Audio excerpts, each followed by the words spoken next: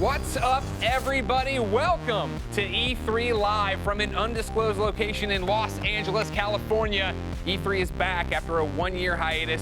I am Greg Miller, one of your three hosts this week, and I, of course, am joined by one of my other hosts, Jackie Jing. Hello, Jackie. Hi. Oh my gosh, it's happening. Can you believe we're here? We don't. Give me a hug, you. No, exactly.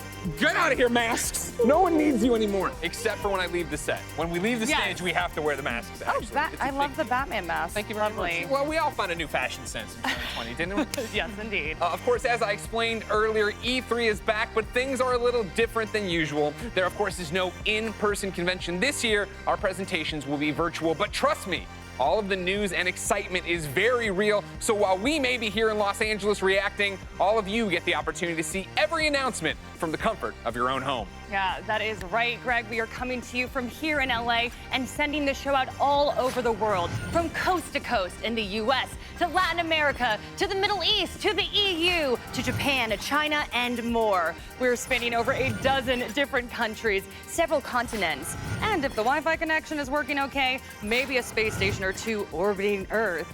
All this with the helping hand of some of the most trusted media companies around the globe. Very exciting. Oh my gosh, it's the best, right? And as it continues to go, that was one of the things that I think was so exciting to me when they approached me on hosting, right? Yeah. Was the idea that this truly is a global event. They want to get everybody involved, everybody touch the ball, localizations, different people, different outlets covering it, and really making it, E3 for all. This giant E3 that we can all celebrate together, even though we're still apart. Yeah, what's so exciting is the accessibility, and I just feel like everyone is so hyped.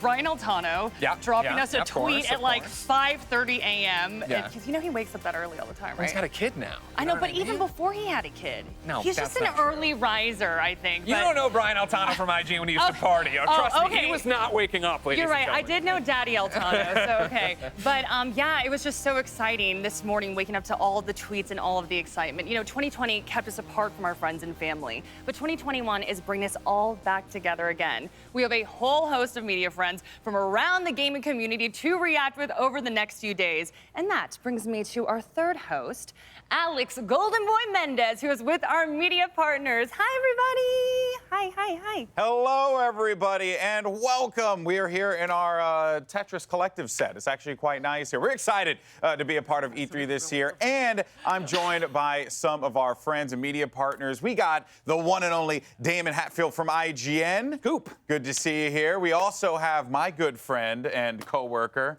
right here, Avali May, G4 TV, baby. We also have Dan Casey, the legend himself from the Nerdist. That's so nice of you. Dude, big fan, always have been. And the person who's become my new best friend over the last few hours, we got Michael Hyam from GameSpot. Michael, what's up, man? Thanks for having me here. I appreciate that. I appreciated that 100%. Of course, thank you guys so much for joining us here today. And we're going to be talking about all the latest and greatest that's going to be coming out of E3. But before we do that, I want to get your guys' quick reactions. Dan, we'll start with you. What are you looking forward to here at E3? There's so much to get excited about. I'm really stoked for the PC gaming show because there's a lot of great stuff that comes out of that every year, a lot of indies, but in particular, Dying Light 2. I can finally live my dream of perishing in a parkour accident without actually perishing in a parkour accident from the safety of my own home. It's going to be so much fun. We've seen a lot from that game. There's a lot of surprises to come. Yeah, I think all of us would rather not perish from a parkour accident. Damon, what about for you, bud? We got Ubisoft coming up today. My favorite thing to do in video games is clear outposts, so Far Cry 6 is very exciting to me. I'm also a rabid fan of turn-based strategy games, so if Ubisoft had something along those lines to show us, I would say, yahoo! Oh, look at that. Okay, all right. Avali, what about for you? I'm excited about everything, GB. This is the first time that I get to join everyone here at E3, so I've got like the nervous sweats as well as the excitement sweats. That's right, the best sweats. But what I'm looking forward to is hearing some news from Capcom, because I know a lot of people have their fingers crossed for potentially another VR experience. And Maybe. I would die for that, GB. I'd die for it. Yeah, for a lady. We could talk about that later on in the show. Okay. We'll get into that later. Okay, we got a very long next few days. Michael, what about for you, bud? I'm going to be staying on brand, and I would say Square Enix, but not because of Marvel or any of the big names. I'm talking about Babylon's Fall. That is the game that was revealed in E3 2018, and it went radio silent. But Platinum Games, I know that they got something up their sleeve, and I know that you're a big fan. Obviously, you're a big fan of Platinum games as well. But Nier Automata is one of the best games of all time, and I want to see what Platinum has up their sleeve this time around. Bold statements You know what I'm here saying? from Michael. That's what you're going to be hearing all weekend, folks. Bold statements, hot takes. That's what you want to hear. But we want to thank everyone for joining us, and we'll have more in just a moment. But first, we actually have a special announcement to share with all of our fans. And to help with the news, here's a very special guest.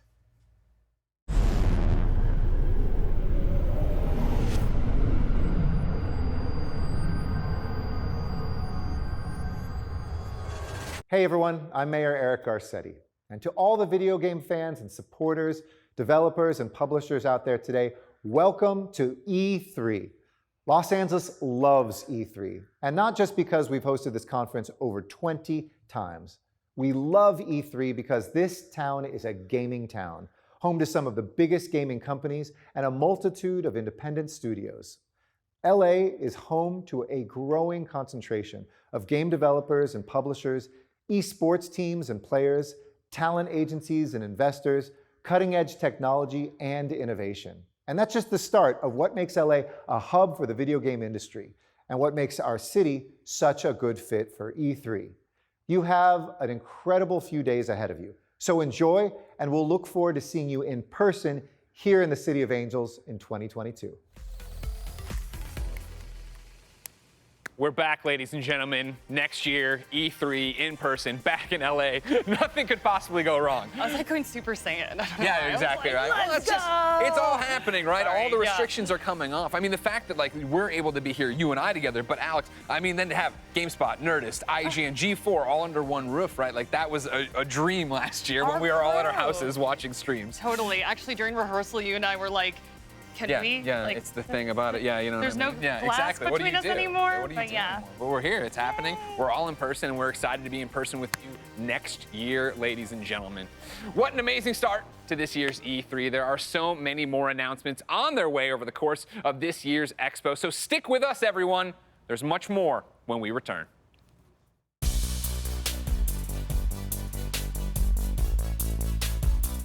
We're not just nerds. We have people that are like us and get us. It just solidified gaming as the monolith that's not going anywhere anytime soon. E3 is hype.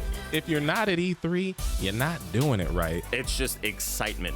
The size of it all. The connection of people from different walks of life. People that I've met in games across the world. I've been famous enough to go exactly one time.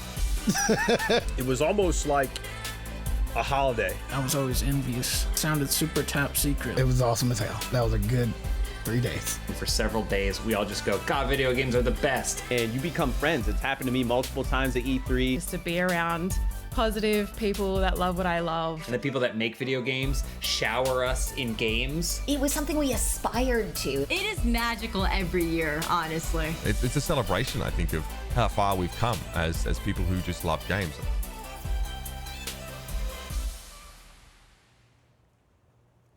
Hi, everyone.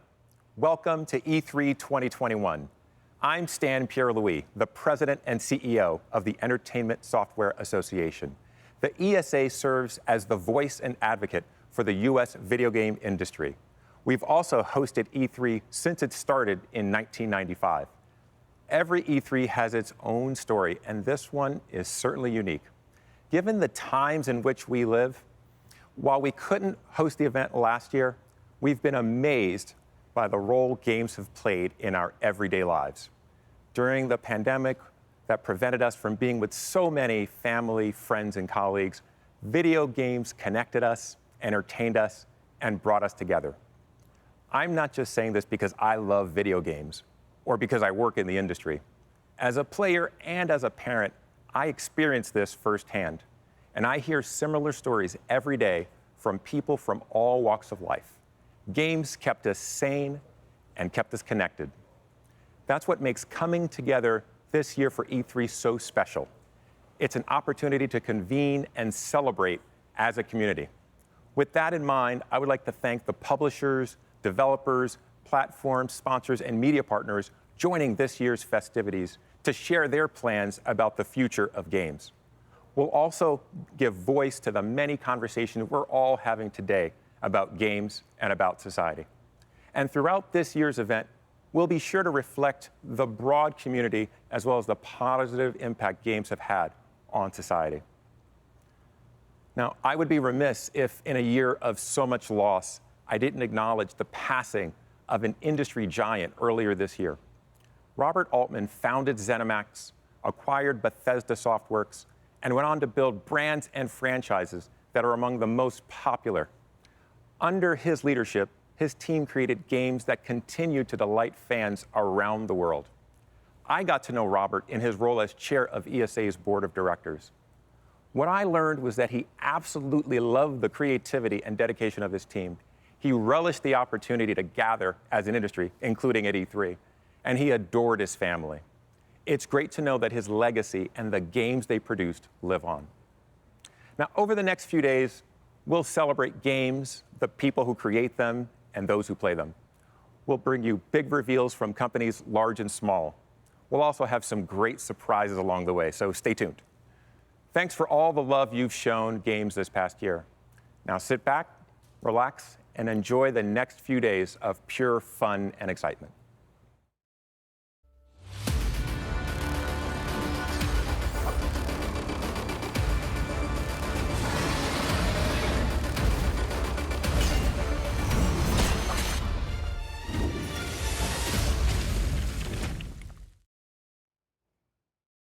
Thank you so much, Stan, for that. Appreciate it. And let's take a look at how this week is going to play out, starting with a look at tomorrow's huge slate of devs and publishers. We just saw an exclusive clip, by the way, from Naraka Blade Point, which we'll see more tomorrow with 24 Entertainment. And then we get the Xbox and Bethesda Games Showcase, followed by Square Enix Presents, and WB Games Back 4 Blood will follow with some heat of their own. Then it's the PC Gaming Show and future games to close us out. Then let's look ahead to Monday. Don't miss things as Verizon unveils their initiatives and partnerships in the gaming space, followed by Intellivision. Take-Two will address diversity and inclusion in the gaming space. Then it's Mythical Games to announce what's coming soon from their team. If you like indie games, we put the independent developers in the spotlight too. Freedom Games will follow, and then you won't want to miss what Capcom has to unleash. Razer will end the day with a look at some of their new products. And we wrap things up on Tuesday as Nintendo leads the way. Things are sure to get off to a huge start that day as Bandai Namco will follow up with their newest titles. Eureka will take the floor, and then GameSpot chimes in as we wrap things up with the E3 Awards. So you don't want to miss a single second. You don't, Alex. You really don't. Why would you go anywhere else? I don't know why. Right here. By the way, we have a new area. How many more areas are there? You're going to have to watch and find out for more. I'll just tell you right now, this is it. There's three. Greg, we just got to try and keep luring them in, man. But why lie to them? Because then the Twitch chat gets all mad. All right. With so many heavy hitters and announcements to come, we want to pose the questions to ourselves here, but also to you at home throughout the coverage of E3. So make sure you're voting in our polls throughout the day. It doesn't matter if you're watching on Twitch, Twitter, Facebook, or your YouTube pages. Simply type into the vote into the chat and go, and all the votes get tallied up live and they're shown on screen. So I will pose the first question, Golden Boy. What developer are we most excited for? And I'll accept publishers as well. Put it all into your little chats. Yeah, you know what? I'm going to keep it real. All right, anyone who knows me knows that I'm a Halo fanatic. Here we go. So I'm sorry, I got to go with my boys at 343. I'm so excited to see anything from Halo Infinite. The Halo community is buzzing right now, and we're all very excited about what could potentially be Of course, shown. you see in the chat running away, 42%, so we're going to talk about Xbox in a second beyond that. But let's talk about the real elephant in the room, ladies and gentlemen. Marvel's Avengers, Black Panther, War for Wakanda. How many times I got to tell you, Greg, stop attacking me? I need you to get on my level, all right? I am excited for it, though. It looks, obviously, we're going to hopefully see more out of it. We are going to see more out of it, and I'm sure it's going to be awesome. Greg's been going nuts about the Avengers this entire time. I appreciate that. You're like me with Halo. Thank you. Thank you very much. All right, so let's go back to Halo, because let me see the thing. Yeah, 39% of people are excited for Xbox and Bethesda. People are excited for Nintendo as well. So sure. Obviously, it's Nintendo. How could you not be excited for that? But, where's the love for Ubisoft, Square Enix? I have a feeling we're going to see some heaters. Oh, of course. But I think one of the big things about that, right, is the fact that Ubisoft is imminent. That is today. Gearbox is today. I feel like E3 is all about unwrapping that last big Christmas gift. And when Oh, do you yeah. want to do that? You know what I mean? You come down and beneath the tree, you have all the small ones, you got the one big one in the back there. When do you go for it? Yeah, that's right. And Christmas will come early this year because tomorrow we got the Xbox and Bethesda Games Showcase. I already mentioned Halo. I'm always looking forward to that. I'm always looking forward to whatever comes out of the Forza camp, of course, as well. If we get something cool there. But what makes this one so unique, Greg, is that this time around, two of my favorite press conferences have joined together the Xbox Bethesda Game Showcase, which means Starfield. Maybe Starfield. Give us Starfield. We have to. It's the game that has so much hype, and we know nothing about it. The time is now. I know. Phil Spencer, Todd Howard, come out, embrace, and then just unleash it on us. If they actually, ideally, I would like for them to come out in jetpacks. Sure. Descending onto Perfect the stage. world, yeah. Phil, I know you're watching, so you descend into the stage with Todd, and then you guys announce Starfield then and there. I think everyone will be rather moist. And it'll be fantastic. Do you ever think about it though? Look, this is the trailer. This is what we know about Starfield, and people are like, going to be the greatest game of the generation. They will go to bat for it. They will fight for it. They will do everything they need for it. There are people right now fighting for Starfield's honor on Reddit somewhere. Oh, 100%. Yeah. But I'm excited for it, man. Anything from Bethesda, though, truthfully, it's a treat. A great studio, an incredible history, as we heard Stan talking about earlier. And really, there's a lot of hype. There's a lot of passion that I think is going to be coming out of that camp. And that's the reason why everyone is so excited for it. I mean, you're talking about taking the Xbox fan base, which is already so powerful and so riled up, and the Bethesda fan base, and making them one family. You totally expect something from that. And all I want outside of all that is smaller game news. Where's 12 minutes? Give me a release date for 12 minutes. Yeah, all right? Fair enough. Jackie, we're pretty hyped for Microsoft on Sunday. Why don't you and the squad let us know what you think about some of the other big names looking to make a splash at E3?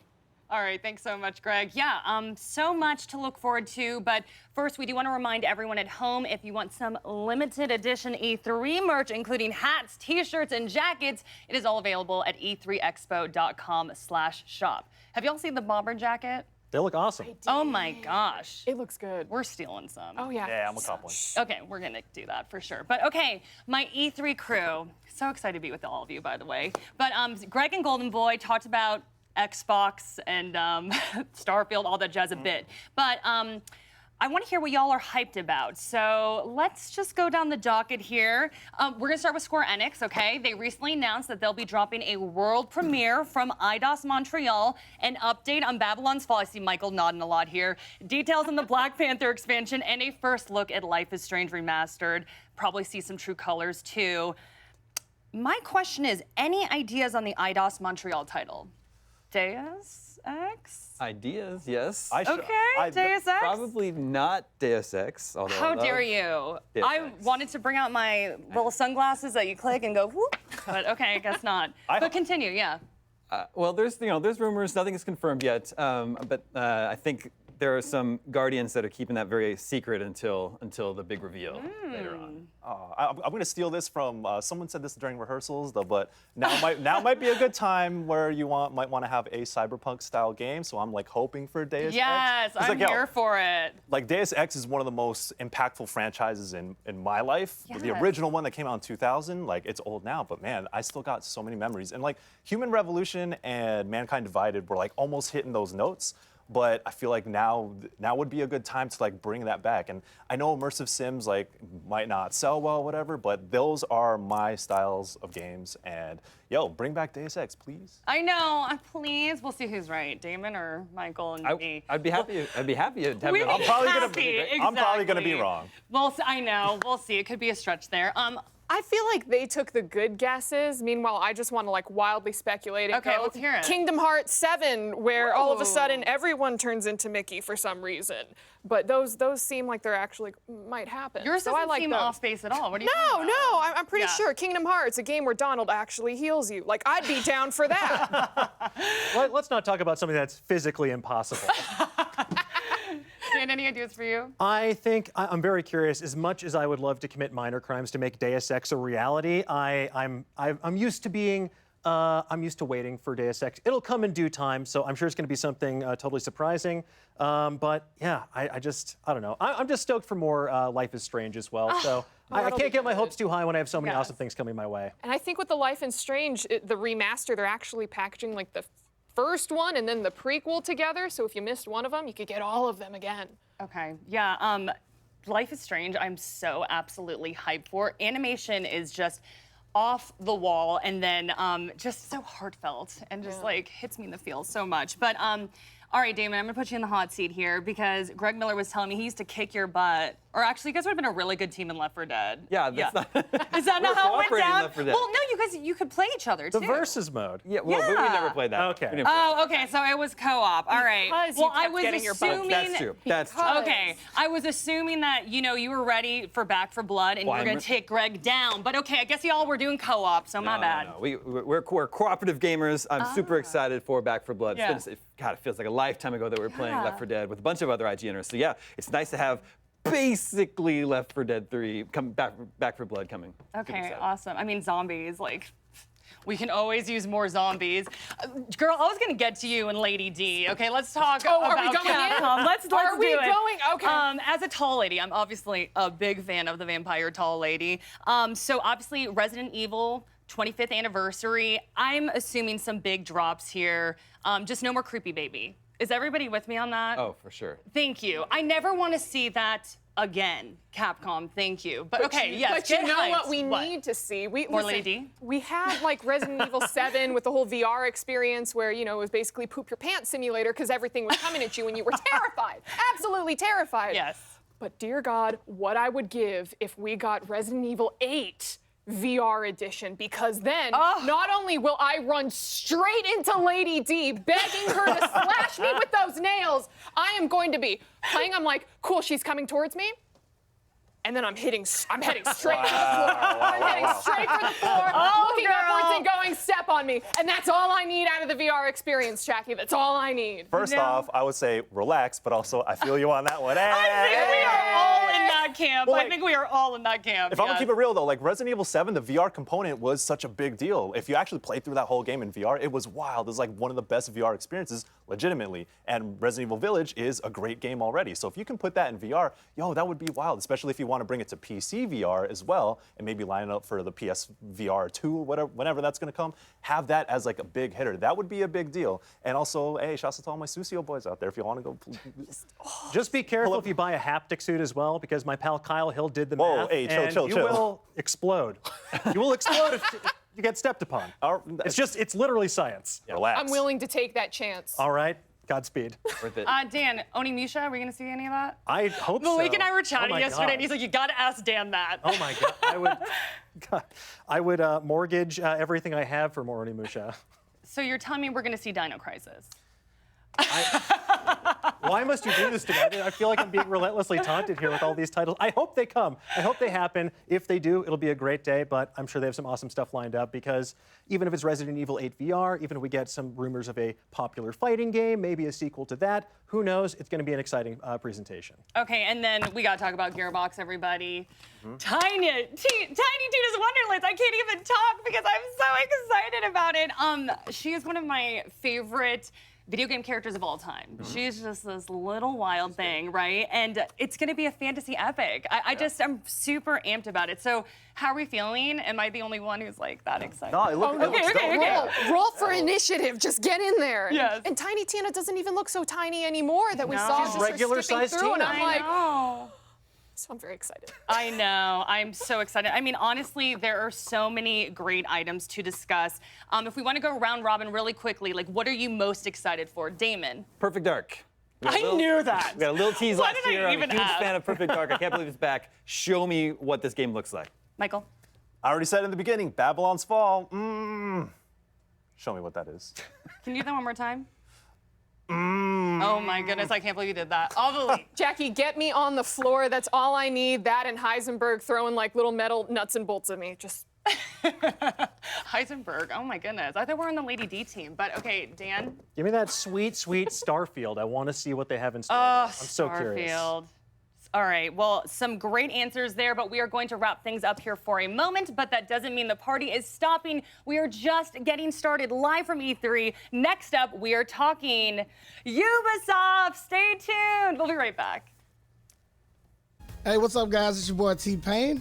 Just wanted to stop by and say thank you guys for watching the show. Thank you guys for enjoying E3. I can't wait till we get to be back in each other's faces and walk around these huge convention halls and stuff like that. And I can't wait to see you guys. Trust me. Somebody get me out of the house, please. Just come pick me up. Anybody. Don't even care who it is. Just come get me. Until then, keep sending candy. Keep sending candy. It's really helping. It's helping a lot. Thank you. Enjoy the show. I can't believe Jackie just tried to turn Damon Hatfield against Greg Miller. All right, that's impossible. All right, everyone knows we are Left 4 Dead Dynamo. You and me going to be Back 4 Blood Dynamo. It's going to be all about it. But let's talk about Ubisoft. It's up next. We're finally there. What are you most excited to see at Ubi? You know, well, we did get some news the other day about this whole Splinter Cell animated series that's dropping out. You know, if I'm a betting man, I'm out here thinking like, well, you're going to do an animated series about Splinter Cell. Well, it's a great way to accompany said animated series. I've been trying to pull this narrative the entire time. I just want Splinter Cell, Greg. You are a betting man in the wrong way. I will gladly take this bet. $20, Dude, no Splinter Cell. No Splinter Cell game. Mercs versus Spies, greatest multiplayer mode ever made. I stand by that statement. Stand by it. As a Superman fan, let me tell you, Splinter Cell fans, it's time to give it up. You're never going to get another game. It's not going to happen. Don't bring the VR one into this. I saw them try to do this to me the other day on YouTube. Don't worry about it. For me, Far Cry 6. Yeah, I know we've seen so much about it, but I get more excited the more I see. And the fact, you know, they leaned a little bit and said, we are political. This is a political game. Giancarlo had a great interview with Jeff Keighley this week where he was talking about, like, I'm not the villain. And I love the fact that he's so into his characters that way. I really hope they get to wow us today and show us, again, Chorizo, the wiener dog. Yeah, but the truth is, Giancarlo Esposito could do anything, and I would be glued to my seat. So seeing him in Far Cry, it's really going to be fantastic. And I think, honestly, man, Ubisoft, like, I would like to see some little nuggets out there for Division fans. My brother's a massive Division fan. Dude, plays all the time. He always talks to me about it. Maybe we get a little something like that. But that was the thing, right? They went out of their way to say no Division 2 update, no Division Heartland. And I'm like, but Division Heartland's supposed to be so. Please just lie to me. Tell me you're lying to me. That's all I want to know. I'm okay if you want to lie with me, Ubisoft. Okay. The other one I think that's, I got to call it out for blessing Adeoye Jr. over at Kind of Funny is Riders Republic. Riders Republic had such a cool debut, then the delay. Like, where are we hitting with that? Where are we at with that game? What are the sports rings? Because I feel like that is a genre that could really use something that would, like, reinvigorate it, right? Yeah, 100%. We all remember the SSXs of the world and stuff like that, how much we loved it. 1080, those games, they were great. They were fantastic. I would really, really like to see some more updates on that game. What we'll get, maybe some more downhill biking as well, mountain biking. Man, I love that kind of stuff. Injected right in my veins. Well, that's what's exciting about it, right, is that it's going to be the 2021 version of that, where you saw all the riders coming together doing that, having XP, having progression, understanding what that's going to look like in an online world. I can't wait. Let alone the fact, right, they've already talked about it. Assassin's Creed Valhalla, you'll be getting an update of some kind. How big that is, what does that mean, we don't know. Obviously, they talked about their TV shows. There's so much stuff going on, and that's the main show. Remember, of course, we're going to be going over to a pre-show that's going to be talking about Watch Dogs. That's going to be talking about so many other things, and I don't want to string you along any longer. Ladies and gentlemen, the time has come for our first presentation. Let's send things over to Ubisoft as they prepare for Ubi Forward.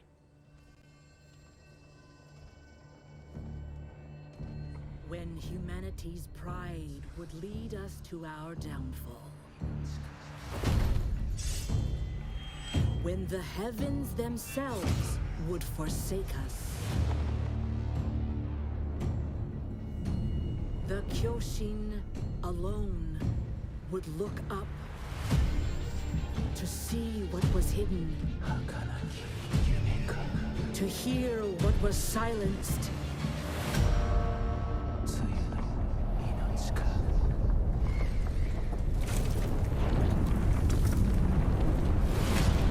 To cherish what was about to fade.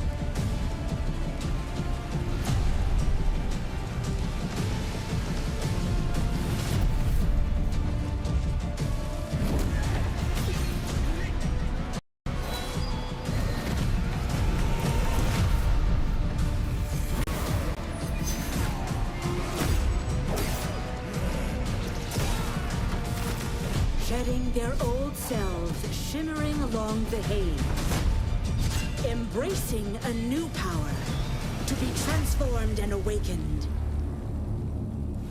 They would carve their own path in the land of fire.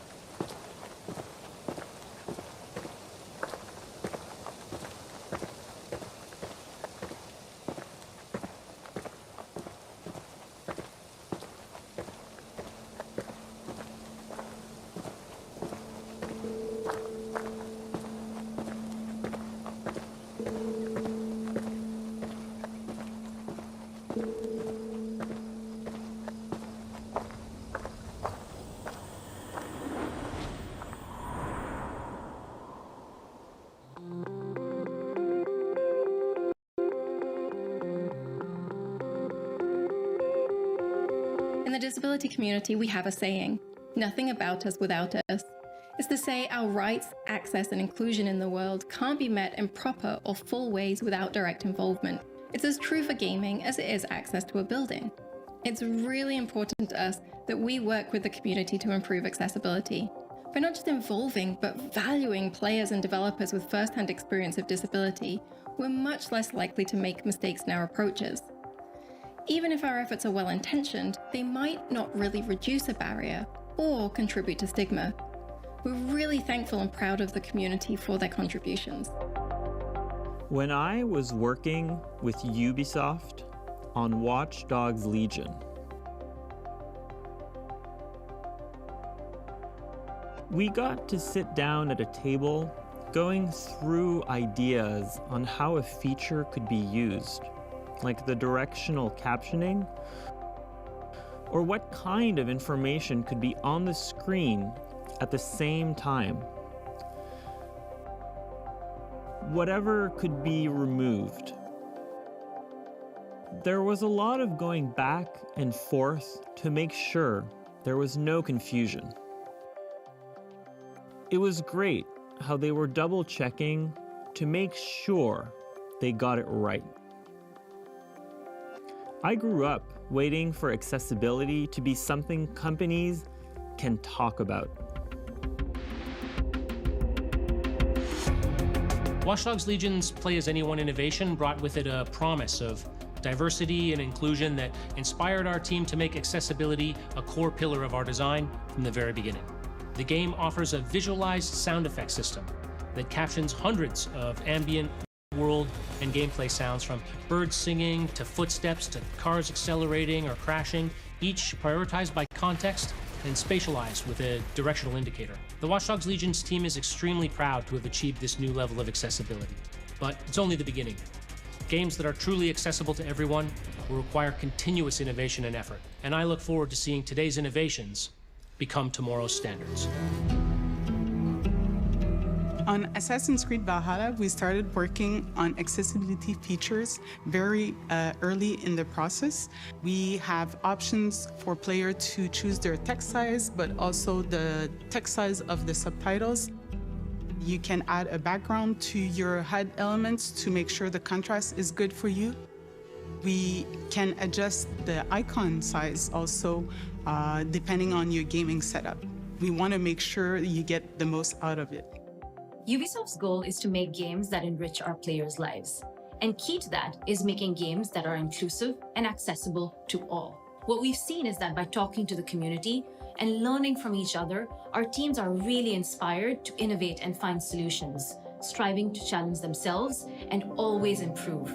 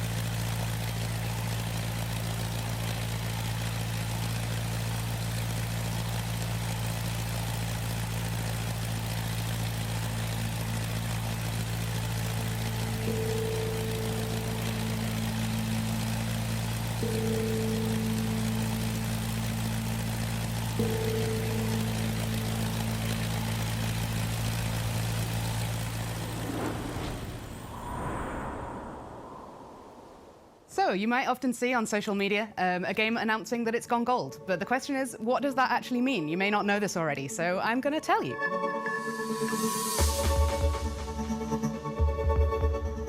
So when we say that a game has gone gold, it means that the game has been approved for manufacture. So that can be Sony, Microsoft, Google, Amazon, Nintendo, whichever platforms we're targeting for that specific game. The game is fully playable, it's stable, it's got a decent level of performance, and everything's basically working.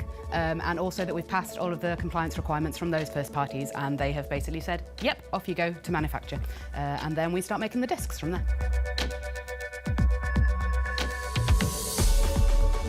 So the term going gold comes from when this was all done on physical discs. It's digital now, but when this was physical discs, the ones that were sent to the manufacturer companies with that version of the game on that has been given the thumbs up, they were gold colored, and so we still use that term today. So when we go gold, it doesn't mean that all the work is done for the team. We usually go to manufacture about 6 to 8 weeks before launch, so there's some time there that we can use to properly polish the game and fix things like stability and little niggly issues that might impact the gameplay when we go live. So one of my best memories from shipping a game is when we were working on The Division 2, and we decided quite last minute there that we wanted to make some improvements to the onboarding and tutorials right at the beginning of the game. So what that involved was me running around the office, just speaking to people, trying to see what was possible, what was safe to do, what changes we could make that were really going to improve everything. And it was great to be able to work that tiny bit of magic right at the end that was going to improve the experience for everyone. So when a game goes gold, that's quite a big milestone for the team. It means that something that they've been working on for quite a few years is almost ready to go. So remember to give them a shout out when you hear a game's gone gold. It means that we're all really excited to see you get your hands on the final product.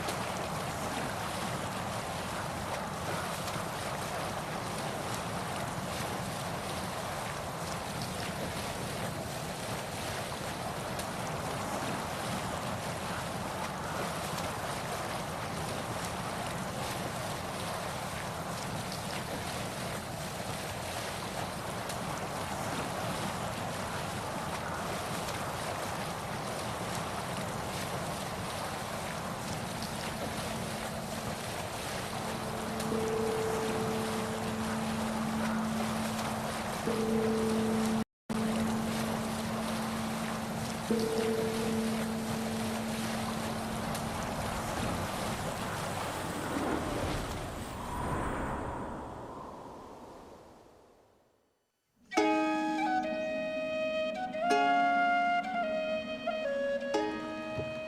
I started this project, the homework I got from, from the Ubisoft team was go home and play.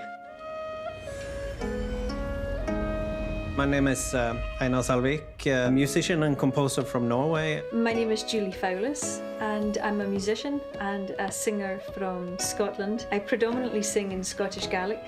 The music that I perform is deeply rooted, the music of the Highlands and Islands in particular. I understood quickly that myself and people in the music team of Ubisoft, we had a lot of the same ideas and vision of what my part in it could be. When I decided I wanted to have Julie on board and she's accepted, I could already hear the music in a way. I've known Julie for a long time, been a fan, and yeah, always hoped at some point come an opportunity to do something together. I do connect to her way of approaching the older song traditions. It feels great to have her part of this. It was certainly an amazing opportunity to work with Einar. I love his work, I love his music, and his approach to making music. To work with Einar on these songs was just something to me that felt quite natural and really enjoyable, actually. I have implemented instruments such as the lyre, which would be the most common string instrument at the time. I of course used the bronze horns that we also have in Scandinavia and was present in Ireland at this time and for a long period before this as well. One instrument that I introduced that I didn't use in the main game is the crwth. It's a form of lyre, was present in both Ireland and Wales and Scotland. So of the two songs that we worked on, one of them was in Old Irish, Flann for Éideann. That is actually an excerpt of a poem dating from the early 800s. That was the intention of the song, creating a praise poem for Flann. The Liafal there are many strange myths about it. It is sort of the coronation stone that had a power of choosing the king. When a truthful king would touch it, the ground would resound beneath it. It is sort of the heartstone of Ireland. It was really a great experience working on these two songs. They were very, very different stylistically and linguistically also. We wanted the Gaelic language, Old Irish Gaelic, which is a mysterious language. This is a language that we have evidence of through writing, but we don't know how it sounded. We don't actually know for sure how it sounded, so it's a little bit of educated guessing.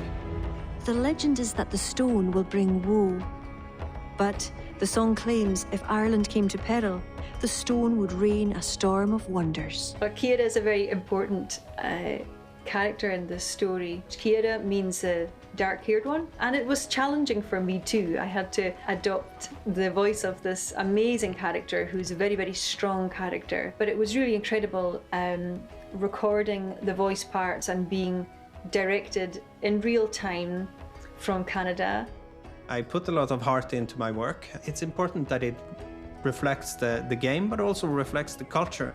The music and the language, they really shape our identity as Gaels. It was hugely satisfying to work on the music, and actually for me, it was a great way to channel some creativity during the pandemic.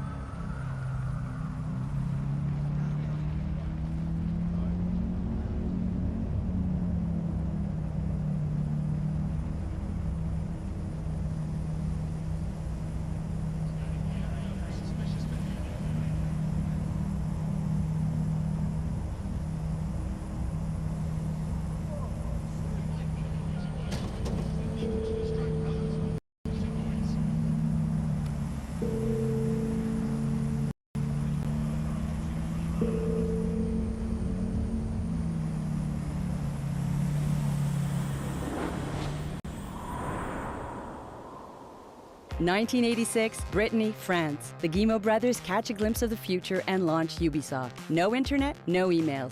Just a bunch of people and a passion for technology and games. Today, Ubisoft still has an eye on a future where 85% of the jobs that will exist in 2030 haven't even been invented yet. Since Ubisoft can't predict the future, we need people ready to forge it. Talented people who aren't afraid to create the unknown. And Amandine Lower is one of those people.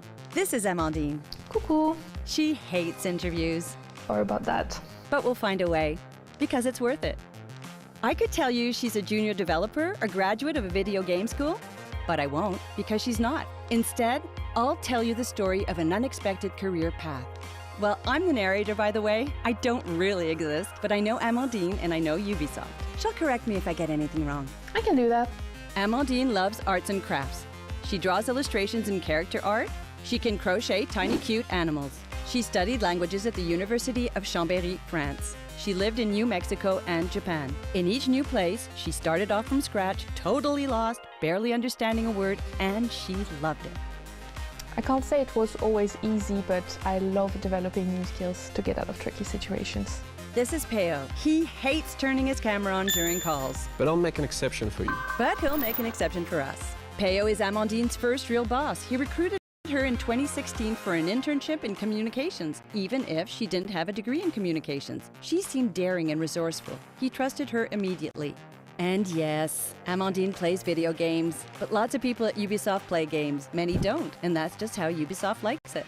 Amandine managed Ubisoft's internal weekly newsletter. She felt this job was a perfect match for her independent spirit and her taste for new challenges. But she'll never forget Peo saying, "Push the button, Amandine. It will only be sent to 11,000 people." It's 20,000 now. Props to Marine, she's now the one in charge of sending the email. Easy peasy. This is Colleen. She's a content communications manager. She helped Amandine build on what she learned with Peo when she hired her next. She wasn't afraid to break with convention, and I really encourage that. Because it provides a new way of doing things.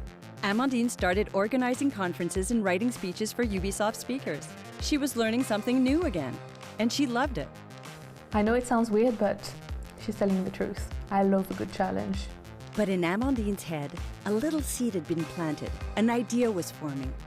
She was so close to the people making the games she loved. 2 years later, it became clear. She wanted to be a line designer. Amandine reached out to Elizabeth. She was leading teams of line designers at the time. The way she talked about the game she liked was so passionate and professional. She was even able to connect an IP to a player journey and talk about those tiny details that can sometimes make a huge difference on the quality of the game. Amandine started helping production teams design the content of their games. She's one of the bridges between the top management at HQ and the production teams in Ubisoft studios around the world. She is an interpreter, as she has always been. Yes, being a line designer is all about communication. You can always reinterpret your skills in a brand new way. Looking back, without Peo and Colleen, she would have missed a key step. That's it. Thanks, Amandine, for your inspiring story. Merci. Before I go, did you like this story? Head over to ubisoft.com to hear more just like this one and maybe even take your first step towards creating the unknown with Ubisoft. And I really encourage that.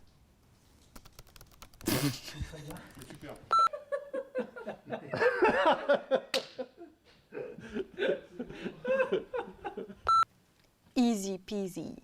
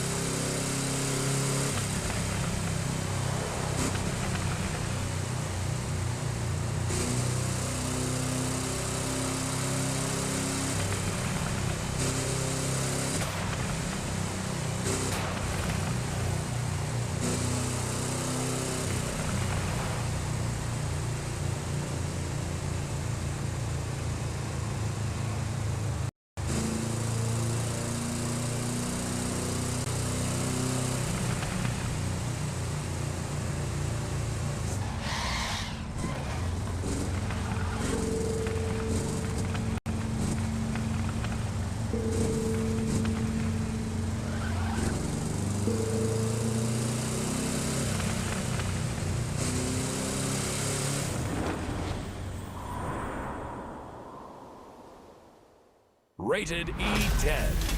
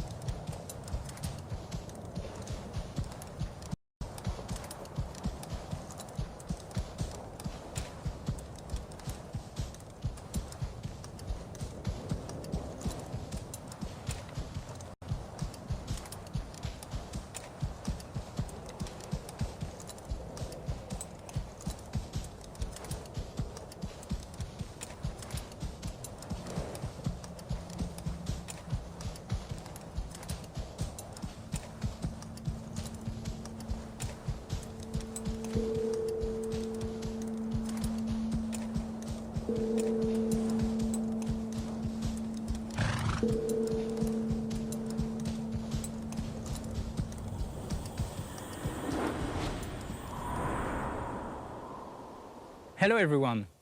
As you may already know, Ubisoft has been supporting indie studios for many years now.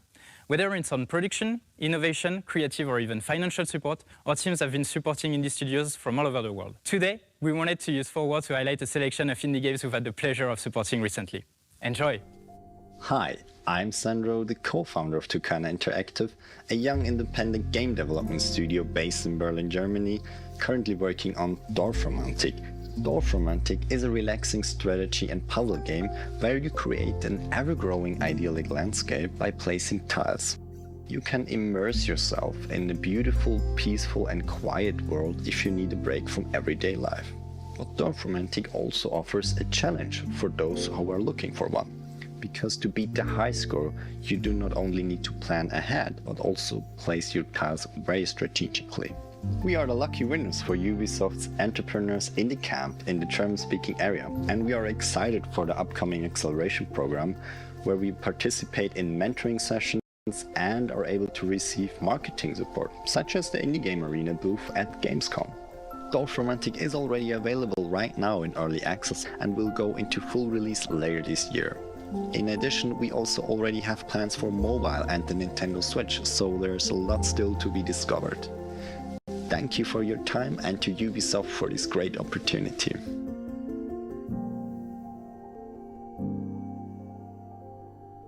Hey all, So I'm Min Taylor. I'm one of the co-creators of Bravery Network Online, a game by Gloam, which is our studio. Bravery Network Online is a turn-based strategy game. You've got a team of 5 fighters. You're playing against an opponent's team of 5 fighters. And they are, a little bit gay. But if you're not gay, that's okay too.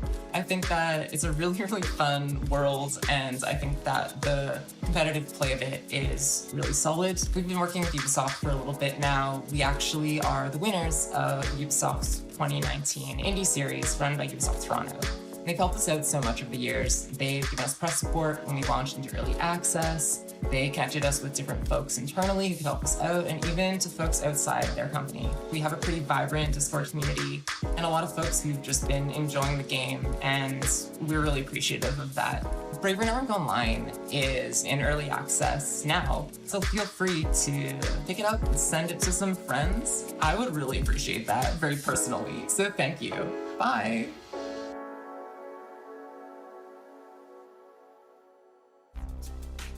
Hello everyone, I'm David Prinswell, game director on You Suck at Parking. You Suck at Parking is the world's most extreme parking game and probably the only racing game where the goal is to actually stop your car. It's a funny physics-based racer, which doesn't take itself too seriously, but still requires enough skill for you to master the hardest tracks. We crashed into the Ubisoft design team a while ago and we had some great discussions on You Suck at Parking. They gave us actionable advice and great feedback along the road. And they've been championing the game ever since, so we're super grateful for them. You Suck at Parking presents you with a ton of varied and surprising levels. The goal is to fill every parking spot before the timer runs out. And don't get too attached to your cars though, because you'll have to respawn a lot. For the competitive players out there, there's leaderboards in every level so you can compete with your friends and the world for those top spots.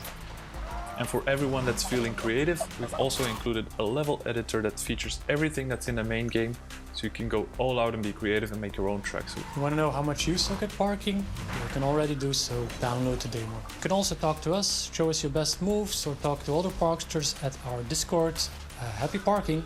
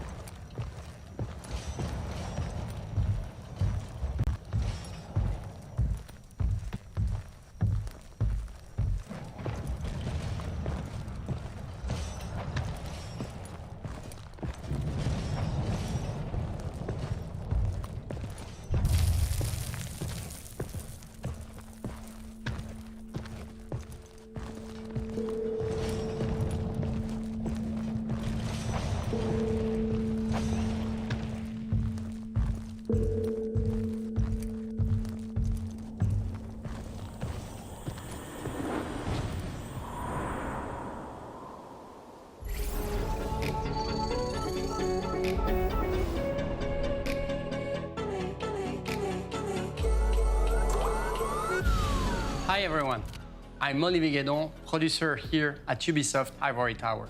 The Crew 2, launched in 2018, reaches its 3rd anniversary. It's been a very intense year, with multiple content deployment. Every 4 months, a new season, and every 2 months, a new episode. We delivered all the content announced 1 year ago. And for this, I would like to warmly thank our teams here at the studio for their work and commitment despite the COVID-19 context. But it's also time to warmly thank you, our community, since we are really proud to announce that we are now more than 30 million players to have joined the Crew franchise since 2014. And for those who have not joined in yet, what a better time to jump in the Crew 2. First, claim this amazing vehicle for only 1 Crew credit in-game starting today. Also, next week, enjoy 1 event for each major update we released so far in a special anniversary live summit. But it's far from being over, and I'm super happy to announce more seasons for our 4th year. This new content will of course be available through Motherflix, new season, and episode. But enough talk, and enjoy a glimpse of your next Motherflix show. Thank you all.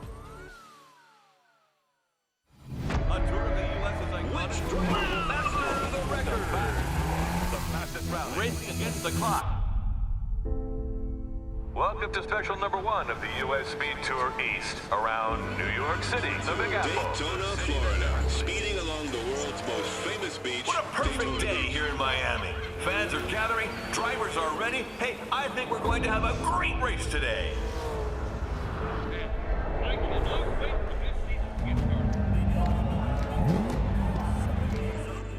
Each new season brings fantastic feeling. The fever, the hope, the excitement. The teams are getting ready.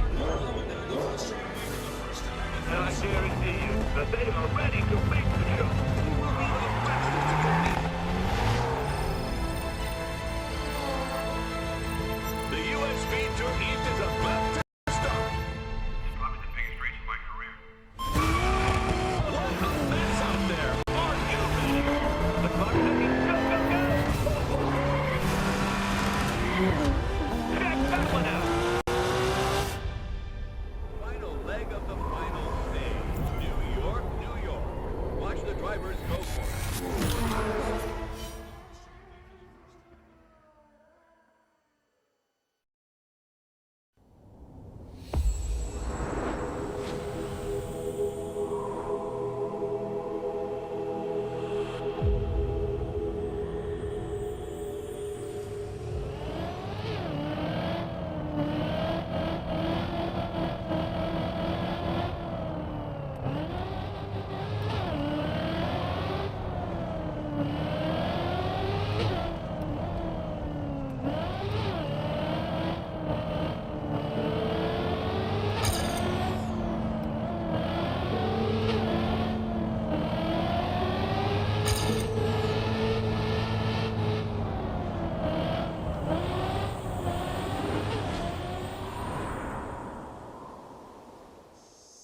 Standing on the stage, got the whole place rocking. It's popping, no stopping. Standing on the stage, got the whole place watching. Vacation, hotel hopping. I'm a big deal, I'm a big deal. I'm a big deal, I'm a big deal. Standing on the stage, got the whole place rocking. I'm a big deal, I'm a big deal.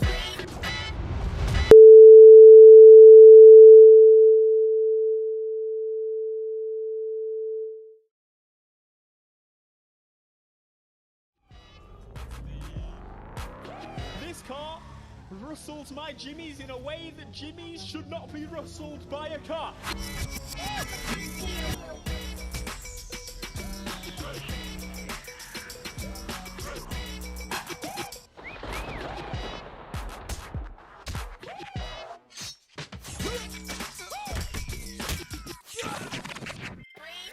Worldwide on the scene, I'm a big deal. Everybody know me, I'm a big deal.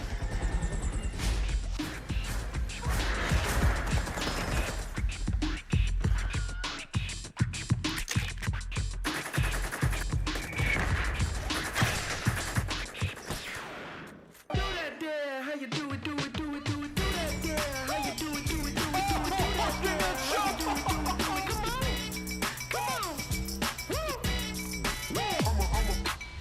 I'm a big deal, I'm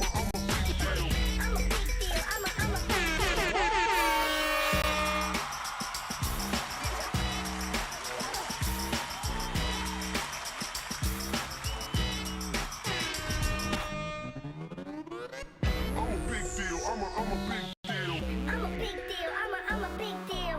I'm a big deal, I'm a big deal. I'm a big deal, I'm a big deal.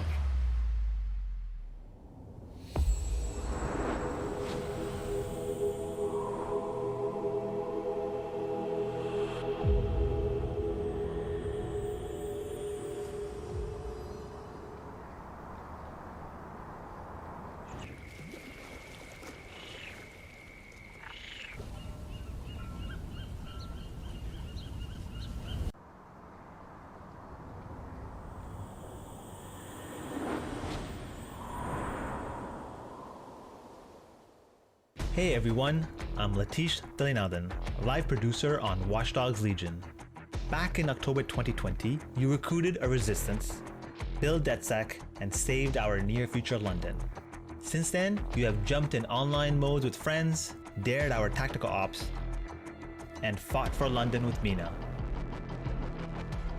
Now, on behalf of the team, I'm proud to give you a taste of what's coming up in Watch Dogs Legion Bloodline.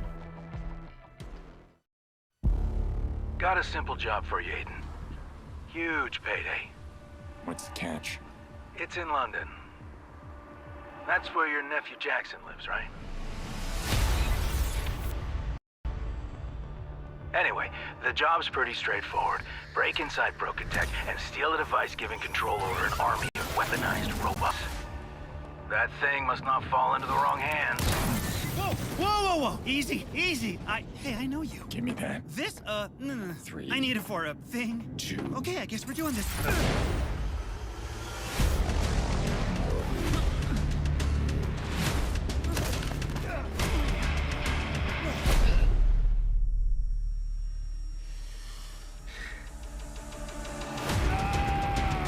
All I need is that little device stolen by your partner. The one in the stupid mask? I can find him. I just don't think I can trust you without some insurance.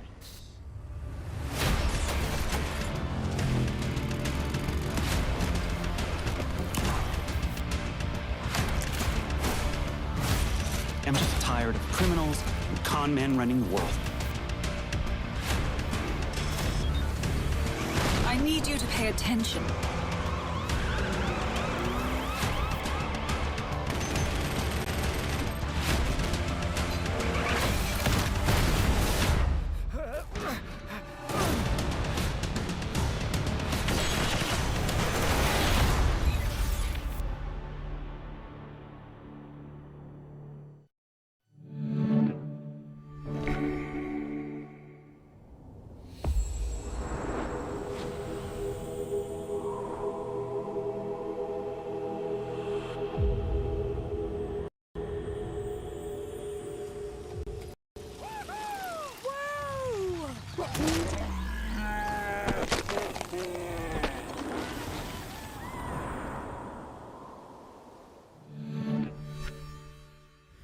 How do I tame the deer? How do I tame the deer?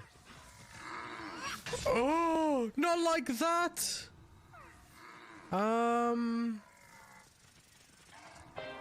My bad? Now I feel bad.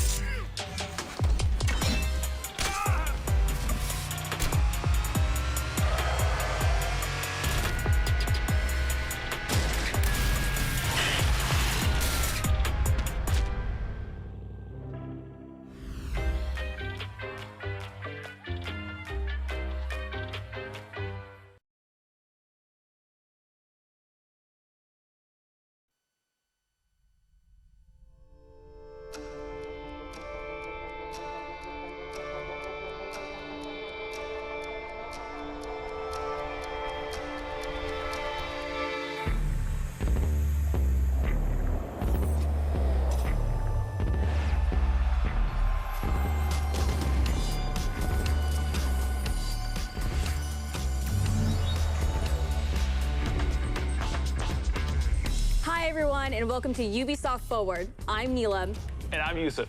We're so thrilled to be back hosting Ubisoft Forward.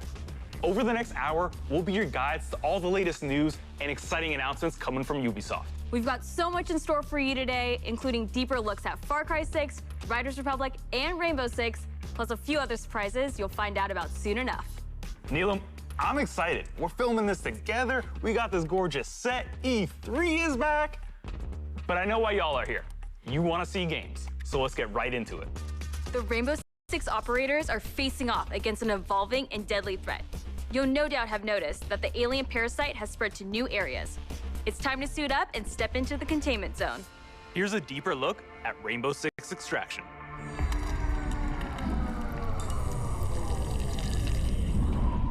I used to feel so much peace staring into the heavens until a piece of it fell.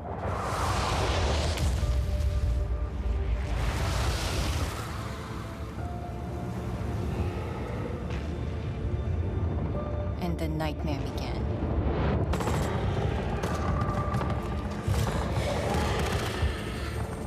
We thought it could be contained, but it evolved. So we did too. One of our own is MIA. I need an extraction team, now! If there's a way to stop them, you will find it. But I know you will find me first. Okay, the plan. Nomad, secure our exit. I'll take out the nests. And I'll find Ivana. I have your signal. Let's go. We're already out of the nests. Incoming! Clear the area!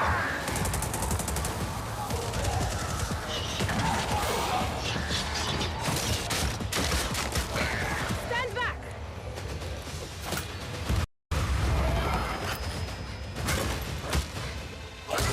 Down.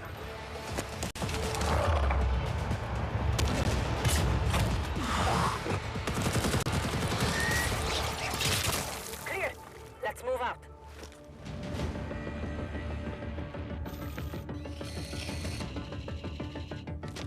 Clock's ticking. I found her. Ivana, hold on.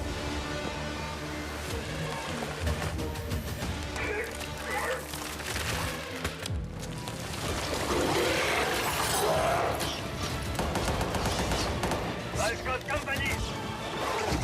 Coming through. Countermeasures.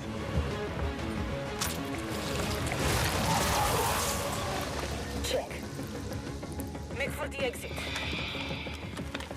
An apex! Get down!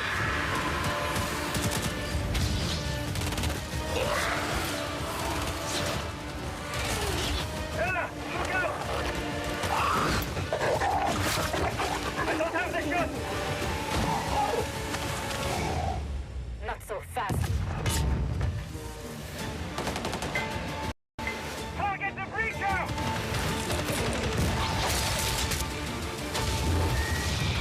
Now's our chance! Nomad, blow the door. Cover me.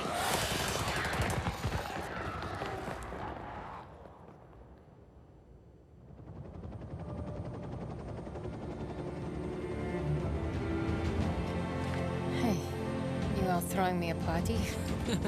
Yeah. Too bad you missed all the fireworks. Team, it's Ash. We're not done yet. VIP down and...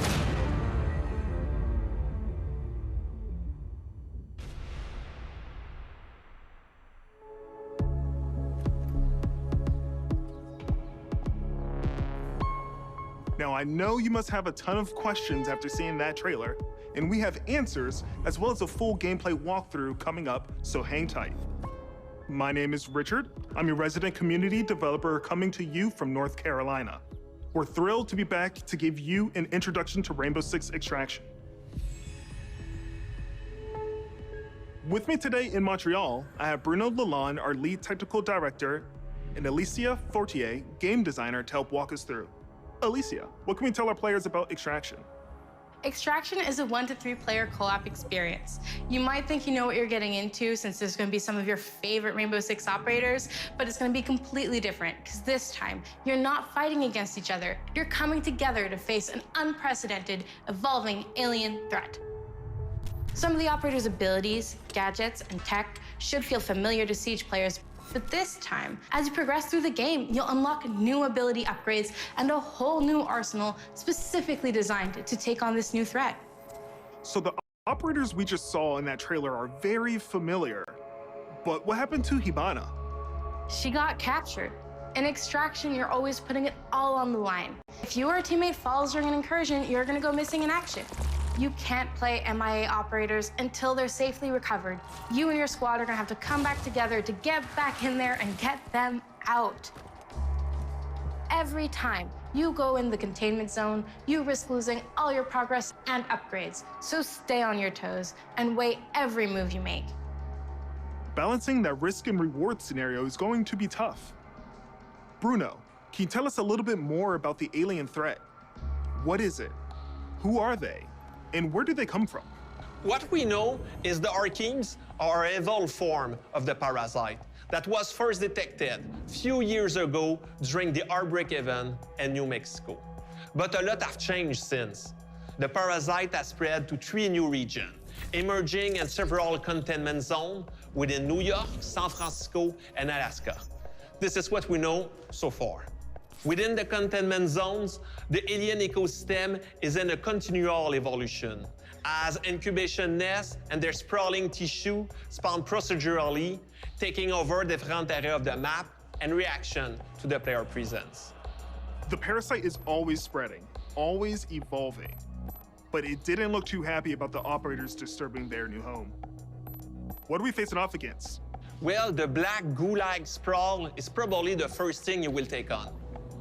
It spreads to the map once your presence is detected, slowing progress and helping the Arkeens. Some of the other threats you may have seen in the trailer are the long-range spiker, the explosive breacher, the shape-shifting tormentors, and the apex. There's a lot more species of Arkeens and mutations that have been observed. More to come on that very soon. Thank you both so much for joining me. I'm really excited to dig into more of the details. We still have crossplay to talk about. Yes, that's right. Extraction will bring everyone together regardless of the platform. And for our Rainbow Six Siege community, we have exclusive unlocks for you in both games. Okay, you've been waiting long enough. Let's take an exclusive first look at some gameplay footage. Here is Rainbow Six Extraction.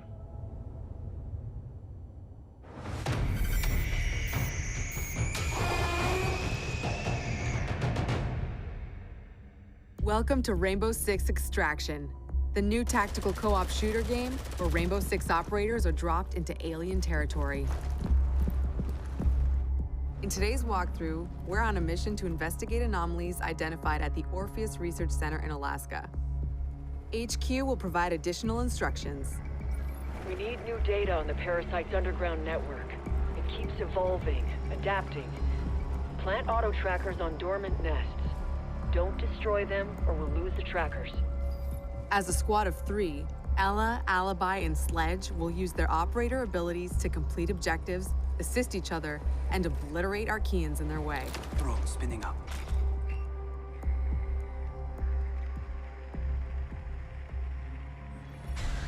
That's a grunt. Easy for a nest to incubate and bring to life, not so easy to eliminate in large numbers. Converge on location. Nice and quiet. The enemy reacts to intrusions in their ecosystem, including operators. Eliminate my target. So stealth tactics are the way to go. Visual on nest. Place auto trackers for our react scientists. Auto tracker activated. Visual hostile. Auto tracker activated.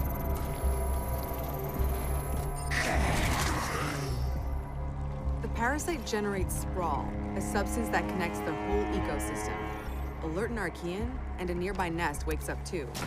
Archeans move faster in Sprawl, but operators get slowed down.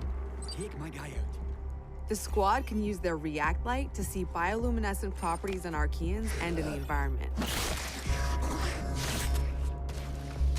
The contrast helps to better identify targets.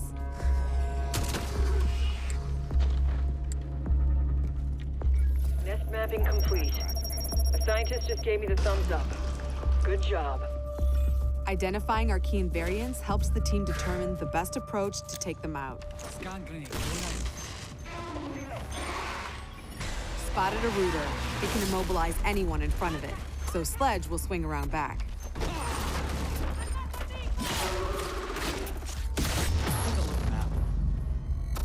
Get out of there before the swarm appears. Don't push your luck.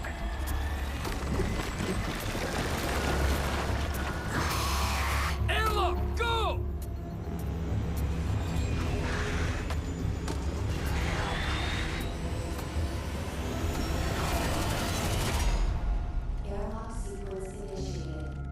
That was close. Here, the team can regroup and resupply. Airlock doors will open onto the next subzone, which will be tougher than the first. We need tissue samples from those Archies, and we need them gone. Use your React blade.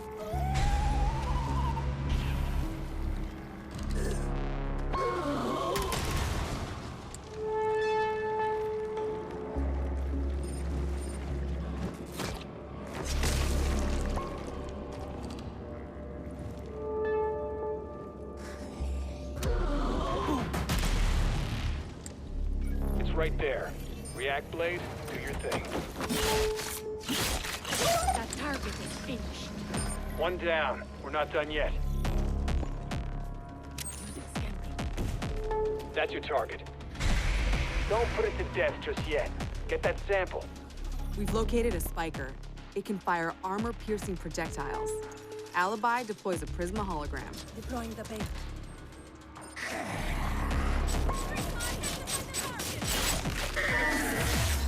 End of the line. The squad can use React tech to go further in incursions. The more intel they collect, the more tech they'll have at their disposal to fight off this threat. It's all about teamwork to outsmart the enemy. Barricade that spot. Reinforcing the wall. Creating a choke point is a good idea to increase the Arc Mine's efficiency. Eyes on hostile!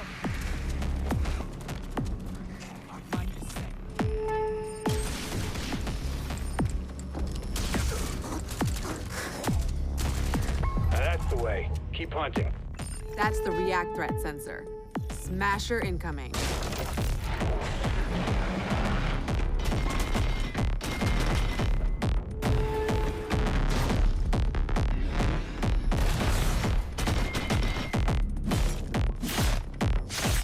Wow, that did it. Take out the leader, no leader for the Archies to follow.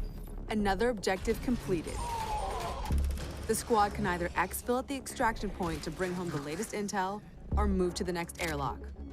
The third subzone will be the most challenging yet, a true test of both tactical team strategy and operator reflexes. Some Archeans are responding to an elite as if they're communicating. No way we'd let them mobilize against us. Hunt them down until the elite comes out of hiding.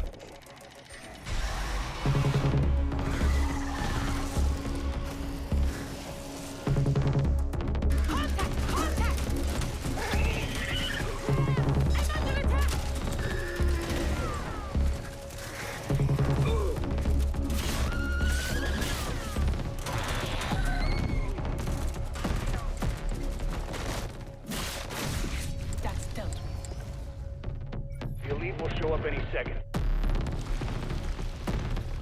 Enemy located!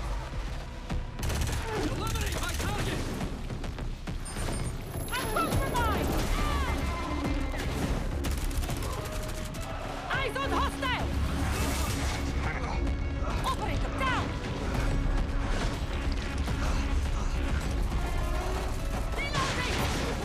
We have an operator in stasis. An operator is now MIA. I don't know if you can hear this, but we're mounting a rescue. Hang tight.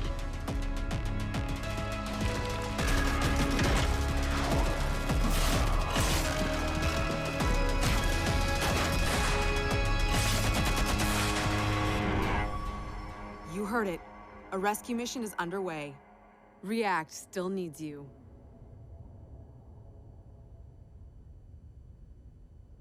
Operators, it's time to unite and stand together against this emerging threat. Squad up with friends in co-op or step into the containment alone. Stay tuned for more Rainbow Six Extraction intel coming very soon.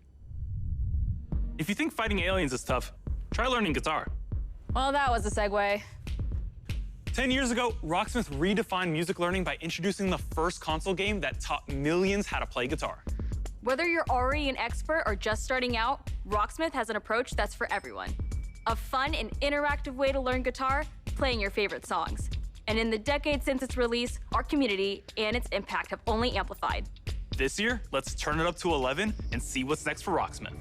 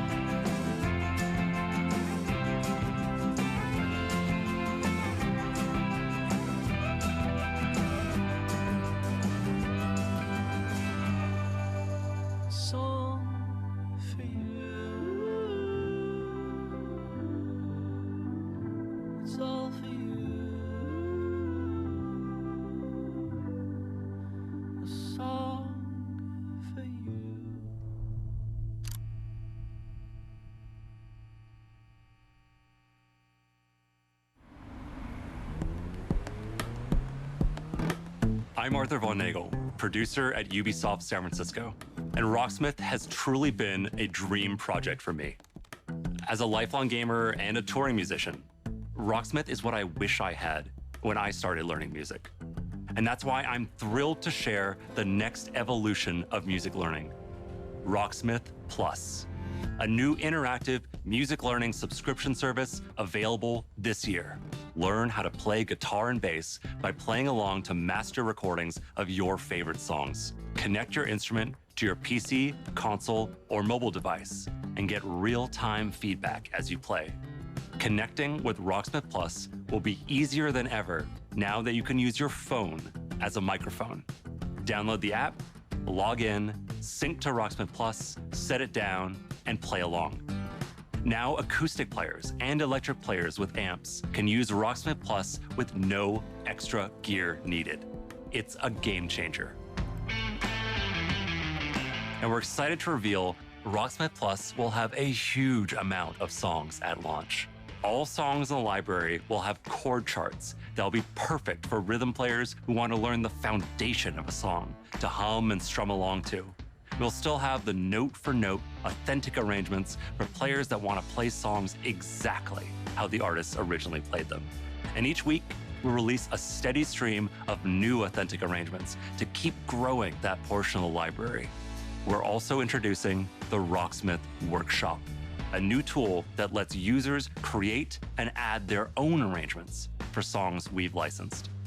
Your subscription will give you access to all those songs, more content than ever before, including genres beyond rock, We'll have pop, hip-hop, country, Latin, R&B, all sorts of metal subgenres. We'll have music from all over the world, from big stars to indie darlings. It's the most diverse song library ever seen in music learning software. Rocksmith Plus will still have our proven practice features like adaptive difficulty and riff repeater, which let you practice and learn at your own pace, or slow down and repeat tricky parts until you master them. We've improved those features in Rocksmith Plus and are introducing new ones. Beginner and intermediate players will benefit from more personalized learning, thanks to an enhanced recommendation system and more robust progress tracking. Players won't just see their growth on a single song. They can now monitor their progress technique by technique across the board, and overall offer a better sense of how you're improving over time. Advanced players will be happy to know we're introducing a new Rocksmith tablature view. That way you could take advantage of Rocksmith Plus's song library and practice tools in a format that's familiar and one that will hone your tab reading skills. We're excited to announce that you can register for a chance to participate in our closed beta right after the show. Visit our website at rocksmith.com to get an early look at Rocksmith Plus and help us test and create the future of music learning. Thank you so much to the amazing fans who have enjoyed and supported Rocksmith over the past 10 years. Let's jam together with Rocksmith Plus for another 10.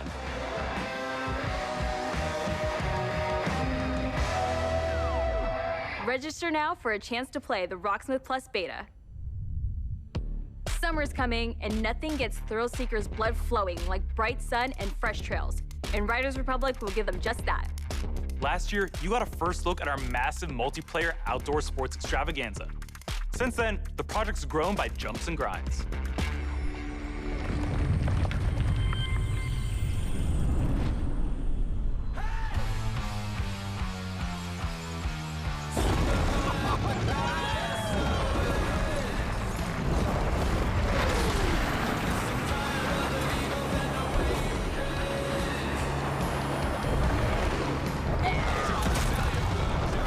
Greetings, thrill seekers. This is the Riders Ridge, the Republic's stomping ground.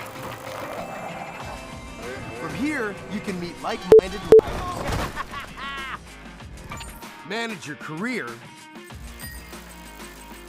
learn to nail those wild moves, stay stylish, share your creations with the Republic, stay on top of the latest news, and take up some ferocious multiplayer action like Free-for-All or Tricks Battle, our 6 versus 6 team competition.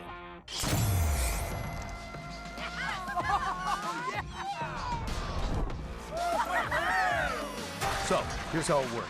Performing big tricks on the modules will turn them from red to blue, and every trick that you stomp will contribute to your team's overall score. Still with me? Okay. When your team has turned all the modules blue, you capture that district, which will help multiply your score into the big time. Progress, progress, progress. To unlock more content, you gotta earn those stars. So, if you want to be the boss of your own career, the world's most famous competitions are waiting for you.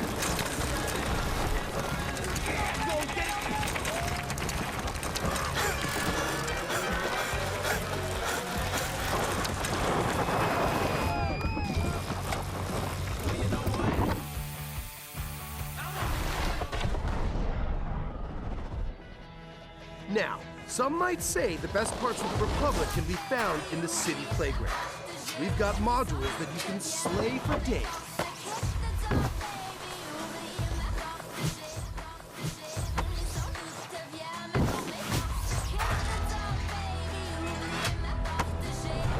Maybe you're all about living on the edge.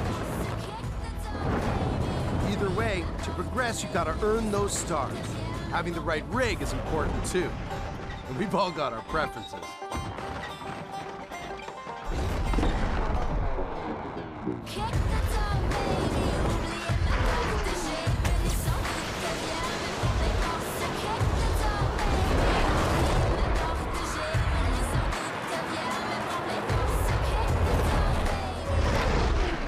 All right, I get it. Sometimes you just want to explore and bathe in nature.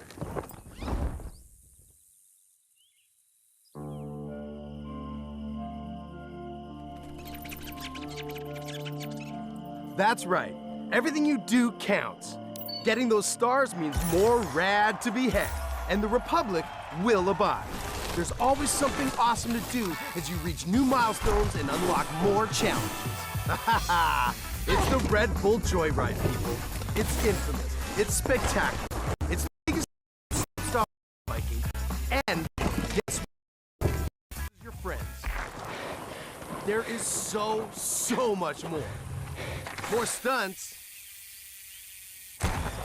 More sports. More events. Just more, okay? And a natural outdoor playground for you and your friends to enjoy, any way that you want. When we say fun with everyone, we mean it. Look at all these riders. Does this speak to you? Then don't miss out on mass races. Woo!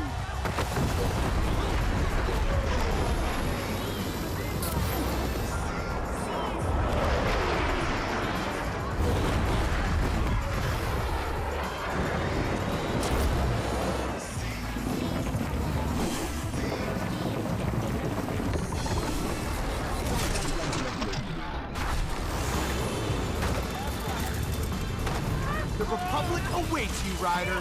See you soon.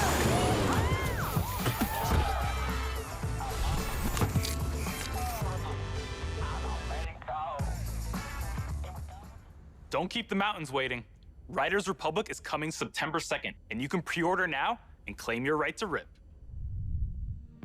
Okay, so we've seen some of our favorite Rainbow Six operators battling alien parasites, but how's their day job going? You know, ever since Crimson Heist, we're still trying to clear all those pesky Flores drones off the maps. Year 6 is off to a blazing start, with Siege passing 200,000 concurrent players a few weeks ago. If you haven't joined in yet, 2021 is the perfect time to drop in.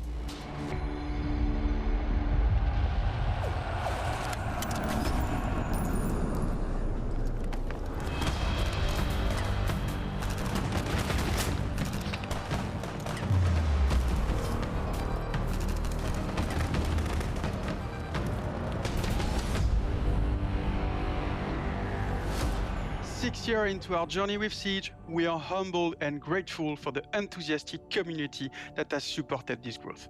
So today is all about sharing quality of life developments that will dramatically improve player experience. With the community growing every day, we've been hard at work finding ways to improve your ability to play with your friends and meet new players. On June 30th, we are unifying our PC and cloud-based platforms with crossplay and cross-progression. That means that any player on Amazon Luna, Stadia, or PC will be able to queue into games together while having a unified account progression. And for console players, in early 2022, crossplay will be available between PlayStation and Xbox platform, and the cross-progression will be available between all platforms. For these updates, we needed a bit more time in order to prepare and make sure they have a smooth launch. Bringing these player bases together benefits everyone. It will finally allow you to play with your friends across different platforms. It also means that your progression will now follow you, anytime and anywhere you play. We know crossplay is a feature a lot of you has been anticipating, and we are thrilled to see the enthusiasm its announcement has inspired. From your amazing fan art to the awesome cosplays, the Rainbow Six community is the lifeblood that keeps this game moving forward. We cannot thank you enough for your support. It is because of you that Siege keeps evolving and growing. To wrap up, here's a brand new animated trailer starring Thunderbird, the new Defender joining Team Rainbow. Check this out.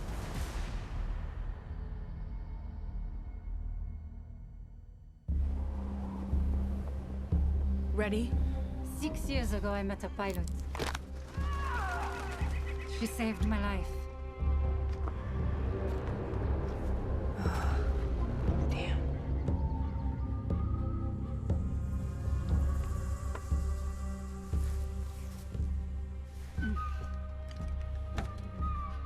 That symbol. What does it mean? This jacket was my father's. Dagu Wankan, Wichachpi. The creator's star has many meanings. Love, wisdom, bravery. Suits you. Listen, I need to get this bird in the air. You try to get some rest. You're the boss.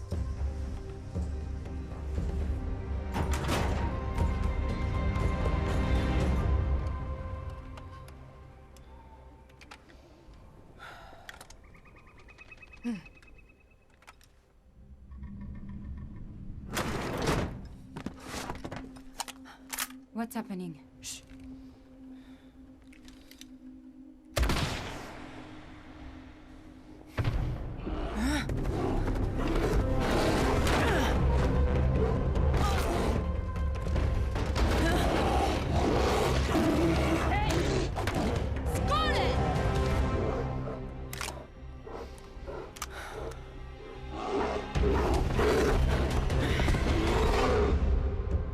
Wait, that's it?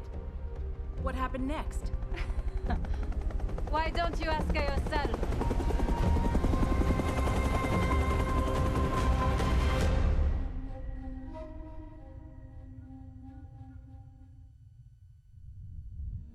New projects aren't the only things to be excited about this year. Take a look at the incredible updates coming to our live games in 2021.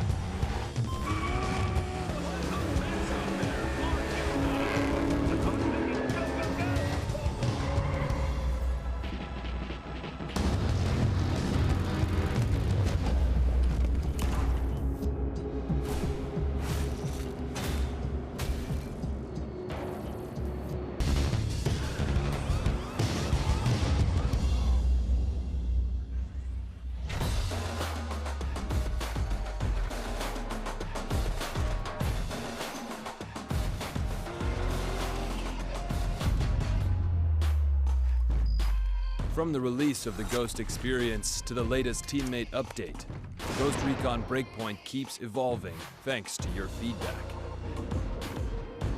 But that's not all. As 2021 marks the 20th anniversary of the Ghost Recon franchise, we are happy to announce that there are still many more surprises to come. Stay tuned, Ghosts.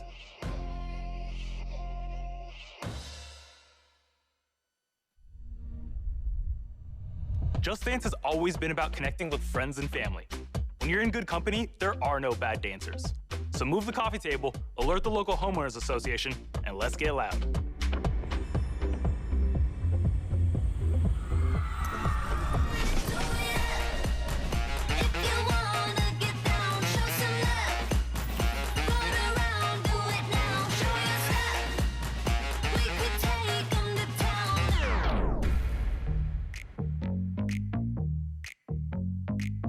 Hello, my name is Todd Hall, and I'm a singer, dancer, actor, director, and choreographer. I am super excited to announce that my song, Nell's Hair Hips Hills, is going to be a part of Just Dance 2022. Legs, face, eyes, thin, waist, thick, thighs, you, me, you, wish, new phone, who, this. But that's not all. Oh no, for the first time ever, the Just Dance team and I are collaborating to give you an exclusive version of my song for Just Dance 2022. Girl, I don't dance, I work. I don't don't play, I slay. I don't walk, I strut, strut, strut, and then sashay. To me, Just Dance allows people to express themselves through dance and to celebrate who they are and their individuality in such a fun way. Just Dance has transformed millions of lives, and I hope that this song brings you all so much joy, whether you're dancing alone or with a group, to work out, or just to have fun. It's going to be a great time, and I can assure you, you will not just play, you will absolutely slay. The new lyrics were handcrafted specifically for Just Dance, and let me tell you something, they're full of sass because, you know, they were written by yours truly, but I guarantee they are going to give people so much confidence. That's the reason why I wrote Nails, Hair, Hips, Heels, and now it's been Just Danceified.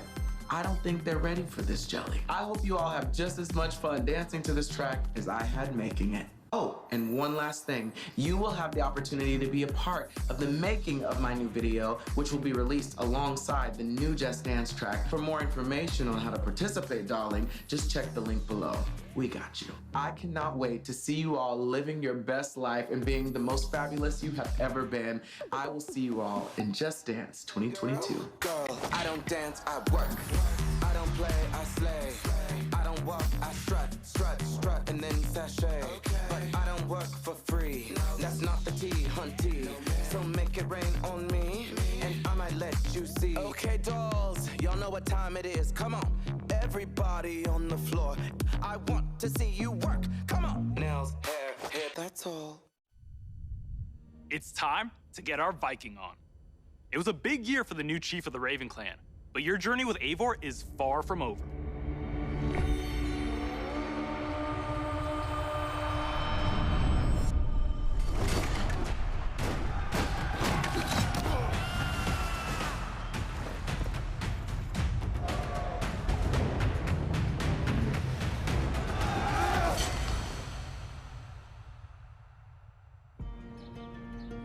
In November 2020, we released Assassin's Creed Valhalla. To our delight, it was the biggest launch for any Assassin's Creed game to date, and we have you to thank for that. Becoming Eivor, a Viking leader going on a quest to fight for a new home, is an adventure that resonated closely with many of you. I certainly had fun exploring England with Eivor and stumbling across unique world events that left me with memorable side stories. Thank you, Eivor. We're amazed to see how you dedicated yourselves to the Viking lifestyle. You've led more than 300 million raids in total, and built more than 100 million buildings in your settlements. Congrats. Eivor still has a long journey ahead, and we've been continuing to offer free updates for all players to enjoy post-launch. These updates include time-limited festivals, new quests, and even whole new game modes, such as the River Raids update and the Mastery Challenge. We add in community-requested tweaks and features too. For instance, we'll be adding one-handed swords in the coming weeks. The team is also working hard at tackling issues and improving the game experience for everyone. We've been tracking various known issues on our forums, and also shared our complex bug-fixing process in a recent dev blog. We love seeing your continual feedback, and we thank you for your patience and support for the game. On top of regular free updates, we're also building on Eivor's story and the world of Assassin's Creed Valhalla through game expansions. Wrath of the Druids released a few weeks ago, allowing players to explore Ireland and battle a mysterious cult, the Children of Danu.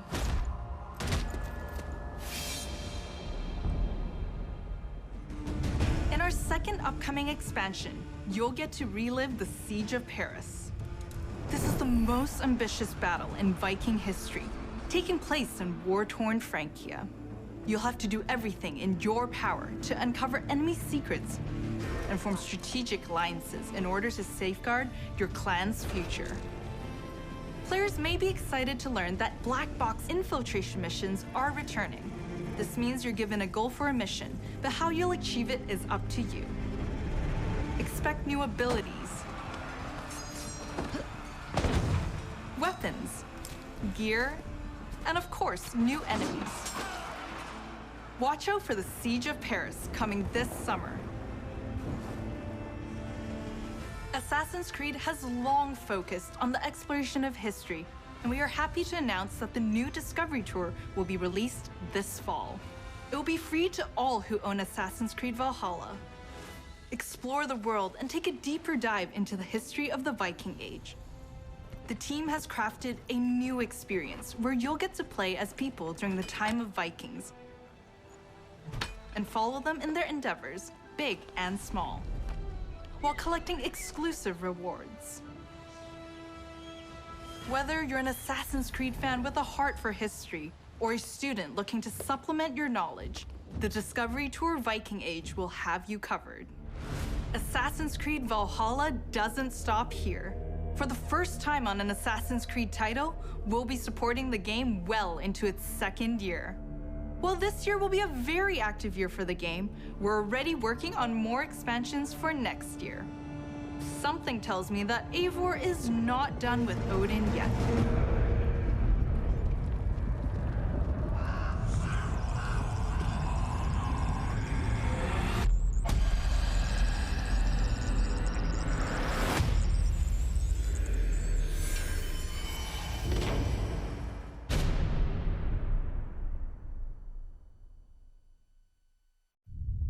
So you've seen some great games from us, but we also have news about the movies and TV series we've been working on.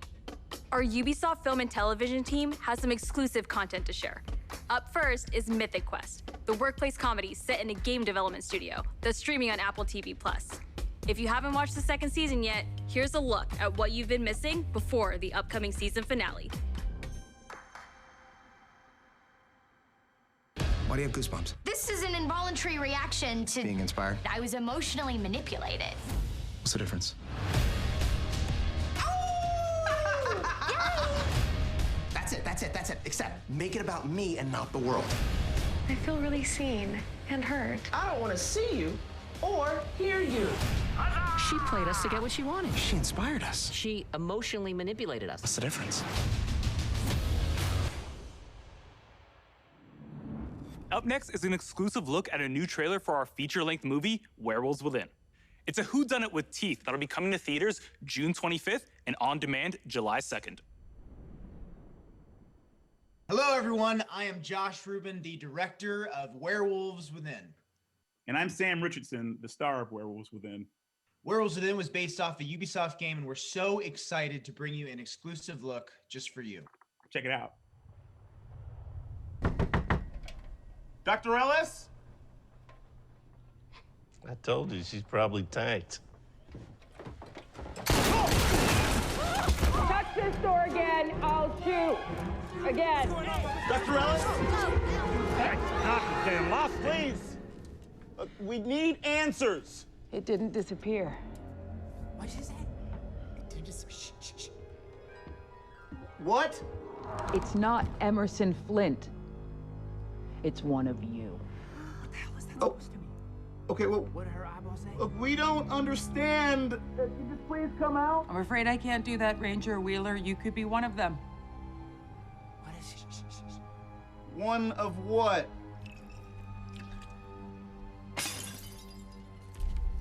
A lycanthrope. A what? A werewolf. The roads are effed. Something's wrong with the generator. Also, there's a dead body under your porch.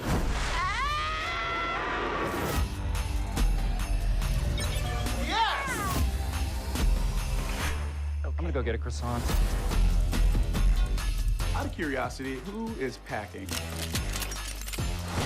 We having a good old-fashioned sleepover. With guns, though. With guns, yes.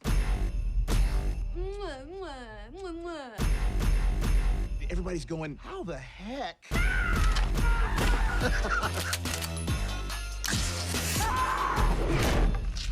Not littering, I'm just excited. Not judging, just watching it.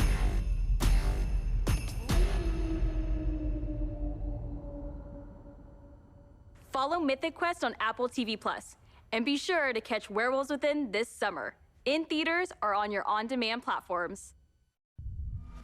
No hero story is complete without a great rival to match them. After all, even the most vile tyrant is a star of their own narrative.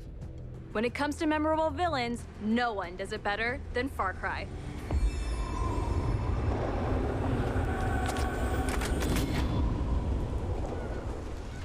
Please, we have to get on that boat. Abuela, what the hell am I gonna do with baseball cards?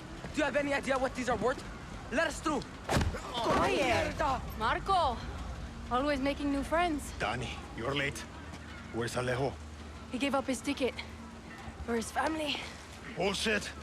Alejo is an orphan. Alejo's not going anywhere anymore. Come on, Marco. Let them on. Vamos. Good man. Get on the boxing now.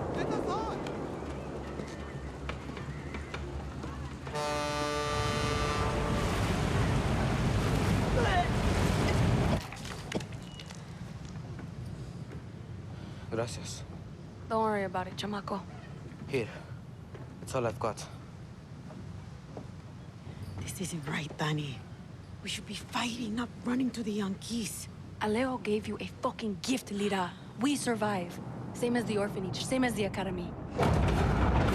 What's that? Please, no, this is a fishing boat. Dios mío, no!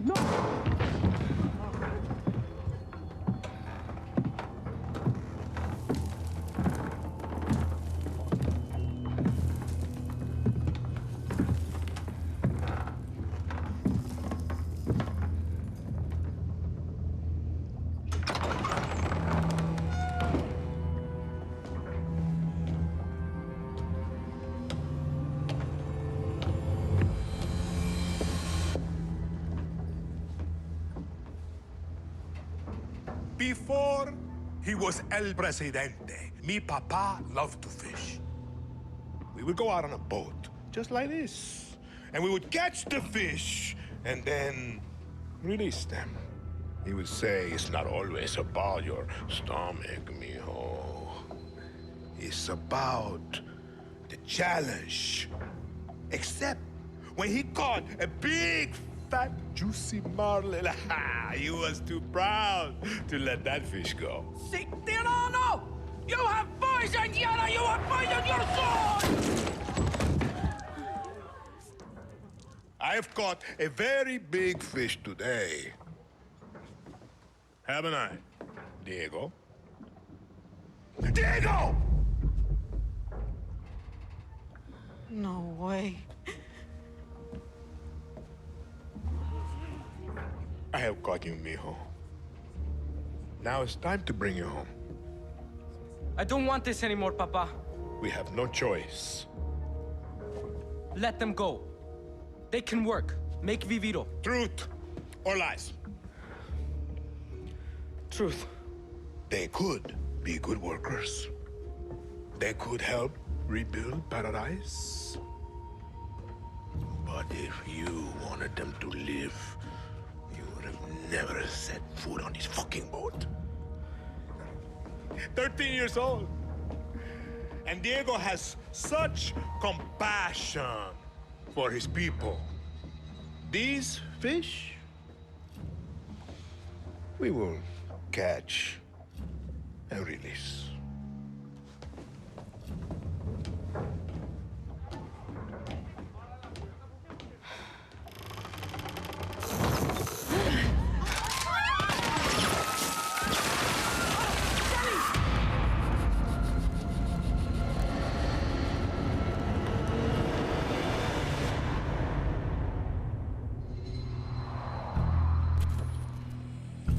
You've just seen another disturbing lesson from Anton Castillo, passed down to his son Diego as he grooms him to become the future ruler of Yara.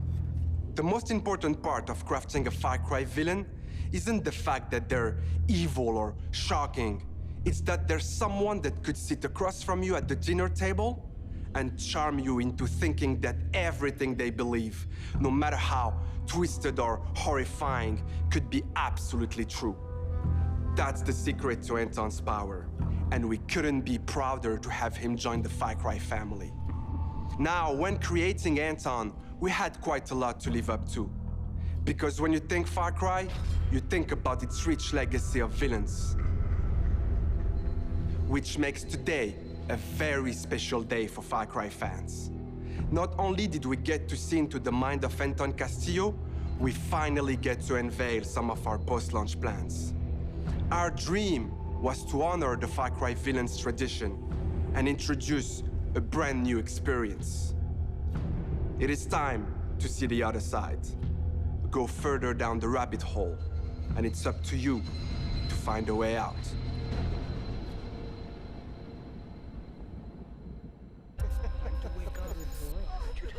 What is going on? Who's watching? My, what a happy family. RJ, tell your mother and sister to... You are alive. That is all that matters. What the fuck? Peekaboo, motherfucker. Where the fuck am I? I too am a king who isn't afraid to slaughter to get what he wants. In my way! Is this a test? A dream? An opportunity? Then I will not waste it.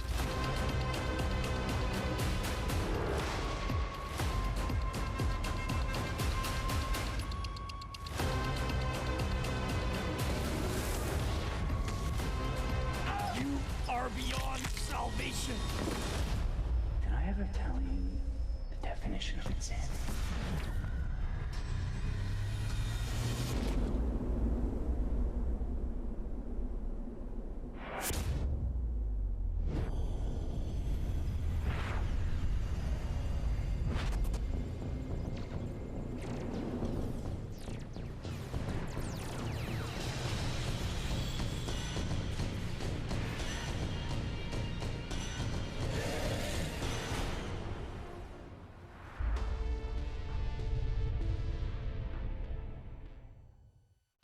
We're so excited for you all to check out this next game. Oof, Neelam, I can't wait to get my hands on this one.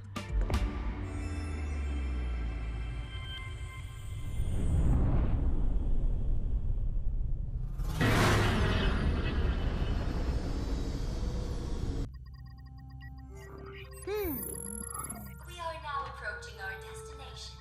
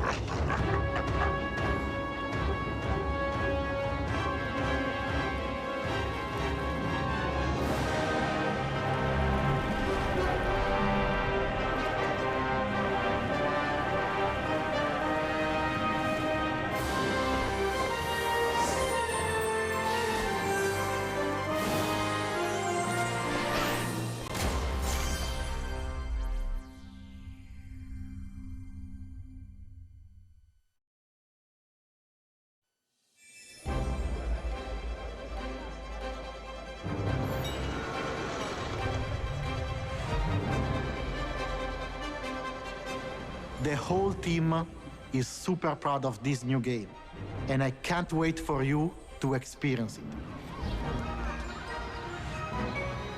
It's fair to say that we did something quite surprising with the concept of Mario plus Rabbids Kingdom Battle. And for this project, we didn't want to stop there. Hi everyone, Mario and the Rabbids are back. And I'm so excited to be back as well today to unveil our new project, Mario plus Rabbids Sparks of Hope. We are diving back into this unique crossover with even bigger ambition, expanding our universe on a major scale. This time it's not just the Mushroom Kingdom, there is an entire galaxy to save. To do so, you will lead a brave yet reckless team of unique heroes, including some fresh faces like Rabbids Rosalina and other surprises. On their quest to repel evil across the galaxy, their spaceship will bring them from planet to planet. They will be facing a powerful villain, Cursa, an enemy unlike anything our heroes encountered before. But they won't be alone. By their side, they will have their new allies, the Sparks. These surprising creatures, born from the merge of Rabbids and Lumas, will lend their wild powers to our heroes. Their natures and origin are at the core of our story. But let's keep some surprises for later.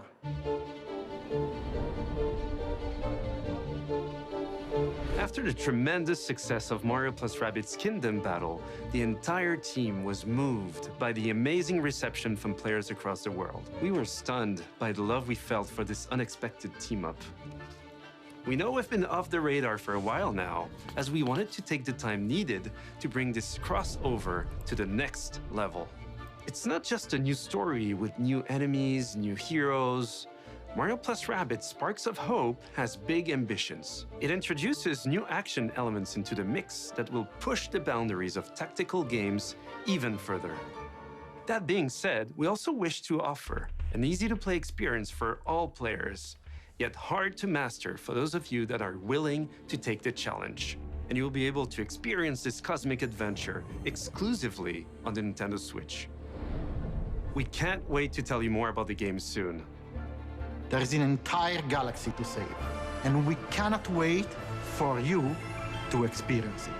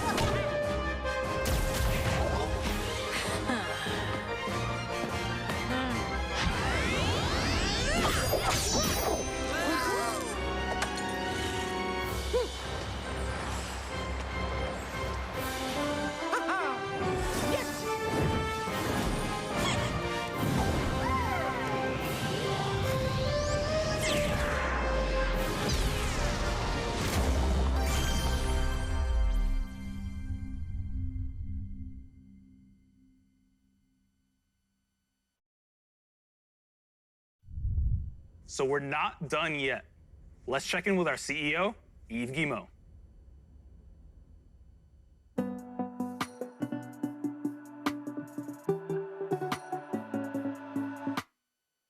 Hi everyone. As you have seen, we have a fantastic and diverse lineup of games coming soon. And this is just the beginning. Thanks to all the teams at Ubisoft for what they achieved. and for always striving to deliver the best possible game experiences. I'm humbled by their resilience, energy, and collaboration, especially during what has been a challenging year. I'm also proud of our industry's ability to bring together millions of players from around the world to share memorable experiences and moments of joy. This is one of the real powers of video games, and it is what motivates everyone at Ubisoft to do our best.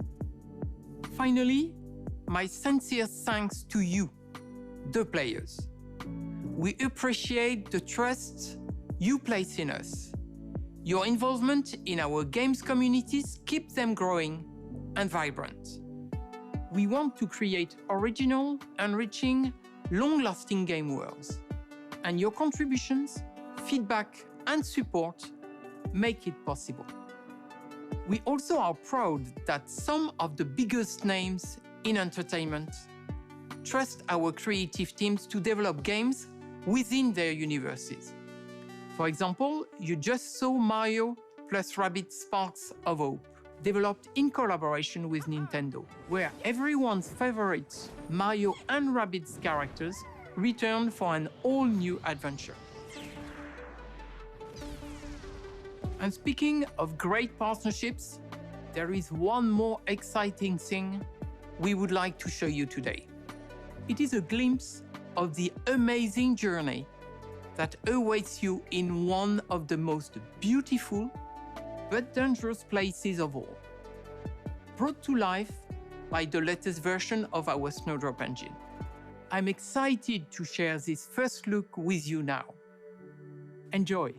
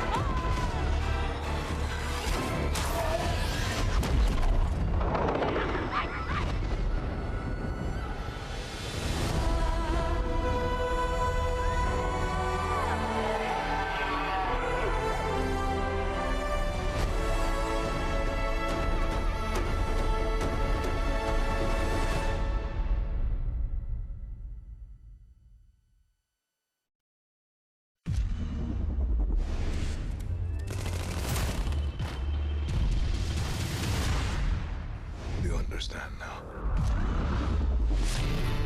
You and I are gonna tear shit up! Begin the replay!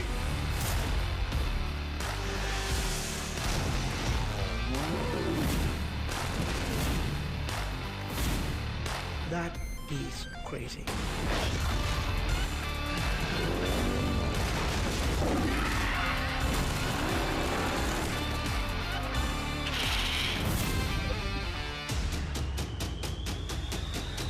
Awesome. Like I said, man, too much fun.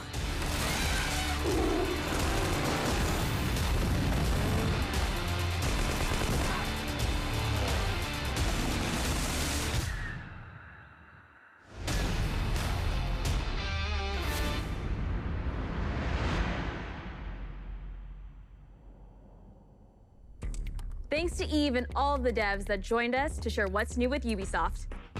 Today, we battled some Archeans in Rainbow Six Extraction, learned some new songs in Rocksmith, got an adrenaline rush from Riders Republic, lit up the dance floor in Just Dance 2022, visited new shores in Assassin's Creed Valhalla, witnessed a chilling confrontation in Far Cry 6, and teamed up with our favorite man in overalls in Mario + Rabbids.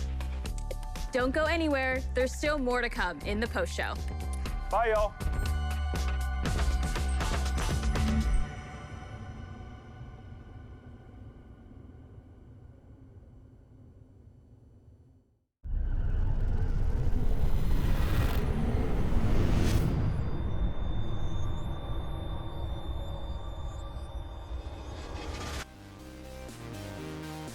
Welcome back, everybody, to E3 2021. We just saw Ubi Forward, and boy, oh boy, what a way to close out our first keynote of E3. I'm Golden Boy alongside Jackie Jing here. And Jackie, we got to talk about the first thing, Avatar. It's happening. It wasn't a lie. I know. Literally, we were both floored. The E3 crew back there just started screaming. The hype, that was just the perfect way to end it, I think. Yeah.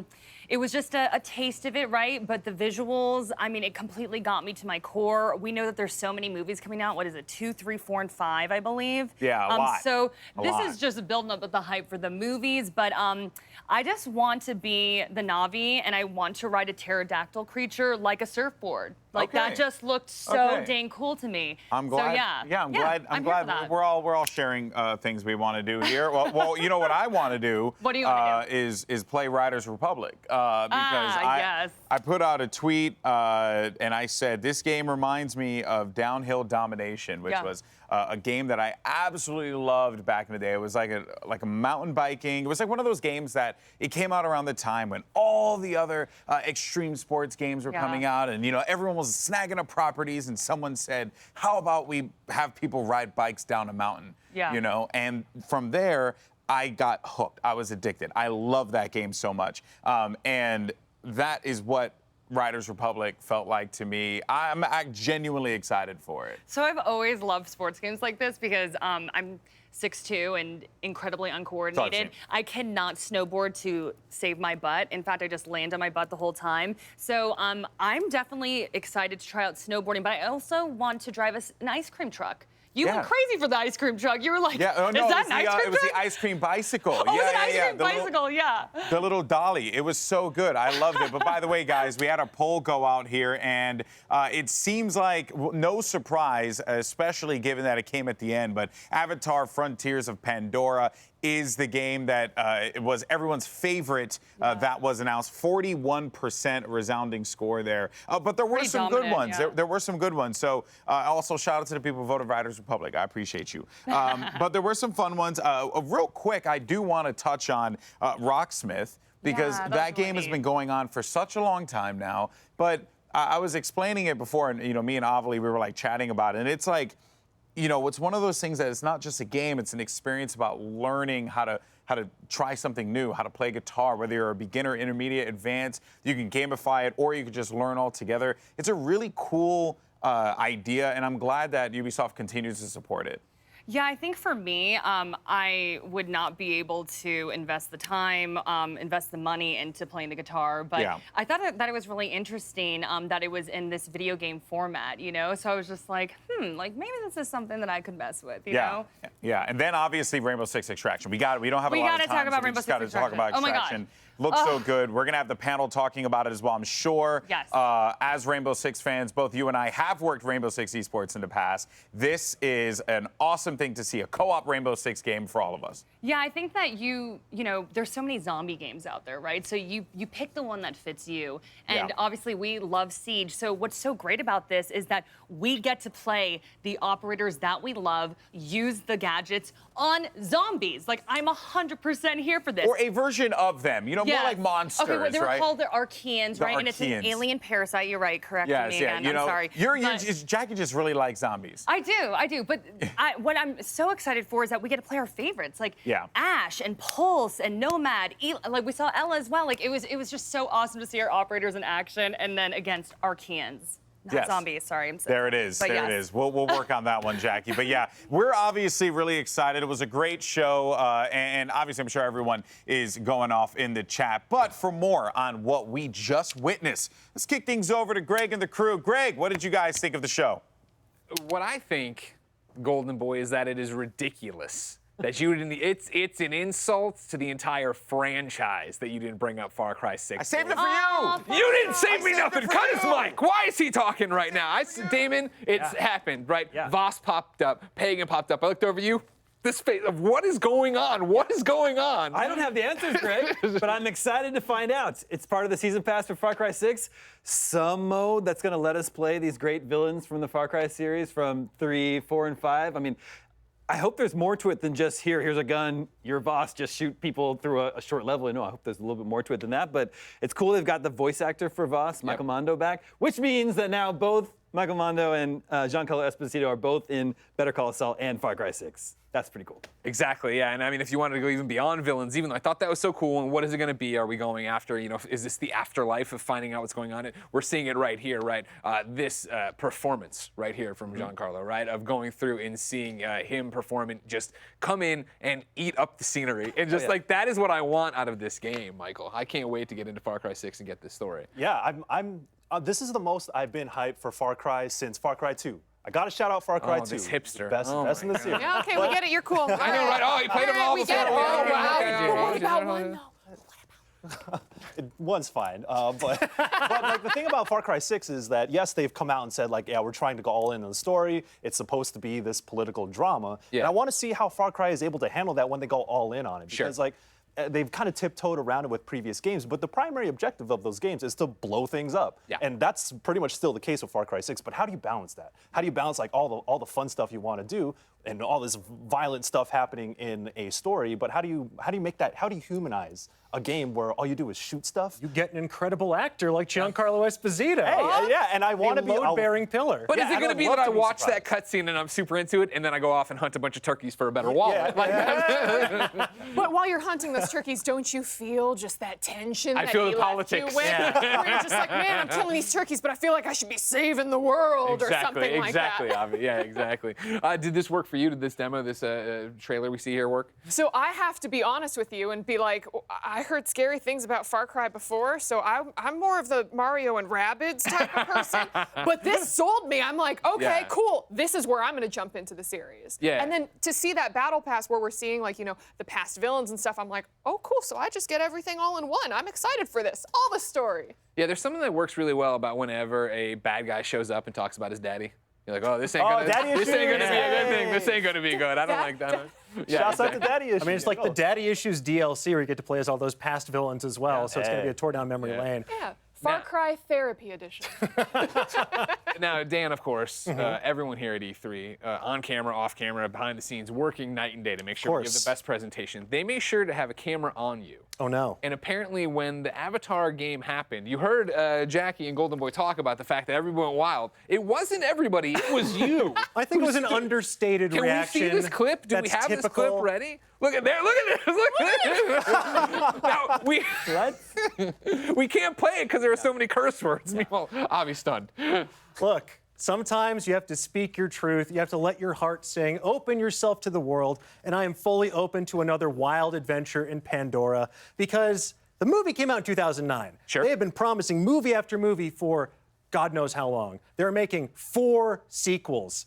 So, I don't know, James Cameron believes in this so wholeheartedly. He's been like, hey, I've been at the bottom of the literal ocean. All I care about is Avatar, and all you should care about is Avatar. So I'm going to place my trust in James Cameron and the fine folks at Ubisoft to deliver an adventure worthy of that level of spectacle. Sure. I'm just shocked that it's actually a thing because it feels like an old wives' tale anytime you hear a mention of an Avatar sequel. So I'm just happy that one of them is actually real and tangible. Yeah. That would be the takeaway from it, and I think that was what I walked away from it. As somebody who saw the movie, I think with Damon, years and years and years and years, another lifetime ago when we would go see Metreon movies all the time, right? Like, it's not a series that I've looked back at and been like, oh man, I can't wait for more sequels, but watching the gameplay of it here, right? Going through the open world, seeing them already start to mix that up and how beautiful it looks, I'm excited to see what they do with the franchise. It looks very pretty. Yeah. I am not being paid to be here today. It's going to be difficult for me to muster enthusiasm for the Avatar game. So beyond Far Cry, what got you?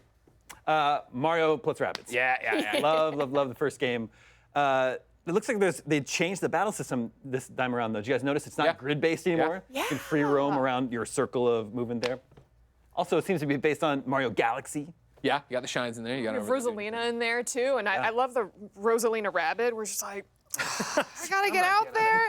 Powerful vibe. I'm not gonna go do this. And I'm like, oh, cool. That's me, getting up every single morning. I'm like, I can relate to this. Let's get into this game. But it looks so cool. Yeah, I love it when you can see Mario just duff someone out straight up. Yeah. I was saying earlier, it's like when Mario gets violent, I'm like, oh dang, he's angry. He's angry now. He came out of that ship fully strapped, dual-wielding pistols. Yeah. He is not messing around. Relax, my guy.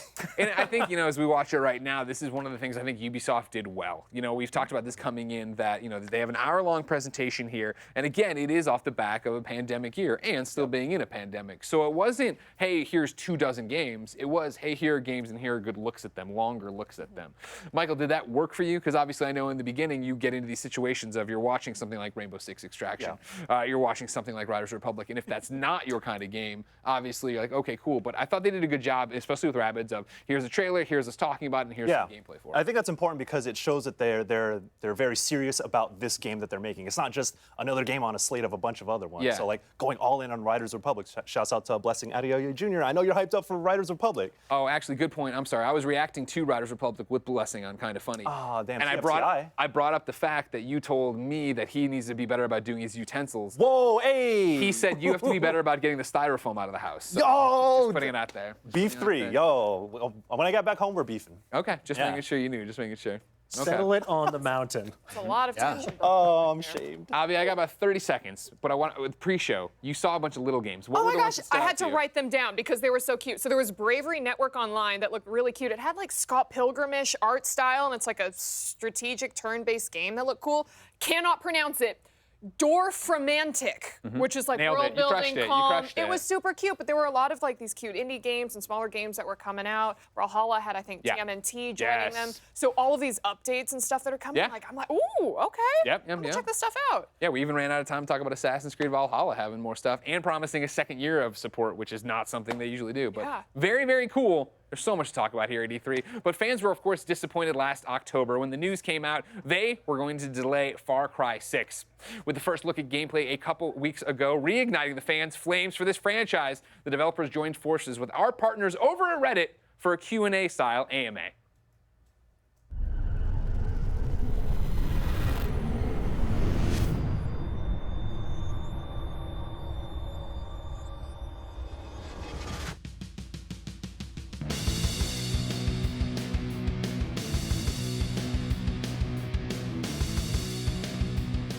Well, actually, long before joining Far Cry, I had a big interest in history and political science and revolution simply due to my family's own history. So when it came to actually working on a Far Cry, right from the beginning, I was fascinated, and the team was really fascinated by the idea of what does it take for someone to take up arms against this overwhelming force, this overwhelming regime. And so that invited a lot of questions and themes about the game. You know, when does your revolution begin? How far are you willing to go for that revolution? Are you fighting that revolution for the right reasons? Those were the kinds of questions that we felt we wanted to challenge our characters to answer in the story.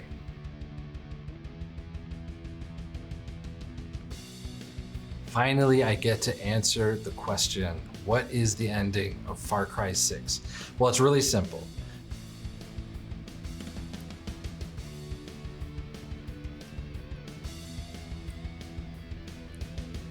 Water buffalo.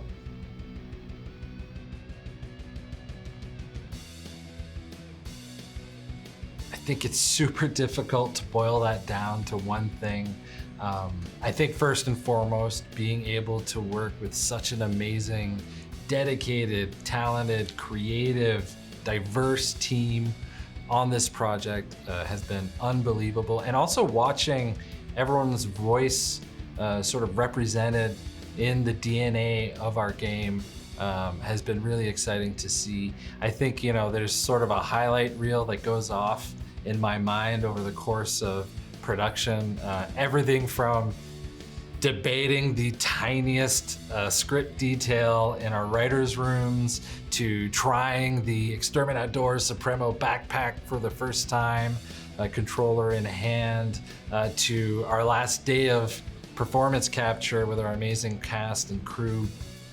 You know, and also just all the amazing moments with our collaborators, our experts, our consultants who joined us to make this epic, meaningful story that had something to say. I have so much to be thankful for.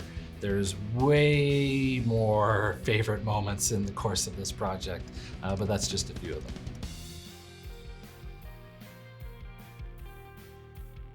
I will say epic, meaningful, and surprising. And I hope you appreciate that I am saying only 3 words right now, because that was excruciatingly difficult as a narrative director.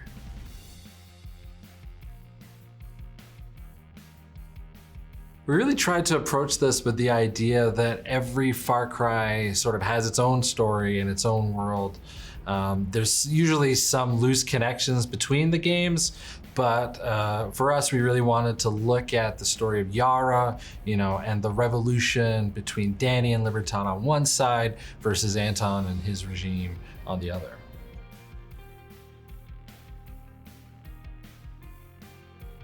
It actually really depends on how you play. You know, right from the start, you're really gonna be able to approach the campaign however you choose. It was really important for us for you to have that freedom, so you're gonna be able to navigate your own path at your own pace and hit missions, checkpoints, F&D bases, and a lot more.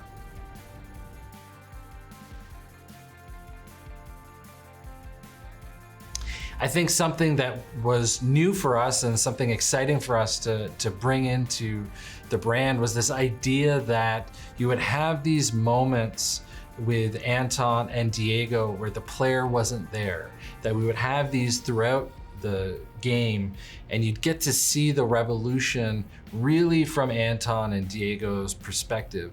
And it just gives you a bigger picture of how the story is playing out in Yara.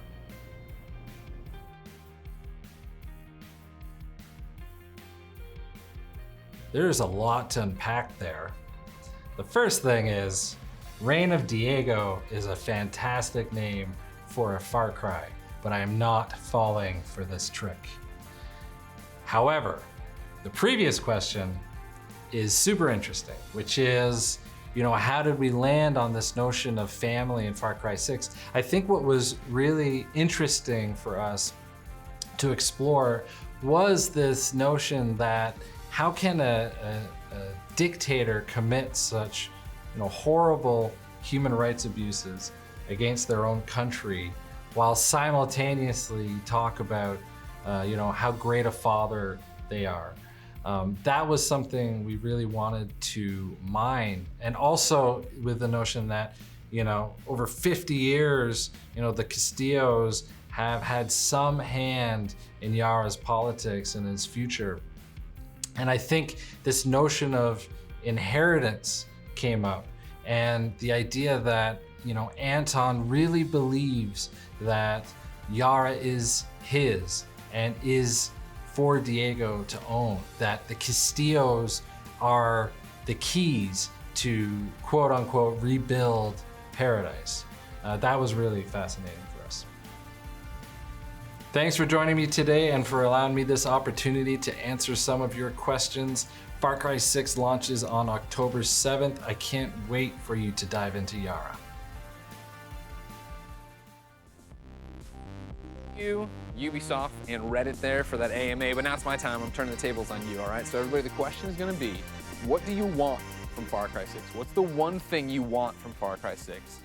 Didn't you see the ending? That's all I care about. Chorizo, right? Just that little dog. And I gotta look at him. I think he's like a pre-order. Oh yeah, well, yeah. You thing. can get special outfits for him. I think. Yeah, special outfits. Yeah. Chorizo's in a wheelchair. I know. He's a doggy on wheels. That's all I care about in Far Cry 6. Okay, cool. Wiener dog on wheels. Put it up there. You know, Damon. that was a joke, but actually the real ending probably is you just get to chill out with Chorizo. And like in the story, sure. Well, the villain has been defeated. Now I can retire and just relax with Chorizo. See, I think that's a fake out because a lot of Far Cry games, if you just chill out at the beginning, there's like a false ending. You can beat the game in 5 minutes. So in that one, Chorizo just lulls you into a false sense of security, then brat, game over. Oh wow, he was from the inside the entire time. He's a double Chorizo's agent. big heel turn. I'm sorry to spoil this, Gosh, but wow, I didn't see that one coming, Michael. I want Far Cry 6 to say it with their chest. You know what I'm saying? So, like, you have the narrative director front and center. Yeah. And not many games do that. And he's out here saying, yo, it's going to be meaningful. We're trying to say something. And I think this is a very deliberate move for Ubisoft to put him at the forefront to tell everybody, like, yeah, we are serious about this. So whatever it is they want to say about in their game, I want them to say it with their chest. And see, that's what I want too. Like when I'm thinking about this, what I want is the narrative to hook me. And I want it to go places that Far Cry doesn't necessarily go before, right? I think Far Cry often does a great job of punching you in the face and giving you a great setup. And then for me personally, it doesn't work. And I'm thinking specifically about 5. I thought 5 opened so strong, but I fell off in terms of what I was doing when I was going in there. So I hope 6, really drives that home, sticks with it. Seems like they built a really expansive world, at least from a narrative perspective, and I hope the mission design sort of lives up to that, because sort of the problem you have with sandbox games sometimes is running into that feeling of repetition, like you're doing the same thing over and over again. And I feel like you have so much potential here. So yes, I understand some things are going to be repetitive by nature, but hopefully we get more variety this time around as well. I don't need it. Damon and I will just clear out posts. Yeah, do you guys want some more Ubisoft insights? Well, you're in luck because we've got some info straight from Ubisoft with the help from our friends at PC Gamer.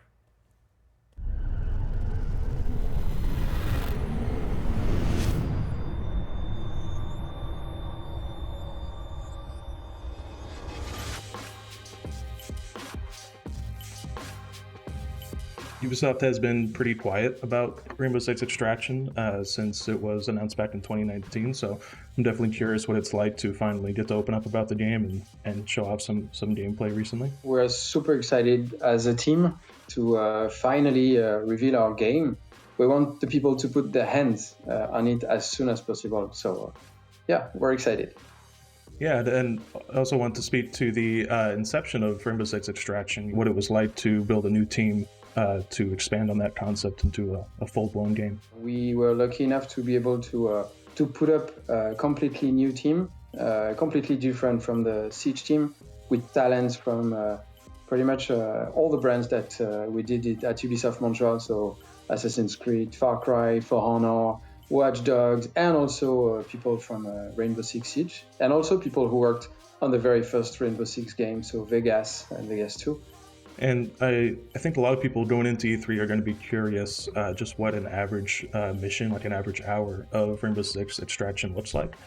So can you walk us through the basic gameplay loop? First of all, it's a three-player co-op, so squad-based. It's a tactical game because it's a Rainbow Six game. It's a first-person shooter. And so you're doing what we call incursions. So as operators, Rainbow Six operators, you enter containment zones, which are mysterious and which regenerate every time. And you have to extract, which is why the game is called Extraction. You risk it all every time you go in this zone. So you must get out, but with the information that you're looking for. I think I saw in a recent demo also that you'll be able to choose when to extract mid-mission if you're not doing so well. Actually, you can extract at 3 different places in an incursion map. Each map is divided in 3 submaps, and it's really up to the players to decide if they want to go further. I'm curious what it was like transitioning gadgets that are in Rainbow Six Siege into extraction, to a PvE environment, and how the team decided, which operators come over. Siege has a roster of over 50 characters now, and I saw 9 in the game so far. So I'm curious how you guys decide what makes the cut. There were different layers in order to select them. The first one is, obviously, we selected the ones that were the most fit, at least at the base, for a PvE game. But also being able to play alone. As I said, you can play this game alone with a friend or with 2 friends. So the most fit for this job. And then we obviously reworked them to make sure that we push them to their full potential within our game genre and within our fantasy, while keeping them highly tactical. A good example I noticed was Vigil, who in Siege can become invisible on cameras. In Extraction, he becomes invisible to enemies, essentially, for a limited time. That's a very good example of the adaptation that we made, and it's the case for all the ops.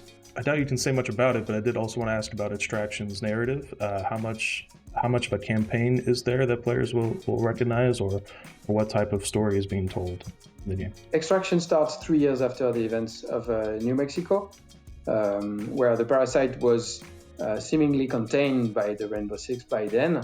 But immediately after the events, they created the React organization. And out of nowhere, with no reason, the parasite emerged again on 4 different sites in the US. So React had to become really active and intervene in those 4 different zones, 4 different areas in the US, where they sent the Rainbow Six React operators. Is Extraction a live service game as much as Siege is? Will it be receiving seasonal updates, more missions, that kind of thing on a pretty regular basis? So I can't reveal too much for now. What I can say is yes, there's a post-launch plan. All right. Absolutely. How's that? And I know Ubisoft is also recently committed to having crossplay in as many games as possible. I'm curious if it's been confirmed yet whether Extraction will have crossplay, and on top of that, cross-progression, cross-platform. I cannot answer for now, but I'll be very happy to answer later. And that was a bit more information on Rainbow Six Extraction. Damon Hatfield, I remember 14 years ago moving to San Francisco and bringing home an Xbox 360 and you and me playing Rainbow Six Vegas. Dude, so many good memories, both that and Vegas too, yeah. Of course. And of course, this is a little bit different. Rainbow Six is different today. Yeah. But I am excited for Extraction for a couple reasons. I know Siege is a great game, super popular.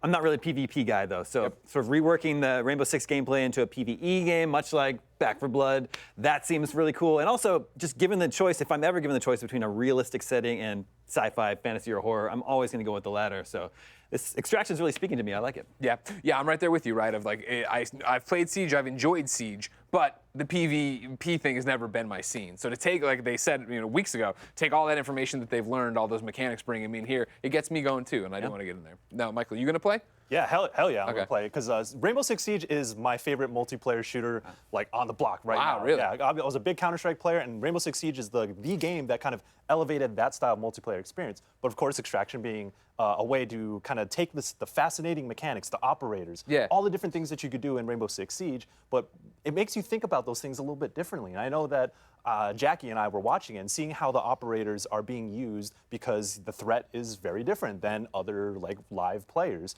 So I think that they have such a strong foundation with the operators and with Siege. So this is I got my eyes on Extraction big time. Avi, what about you? I'm thinking about the entire experience of the game, because it's been how long since we've had like some really good multiplayer, let's go shoot up some zombies, some aliens, some whatever is running towards us screaming. Slimy tar monster men, yeah. Exactly right, and same thing with Siege. It's like, you know, your friends can get mad at the people we're playing against. Oh, they're smurfing. Oh, they're this and that. And now it's like, hey man, it's AI. Either get good or, you know, we're going to replace you with someone else. So that's what I'm super excited for, to team up with two other buddies. Turning on your friends. Oh, That's what you're excited about. It is on them. Like, if I'm picking up kills, that's fine. And if they're dying, then, you know, we'll replace them. You want to play sometime? Ditch him? Oh, sure, yeah. Totally. We don't want to ditch him. We can, I mean, it's 3 players. We all have different. Dan, are you playing? Do we need to? If there's room for me in the group, then see? yes. All right, we'll kick around. We'll kick him out. Yes. Don't worry about it. She's got all these new G4 friends I've been hearing about. They've been hanging out. Don't worry about it. So those weren't the only things Ubisoft planned to show off today. We have an exclusive new clip for their upcoming comedy horror movie, Werewolves Within, based off the game of the same name. It stars Melania Weintraub and Sam Richardson. Let's take an exclusive look.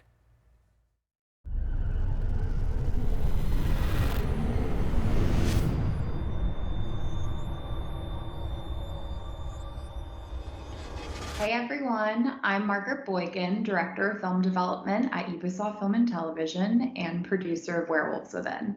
I'm so excited to show you the trailer for this movie. It's our first independently produced feature, and I'm even more excited to have the genius writer behind it, Mishna Wolf, here with me. I was lucky enough to work with Mishna to develop the story for this film during Ubisoft's inaugural Women's Film and Television Fellowship, and we are both so proud of the finished product. Hey everyone, I'm Mishna Wolf, and I'm the screenwriter of the upcoming Werewolves Within film. I wrote it in the Ubisoft Women's Fellowship, and you could say the project sort of chose me since Wolf is kind of my last name. The movie is a modern-day horror comedy whodunit starring Sam Richardson as a forest ranger who comes to a small town, and Melania Weintraub is the postal worker. Together, they have to keep the peace while trying to uncover the truth behind a mysterious creature who's been terrorizing the community. Please enjoy this world premiere clip from Werewolves Within. We can't wait for you to check out the film on June 25th.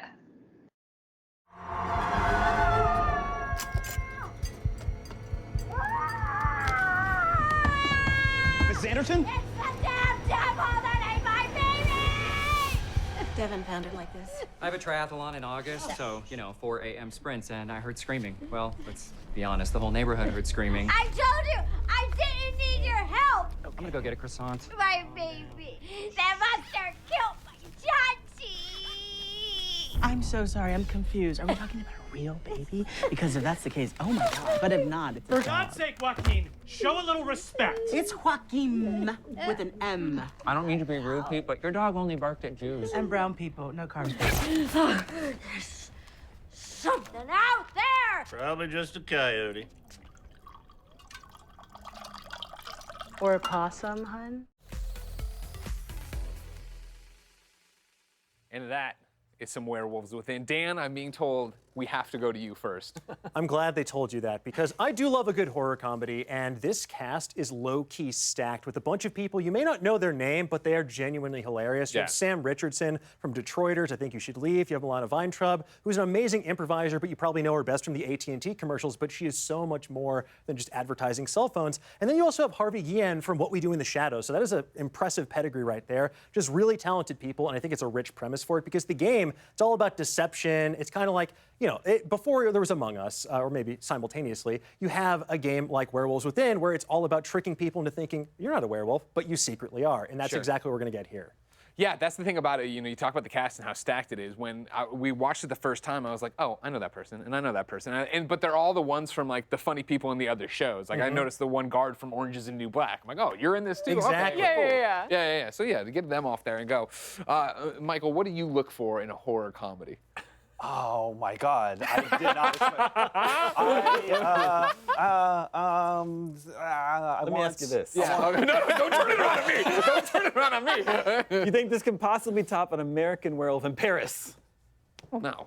No, I mean, that's a classic, right? No, it's not. That's oh, the I'm bad thinking one. London. I'm thinking Yes. London. I'm sorry, It's David. all a shared universe. Every werewolf movie Every werewolf canonically is is the everything. same universe. I know what I want. here we go. Yeah, I want people with my kind of skin tone to survive throughout the whole movie. Oh, That's I think what you'll get want. that. I think you'll get that. Vibes. I think you'll get that.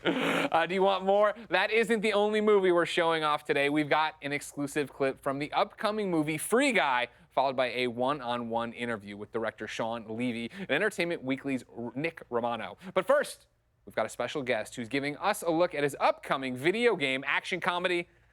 I think his name is Ryan something. Ooh, I like him.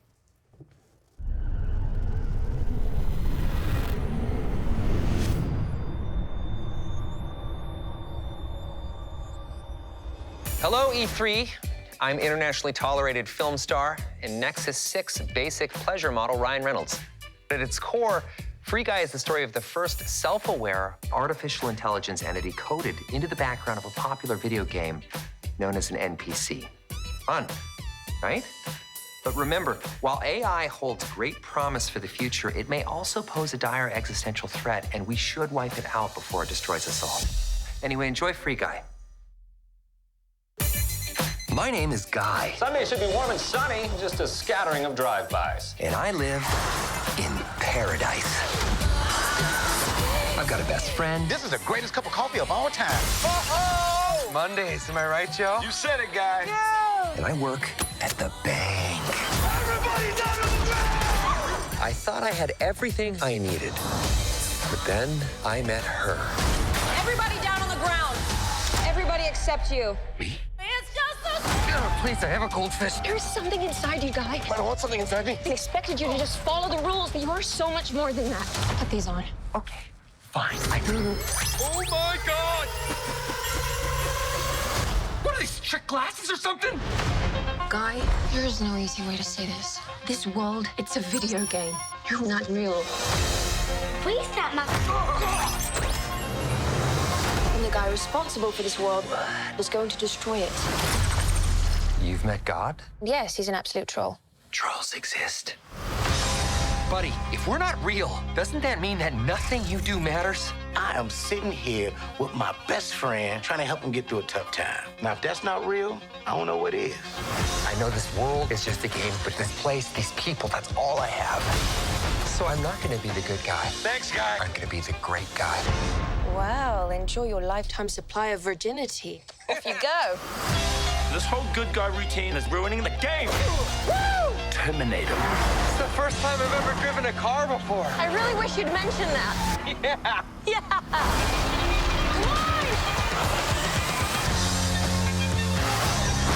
That actually hurt my hand. We can save our world, but we have to fight together. I don't even know what's happening right now, but I love it. Time's up, bank teller.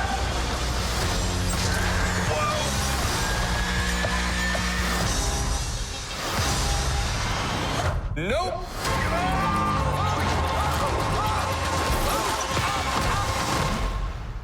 I can't die. I'm never gonna die.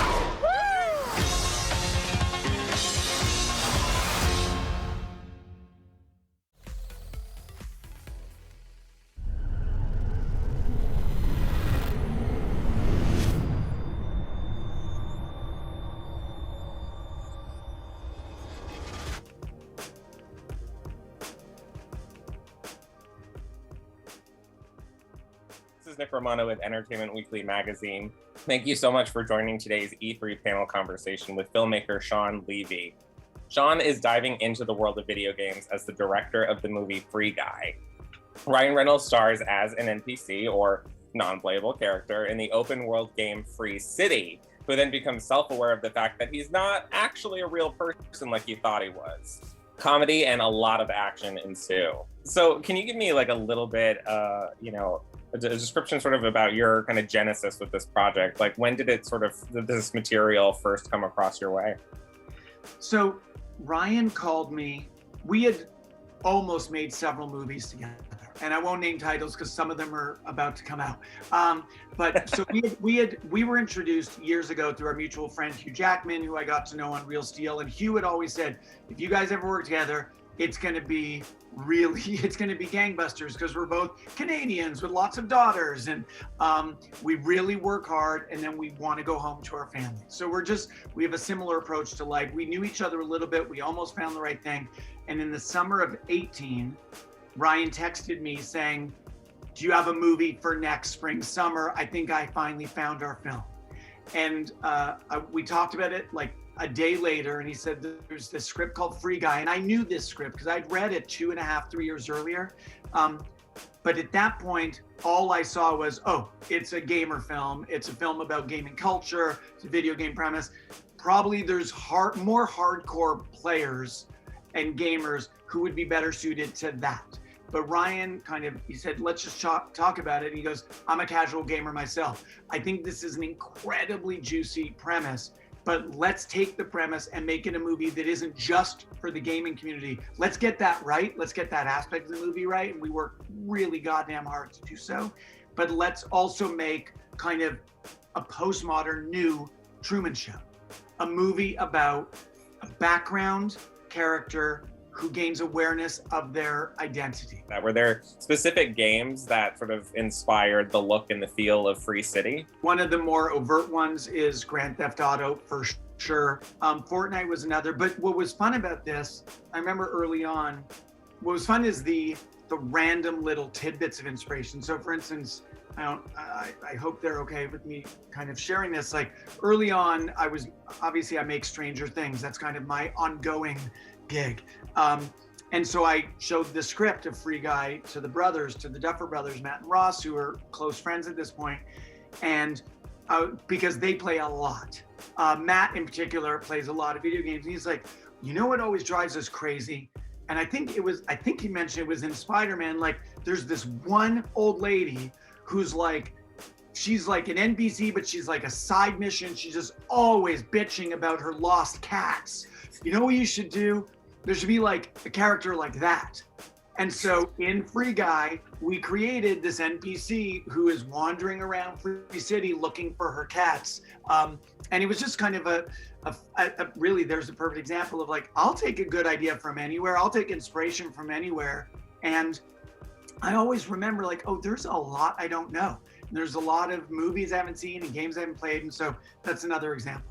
I also want to say, Nick, like we were supposed to come to E3 and we had this whole plan last year, actually, for Ryan and I to come with Free Guy, and I wanted to show the whole movie to you guys. And, this is obviously the heart of the world that we were every day cognizant of making a movie for. Making a movie that is different from the other video game movies, because as we said, this isn't an adaptation. It's not literal to anything, but hopefully it's authentic to everything.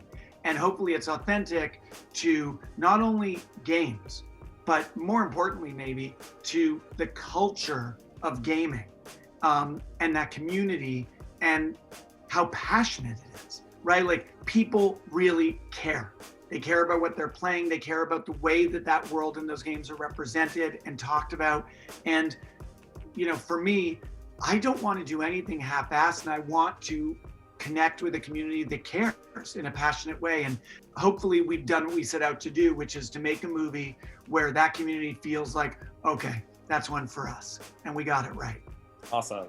Well, thanks so much, Sean, for joining us today for E3's panel. And for everyone watching at home, Free Guy will be released in theaters this August 13th. Enjoy.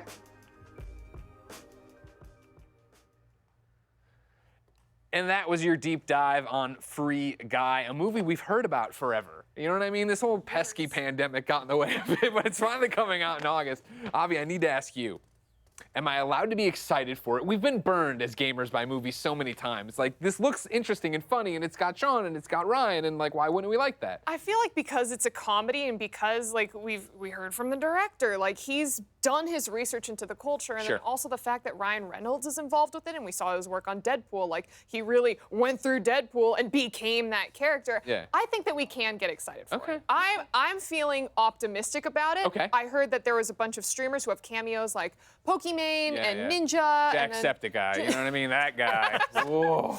Him too, but I mean, like, I feel like there's so gaming culture has gotten so much bigger now that finally, like, oh, look, Hollywood's paying attention and they're going to try to jump in on it. But even if this one is like okay, that opens the doors to find and make something that's like even better. Yeah, baby steps. Exactly. No, that makes perfect sense. Now, Damon Hatfield from IGN.com, you host a show called Game Scoop. Yeah. But I hear you have a movie scoop. Scoop for you, yeah. In addition to the streamers, you can also find a cameo from former IGNer Terry Schwartz in Free Guy. And in an alternate universe, it was me. Because they wanted to have some gaming media in the film, and they reached out to IGN, and the idea was floated for me to do it, but I couldn't make it for some reason. I had a conflict. They were shooting on location and couldn't fit it into my schedule, so Terry went instead, and so now Terry's going to be in the movie. Wow. And then she quit IGN. Because she's a big movie star. She went Hollywood. She went Hollywood. That was all Terry needed. She's like, I'm out. Are you kidding me? I'm going to get out and do this. Michael, is this going to be one you and Blessing head to the theater to see? Yes. Okay. Okay. You know, Bless and I were talking about how it's wild going into a theater nowadays. It's like, totally right. Like I like going into a theater where there's nobody there too. So I'll probably wait a little while, and then it's like, okay, now the theaters have cleared up. So Bless and I can get our seats together. We can share popcorn. Yeah. Let me know what's up. What are you doing when this when this movie comes out? So yeah, I want to hang out with my bro. Okay, good. And I'll take the styrofoam out. Get the styrofoam Yeah, out. I'll do it. You know I'll what I take care mean? of it. And then Dan. Yes. You're going to go see this one? Is this on your I radar? am. I can't wait to see this in a theater because that trailer looks like so much spectacle, the kind of which I really want to see on the big screen because I've been missing that. So many movies that have come out. I'm very grateful we've been able to watch them at home, but it can't replicate the sheer thrill of seeing it with other people on a screen the size of several times my apartment. So I'm like very thrilled to see that. And also, I'm putting my trust in Ryan Reynolds here because this is not his first video game movie rodeo. He did Pokemon Detective Pikachu as well. Great he takes a very active role in his project, so I'm hopeful that they can have a good time and really lampoon some of the stuff that we like to make fun of with video games and those tropes and things like that, but on this sort of blank slate. Plus, you have other people like Jodie Comer, Taika Waititi. It's a really stacked cast as well. It's a good point. I'm hopeful. All right, let's see what we can do, everybody.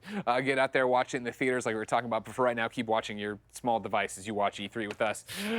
Friends, what a great start to things. Golden Boy, Jackie, what did you guys think of these movie trailers we just saw?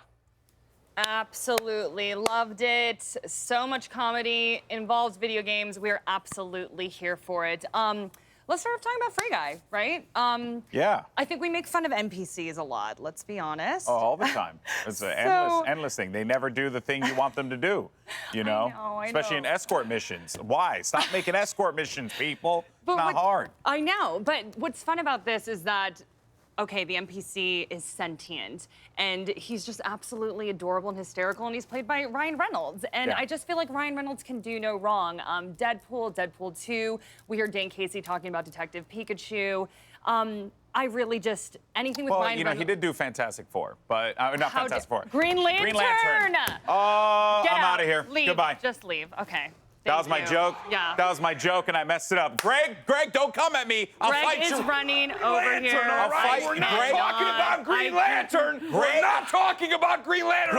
Greg, stop yelling. Don't talk about Green Lantern. Okay, we're good. All right, everyone, back on the rails. Okay, that happened. So, Werewolves Within. Let's just. I told you we were going to be from crazy, that. Jackie. I told you we were going to be crazy.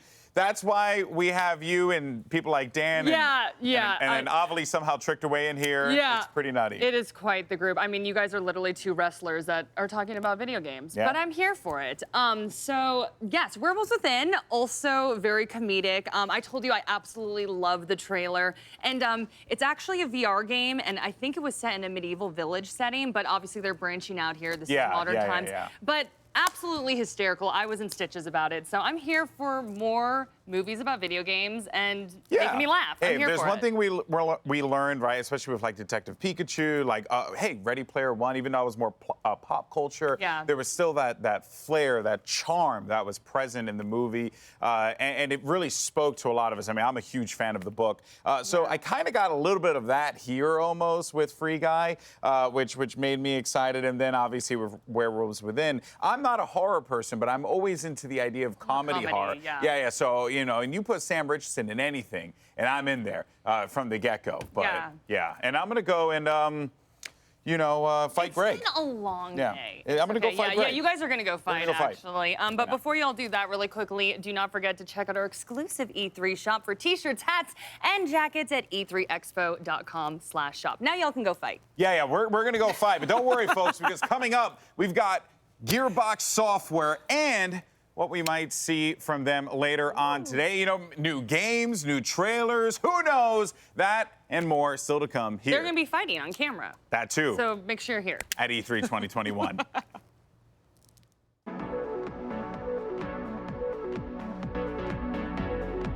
World of Warcraft because I was so addicted to it and I had so much fun. It's still one of my favorite games ever, though I don't play anymore because, gotta work.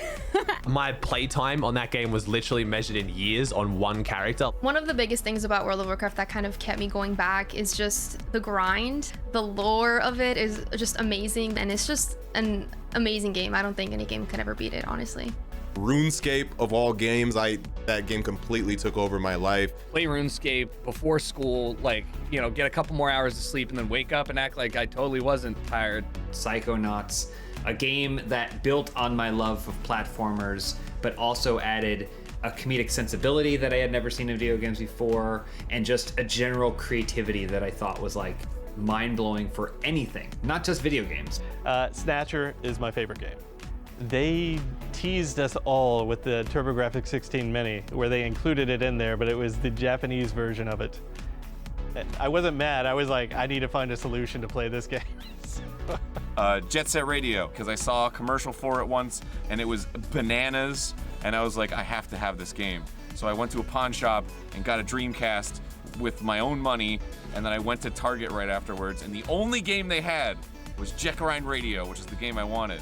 So it was fate. Jet Set Radio, if you haven't played it, please go back in the day. It was on Dreamcast. Sims, just because that was my first PC game ever. Definitely Sims, because I could make my own black family in The Sims, and that was something I'd never really experienced in a game before. Definitely The Last of Us. The Last of Us.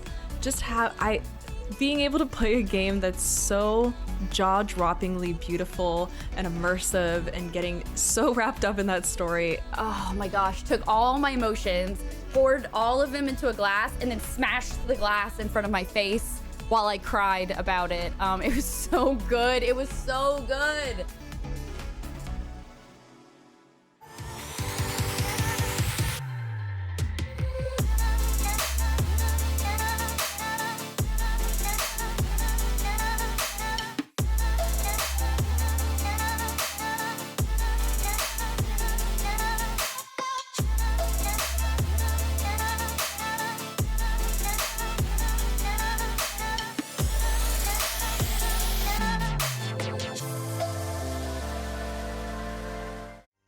Welcome back to E3 2021. We are mere minutes away from the latest from Gearbox Software. Guys, what are you hoping to see from Gearbox today? We don't talk about Green Lantern, all right? Or my instant Fantastic Four. Okay, I'm sorry, Jackie. I had to hold them off. Jackie, what do you want to see? What do you want to see from Gearbox? Okay, so two things.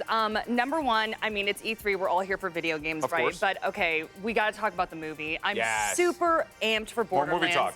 Huh? More movie talk. I know, what did I just say? No No more more movie talk. Okay. but- But really quickly, I do want to see Kate Blanchett walk out and just be absolutely stunning and amazing. And then Ain't No Rest for the Wicked. Yeah, just yeah, the come song. on, Yeah, Cage the yeah, Elephant song. And I just think that would be perfect. That's all I need. Just a little walkout. And then Tiny Tina's Wonderland. Yep. Yeah. Okay. Yep. That's what we all want. Absolutely love Tiny Tina. She is just absolutely nutty in the perfect way. And this is going to be a fantasy epic. So I just want to see more, and I want to see what they're planning. So that's me. Those are my two things. Yeah. Just to echo on it, Tiny Tina Wonderland, I want to see what they do with the mechanics of Borderlands and, add some new flares in there, you know? Of course, That's what yeah. I I mean, like that's what, it's, based or inspired by, right, that DLC that everybody loved from Borderlands 2, which was Tiny Tina telling you a story. Yeah. So to Her have narration. Right, and the fact that amazing. she's the bunker master here, right, and Yeah. she's Yeah, going to yeah. be telling you this D&D game. That sounds awesome, and I want to be a part of that. I'm excited, of course, yes, for the movie because they've shown all the silhouettes for the team now. Let's see what the Yes, characters look like. But then also, I think, we look past it all the time. The Gearbox publishes a lot of games. Very true. And so what they could possibly have up their sleeve, what surprises they could have for us today, that's a big part of this equation, even though we immediately jump to Borderlands. And when you talk Gearbox, you got to talk about Borderlands. I get it, but I'm excited for this one, Greg. All right, ladies and gentlemen, we don't have to wait any longer. Without further ado, let's turn things over to our friends at Gearbox Software.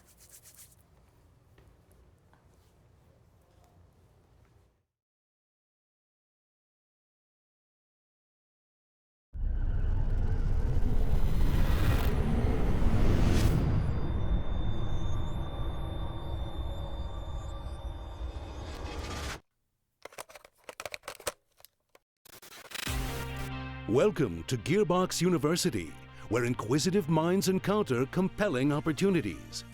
At Gearbox University, our aim is to broaden your intellectual horizons and enrich your global perspective. Gearbox University was founded in 1999, just 15 years after this 80s orientation video was made. We offer numerous degrees across a multitude of fields, including sociopathology, supply chain management, and storytelling with a European-sounding accent. Gearbox University comprises 3 unique colleges that will place you on whichever path to success is right for you. At the College of Gearbox Software, we can shape you into the looting, shooting vault hunter you've always believed you could be. At the College of Gearbox Publishing, we offer advanced degrees in Norse mythology, projectile meteorology, or regular meteorology. You can even write your thesis on the deification of gravity. Finally, there's the College of whatever the hell else we're doing, with specialties in badass bunkernomics, history of magic, enlarged vehicle maneuvering, and yes, even Hollywood filmmaking. Did you hear we're making a Borderlands movie? It's true. Let's learn more about all the innovative opportunities you can find at Gearbox University. Dynamic, pioneering, groundbreaking.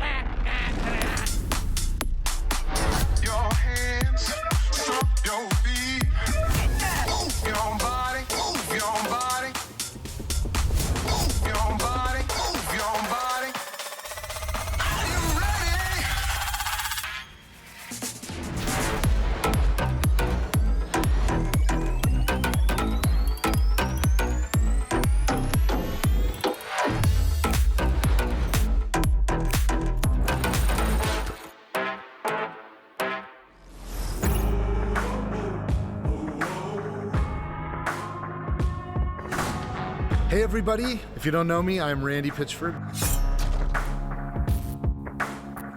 the founder of the Gearbox Entertainment Company and executive producer of the Borderlands franchise and all of the great games that we do at Gearbox. I am right now on the set of the Borderlands motion picture, in development, in production. We're shooting. This is a live soundstage, and I thought, since I'm here, wouldn't it be cool if I walk you around a little bit and show you some of the cool stuff that we're doing? Let me walk you this way. This is a live set. There's guys working on the movie right now in real time. We've been everywhere. We've been in the caves of the Caustic Caverns. What's up, haters? We've been in the desert, in the sand quarries. We've been in the stone quarries, doing all kinds of amazing stuff. Actually, look, Hey Eli, can I grab you for a second? Yes. This is Eli Roth, our director.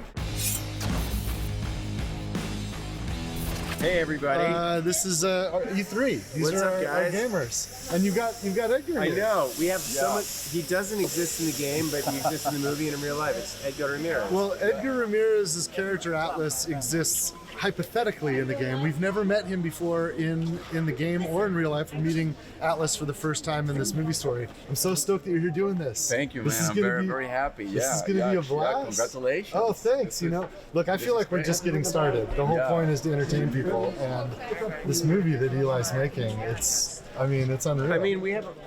I don't want to say what we're filming, but it's lots of blood, lots of guts. It's totally bonkers, but it's also very Borderlands. I have learned how to twirl a Vlad off. You know what? I think we should. Let me show this. Yeah, we can show that. This is the stunt one. That's this is video game fans will recognize this is the Infinity. It's a Vladoff Infinity, and you've gotten pretty good at twirling. Well, they have ones that actually, this one is light, so I could really learn to twirl because I don't want to smash a You've real been one. good at that. But Kate's amazing. Kate's like she can side twirl, she can double twirl. That's right.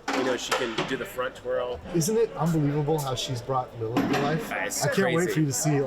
Kate is a god. I saw, everyone thinks of Kate from Blue Jasmine or Carol, all the things she's done. And House of the Apocalypse Walls, I saw how unbelievably funny she was. And I noticed that she brought out the great dramatic acting in Jack Black, and Jack brought out the great comedy in Kate. She was so into it. She wants to really, understand it from the inside out. Like, what are the powers? Where do they come It's from? wild to watch her walk like Lilith. That blew my mind. She's totally done it. We want to make a real great science fiction movie.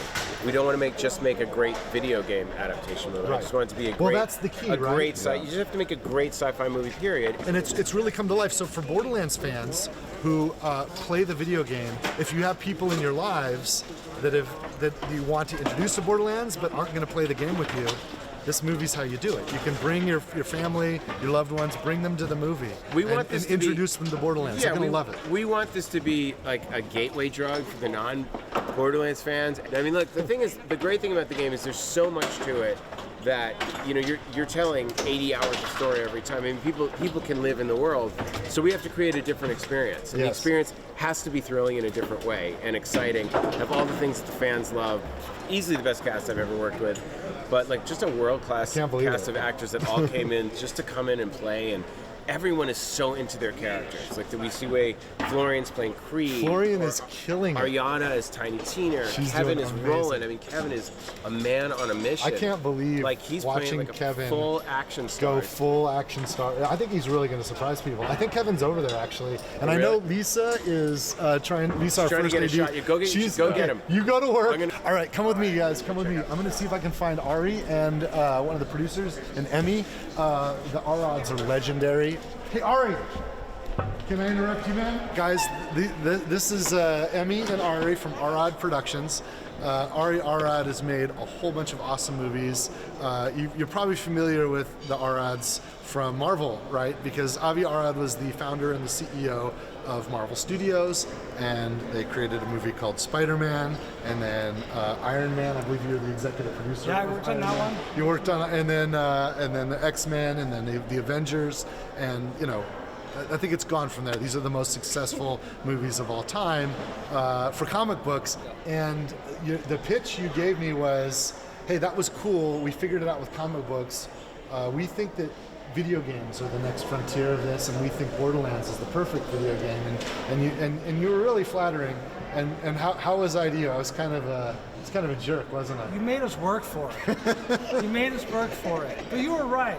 You were right. Well, you have to understand, we get hit up from Hollywood people all the time, and it's a different world. What we have to do to make video games is a completely different skill set than what you care about in making these incredible films.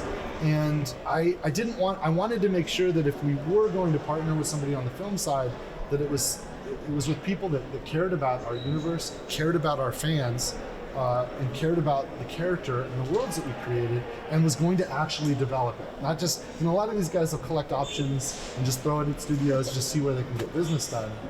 And I'd probably beat you up for 2 years plus. Oh yeah. We called it dating for 2 years. Yeah, exactly. I remember. You remember, we were dating for years. Yes. And but we did a deal, and it's been a long road. Yeah, but you know what? We're here and we're psyched, and it's been worth it. feels like we used that time pretty well. I can't believe it. You know, and we're really proud of where we're at. It's pretty amazing. So we're more than halfway done with the shooting. Yeah. Well, we're about 2/3 of the way done. Oh, look at this. All right. We got Eli again. We have a really funny shot. Oh yeah. With the trash, we should be shooting it behind the scenes. I was told that we can't. I don't think we can give it away, but I think that for him, anyways, for our behind the scenes, we should get it. Oh. So I'll tell you what, you guys. This is Eli. This is Ari. Oh, don't look that way. You can't. No, this way. Look this way. We can't show. Yes. I don't want to. Okay. So guys, it's going to be an amazing E3. Borderlands the film is going to be absolutely incredible. We've got some cool stuff to show you. I know some of you are interested in seeing more about the new game that we have announced and learning more from Gearbox Publishing. So you're going to get all that. I wish I could be there in person, but since we're digital, we're going to do it this way. Thank you guys, and I'll catch you later. Cheers. Among the many innovative courses offered by Gearbox University, make sure you check out Borderlands Science. By solving the puzzles, you can contribute to real-world research studying the human gut microbiome. For you freshmen in the audience, here's our leading scientist, Mayim Bialik. By playing Borderlands 3, you can contribute to real-world scientific research that helps real people. You'll be directly helping our scientists organize and compare this doo-doo. I'm the conductor of the poop train! With Borderlands Science, you too can be the conductor of the poop train. And while you'll reap in-game rewards when you play, the real reward is knowing that you're making the world a better place. Gearbox University. We're not even charging tuition for this.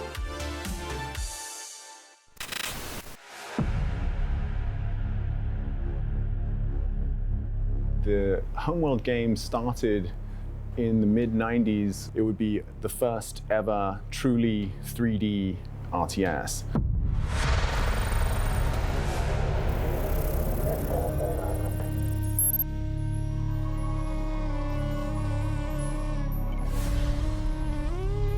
So that was a big deal in, the late 90s.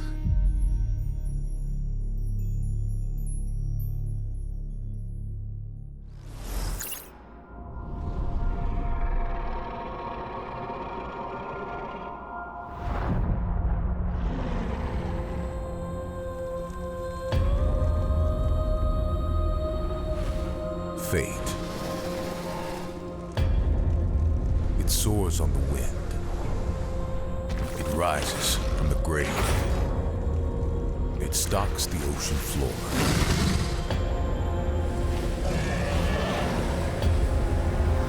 You cannot hide from fate. But you can make your own.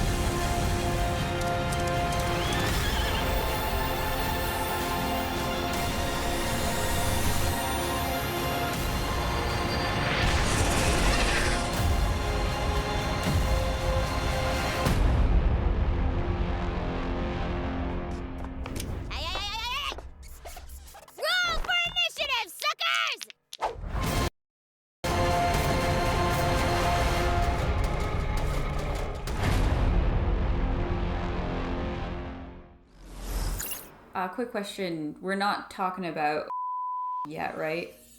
That is correct. It's my favorite. Hi, I'm Kayla Belmore, and I'm senior producer on Tiny Tina's Wonderlands. So what's really unique about Wonderlands is it's a looter shooter, which is, pretty classic for Gearbox software, but for the first time ever, we're setting it in a brand new fantasy environment. Even though it's inspired by some of the content we've made before with Assault on Dragon's Keep, a fan favorite. Roll for initiative, suckers! It's a completely standalone plot, new set of characters with some nods to the past, but if you've never played a Borderlands game before, you can absolutely jump right in and enjoy it just as much.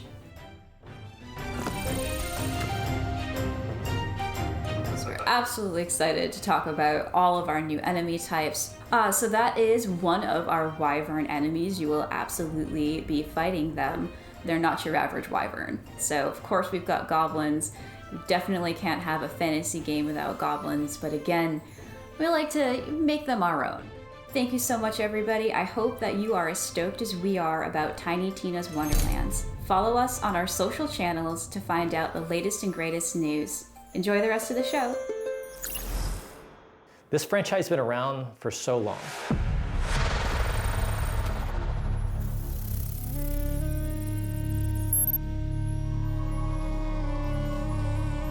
Here we are years later, and we keep looking at like, well, Homeworld 3, this has to happen.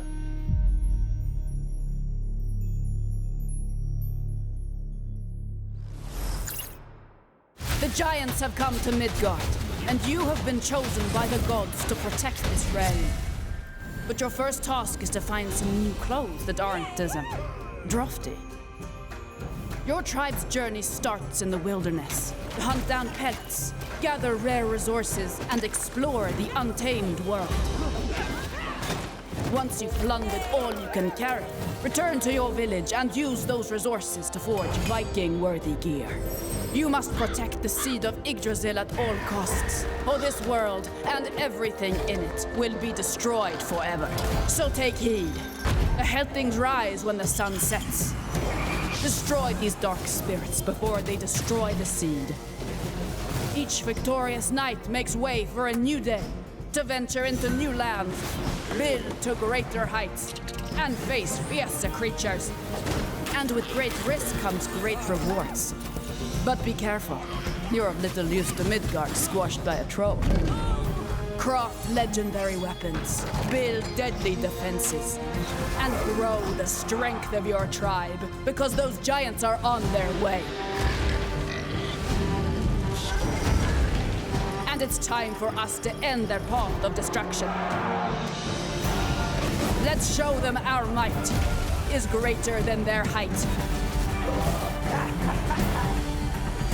As the saying goes, Valhalla! Can't wait!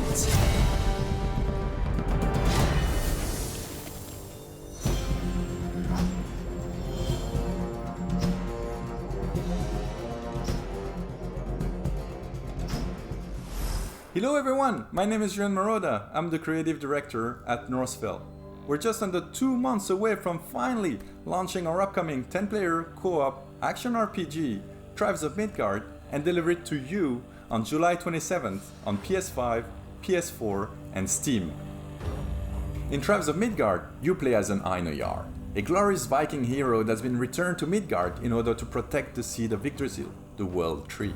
Every time you start a new run, you would want to go out and explore this new world, gather some resources, fight enemies, and return to your village in order to craft better equipment and tools to help you survive. You can also upgrade and fortify your village, because each night, creatures from hell will emerge from the depth to attack your tree. Make it through the night to go back out to raid enemy camps, dwell in caves, take part in events, go on quests, build anywhere, and of course, loot countless items to gain experience and level up your Viking. We now have 8 classes in the game, each with their own abilities, specificities, and playstyle. As you gain experience, you level up to unlock even more skills, which you can then combine with dozens of runes for over-the-top results. But those nightly creatures aren't even your biggest threat. You must get ready and prepare for your biggest challenge, and I mean biggest challenge to date. Every couple of days, a giant will emerge and walk towards your village with the intent of destroying the seed of Yggdrasil. You must stop it and take it down, whatever the cost, otherwise it's game over. You can of course play Tribes of Midgard completely on your own, but we highly recommend that you bring along 9 friends to thrive together. We cannot wait to share more information about this ever-growing epic saga in the weeks to come. In the meantime, you can already pre-order the game right now to earn exclusive items and be among the first to defend Midgard against Ragnarok. Because as they say, Valhalla can wait. Thanks for watching. Sail sail. At Gearbox University, it's not all textbooks and calculators. Sometimes we like to kick back and have a little fun. A good sense of humor is of vital importance if you want to succeed in these halls. Here's a list of sensible wisecracks you might hear when you're exploring our campus. Why did the tribe of Midgard cross the road? To get to the O Thor side. Knock knock. Who is there? The commando. The commando who? I don't know. What are you axing me for? Welcome to the Home World Diner. Our special today is the dessert of Carrick. Help! I've God fallen, and I can't get up. Claptrap, Tiny Tina, and Mad Moxie walk into a bar. Wait, I think Moxie owns the bar, so why would she be walking in? She'd already be there. And is Tiny Tina old enough to drink? Maybe it doesn't matter in space. Also, what's the punchline? And how is Claptrap walking in? I want to say he counts as a unicycle. Okay, we'll work on this before we submit to E3. Gearbox University. Our comedy school is a 2-year degree.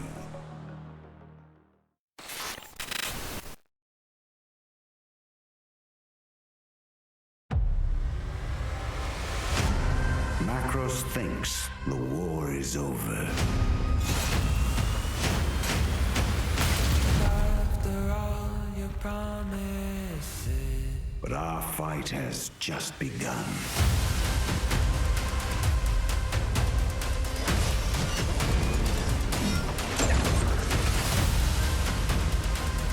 Our duty is to carry the burden of war. Or just savor the victory.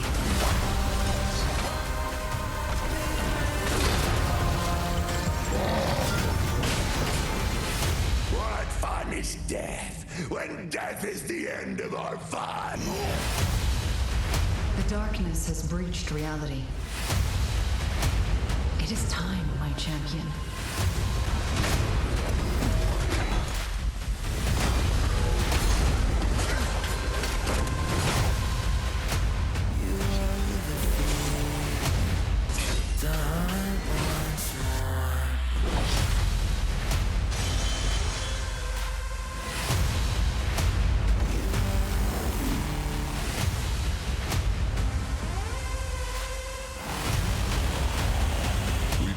Know how this is going to end.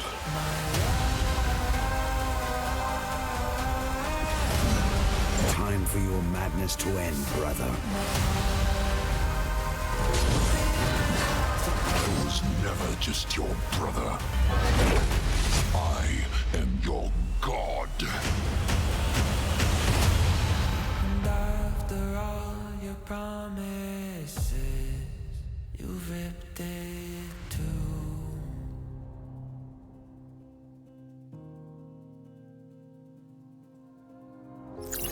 Greetings everyone, my name is Dick Hayne and I'm the Senior Technical Producer at Counterplay Games. First and foremost, on behalf of everyone at CPG and Gearbox alike, I want to thank you for being part of Godfall's journey up until this point. It's crazy to think that Godfall just launched in November of last year. Our developers have been hard at work ever since. In fact, this past February, we launched the massive Primal update, which included new content such as additional rooms in Tower of Trials, Primal gear, Ascension levels, and much, much more. But I'm excited to announce today that on August 10th, we will be launching Godfall on the PlayStation 4. Not only that, but owning Godfall on the PS4 entitles you to a free PS5 upgrade, and we will support cross-gen play so PS4 and PS5 users can seamlessly co-op together. And if you've been struggling in the Ascended Tower of Trials, don't worry, we're adding matchmaking. But really, matchmaking and the PS4 edition are just the tip of the iceberg because we are so excited to launch our first ever expansion, which we've entitled Fire and Darkness. Fire and Darkness will take players into the Fire Realm for the first time ever, where they'll be met with new challenges, enemies, bosses, trophies, cosmetics, and so much more. But alongside Fire and Darkness, we're also releasing a free content update, which we're calling the Lightbringer Update. The main component of the Lightbringer Update is a new endgame loop, which we're calling Lightbringer. In Lightbringer, players will fight off the darkness that threatens Aperion and be rewarded with a new loot type, Cursed Loot. Cursed Loot will challenge the player to complete particular objectives in order to lift the curse and awaken them. Basically, if you thought Primal gear was tough, you ain't seen nothing yet.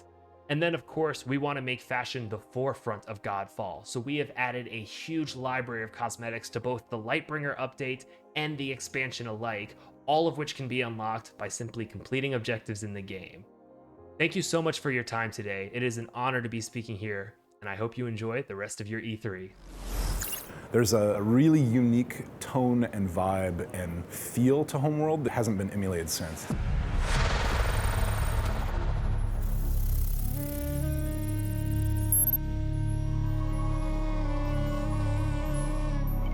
It's not a prequel, it's not a remaster, it is Homeworld 3. It is the next Homeworld.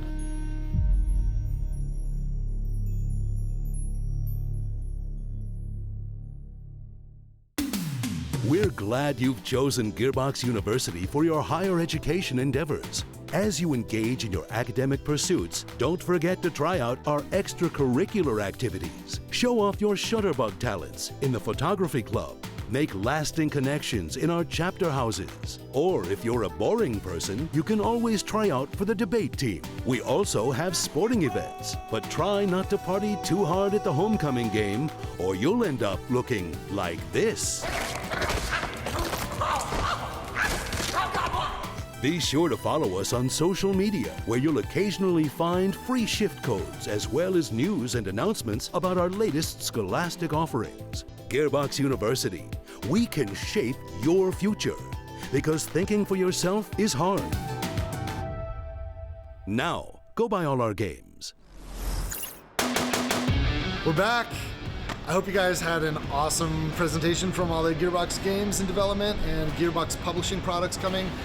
Listen, I'm standing outside Kevin Hart's trailer door. I'm just gonna. You guys want to meet him? I think he wants to meet you guys. Let's see if he opens. Hey Kevin, you got a minute? Yeah.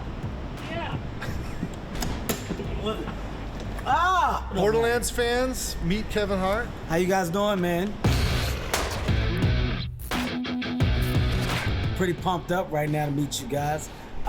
Randy, you should tell them actually how big I am in person.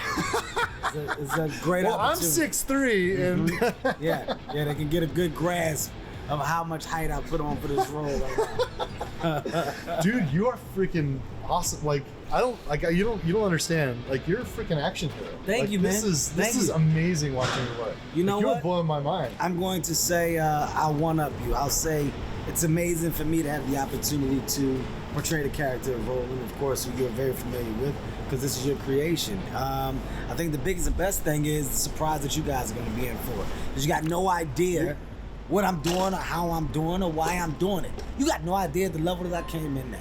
You got no idea how much preparation I decided to put into this particular character in this role. You got no idea.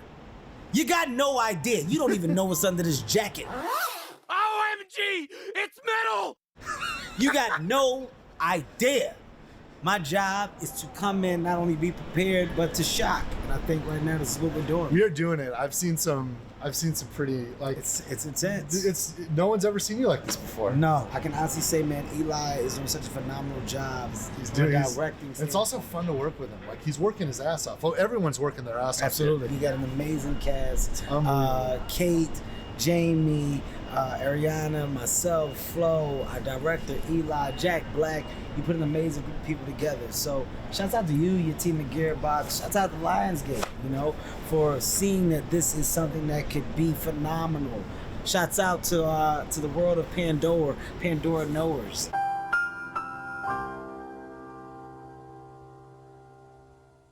Okay, you guys that know and love this world, I promise you, you're going to be in complete awe when you see how real we have made it become from a place of visual.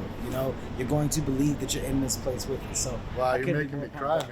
It's dope, my eyes are welling up. No, hey, thank you, man. Hey, I appreciate you taking a minute to introduce yourself to our fans. No problem. I'm going back in here in the weight room. I'll see you later. I got a weight room in here. Just Roland lifts weights in between takes. You'll know why later. Take it easy, man. Take it easy, Kevin. Thanks, man. Holy crap, you guys. I can't wait for you to see this movie. It won't be long, but we still got a lot of work to do. We're a little bit more than halfway done with production. And but you know what? Back at home at Gearbox, all the great people that created this universe, that I'm here representing on behalf of all the talent at Gearbox. We're hard at work making new stuff. So check this out, and I'll see you guys soon. Cheers, everybody. For those of you who've never seen the greatest the world has ever revealed, I'd like to introduce myself. Let's go! I'm out here making them mad, cause I got it. Too good at being too bad, cause I got it. Stop reaching and being sad, cause I got it. I just got it, yeah. I just got it. Let the blood sport begin! I'm out here making them mad, cause I got it. Too good at being too bad, cause I got it. Stop reaching and being sad, cause I got it. I just got it, yeah. I just got it. Jesus H. Reindeer Games, my dude! I'm the one that got the swag, I'm the one that got him sad. I don't do this here to brag, I just got it.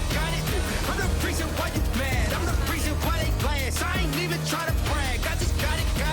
I said, please don't call my phone, you should just leave me alone. I think this here all alone, I just got it. I can show them how to act, put my shoulder on the back, keep it feeling as a bag, I just got it.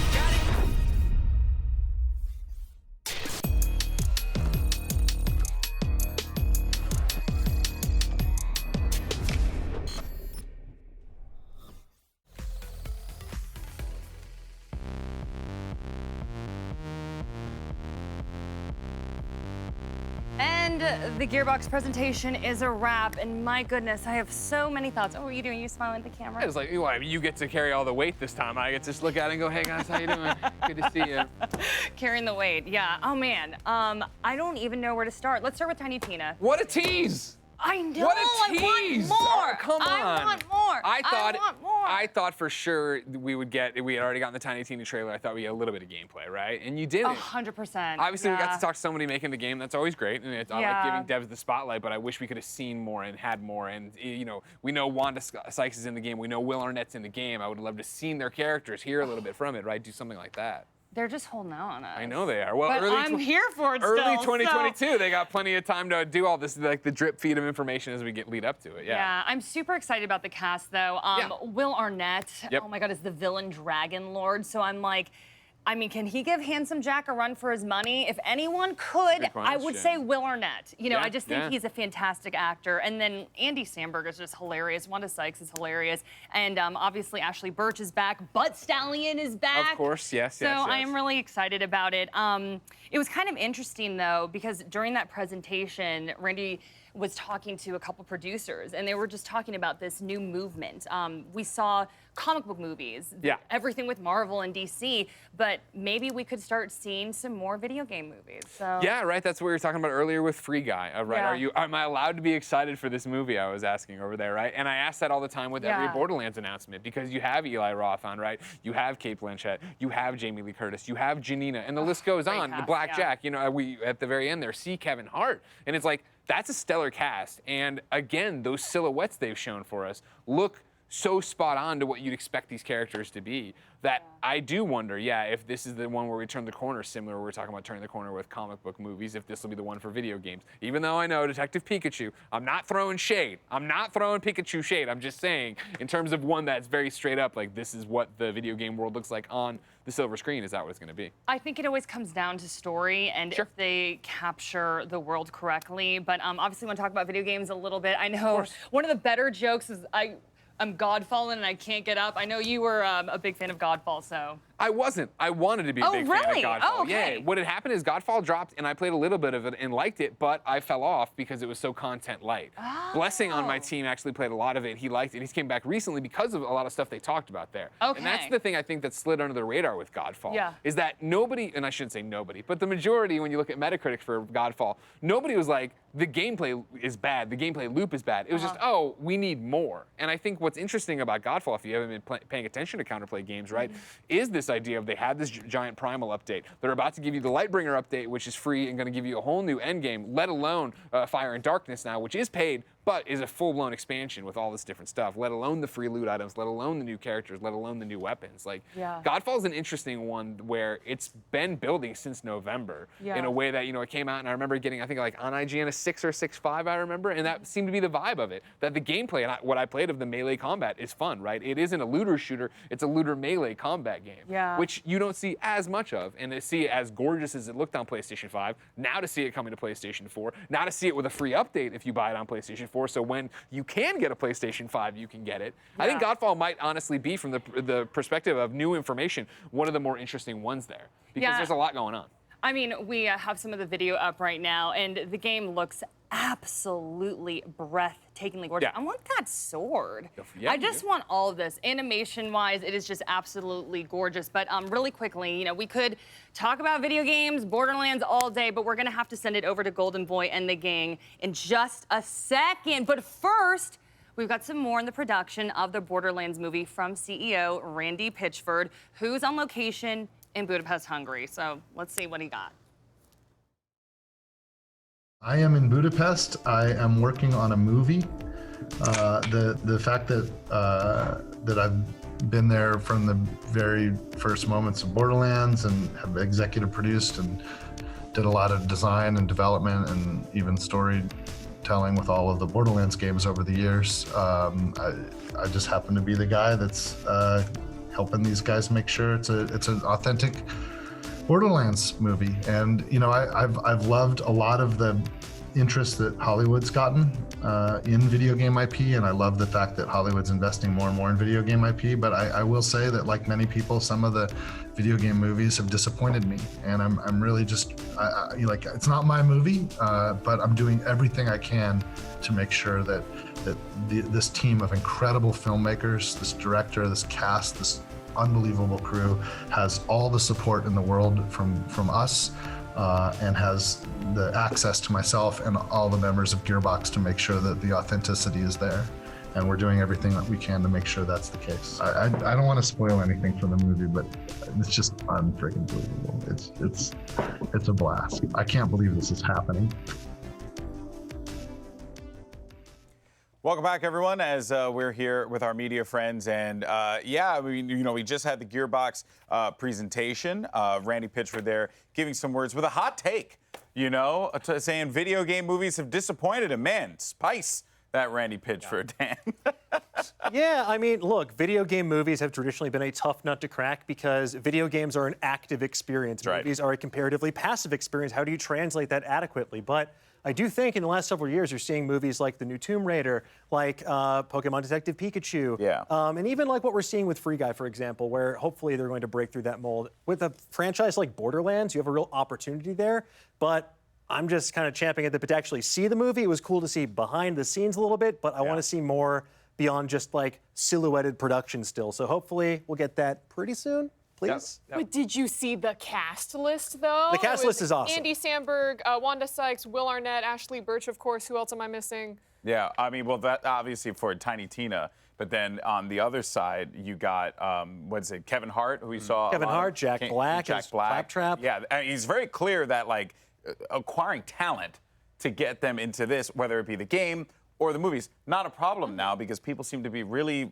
really wanting to get into these video game IPs, obviously. Yeah, everyone's attracted to Borderlands as an IP. Like, everyone wants to be a part of it. You're a voice actor. You're an actor in general. You're Butt Stallion. You're getting in there somehow. It's true, which is crazy because that was my nickname back in high school, was Butt Stallion. They called me Alex Butt Stallion Mendez, but then they were like, no, you can't make it in esports with that name. So I changed it to Golden Boy, Because you got booty meat? You got booty meat, right? Of course I do. I'm Puerto Rican. So now, here's the deal. We got, and Dan, you said this the best, but Damon, I'm going to start this with you, that there was a lot of teasing of things, but not a lot of seeing of things. Yeah. Also, the Homeworld, Homeworld's great. I'm so glad we're going to get to see another RTS game. Like we need more RTS games. Just would have been nice to see it. At some point, yeah. Wanting to see more is kind of the theme, I think, of Gearbox's presentation. I'm a Pandora knower myself. But coming out of that, we don't know much more about Tiny Tina's Wonderland than we knew going into it, right? It was announced earlier this week. I was really expecting like a gameplay reveal, especially since it's supposed to be less than a year away. Yeah. These are all things that I'm excited about. it would have been nice to see him. Yeah, and Michael, let's save your favorite game, Godfall. I'm just messing around. We were joking. We were talking about Blessing, and Blessing, was a fan of Godfall. Blessing, by the way, should probably be on this couch next year. We got to make it happen, Poppy. But let's talk about Godfall because these are the types of games that No Man's Sky, for example, is a great example. The game that comes out and you're like, could have been so much more. Yeah. And I kind of feel like Godfall might be going down that path of like developing its identity and becoming even better than what it was, or what the developers had hoped for on release. Yeah, so here's the thing, is like, when a game comes out, it's not always like straight up dead. Games aren't really dead on arrival anymore. They still can, there's life that can be brought into it. You see it all the time, one of my favorite games of all time, Final Fantasy XIV, was a free trial, level 60, critically acclaimed expansion pack, Heavensward, that game is fire now. It was great. And then so like I'm not saying that Godfall is going to become this wild thing that everyone comes back to, but you can have a dedicated audience. And I think this is a thing I've noticed when I talk to developers a lot who have ongoing games, is that over the years, they found a dedicated fan base who they've been able to communicate with. Like, what do y'all want? What should we put in this game? This is our vision. Let me share it with y'all, and then y'all can form it to be what y'all want. Because if you're the ones who are here, then we can build from there. So Godfall isn't necessarily this wild multiplayer experience as, say, like something like Fallout 76, which has now a huge fan base. Very true. But I mean, you never want to put out a game and then like kill it off. Like we saw that with Battleborn, which you bring up a lot. Yeah. It broke my heart. But and I'm sure that they don't want something like that to happen again. Yeah, I agree. But that said, though, to put a bow on Gearbox, I do want to say Tribes of Midgard looks awesome. July 27th, that is a game I'm 100% picking up because I was addicted to Valheim, but the combat always left me, a lot to be desired. For that game in particular, that looks extremely fun. But guys, we got more to come here at E3 2021, especially from our friends at GamesBeat, plus a preview of what's to come tomorrow. So make sure you stay with us. I can't remember the age that I started playing. There was an Atari. I used to steal, for whatever reason, just the cartridges. Not really putting two and two together that I can also play the games, but I love the cartridges, E.T. being one of them. My parents, somewhere in their house, if we rummage around and look for the treasures, I think we would be able to find a coveted, or less coveted, E.T. the extraterrestrial game.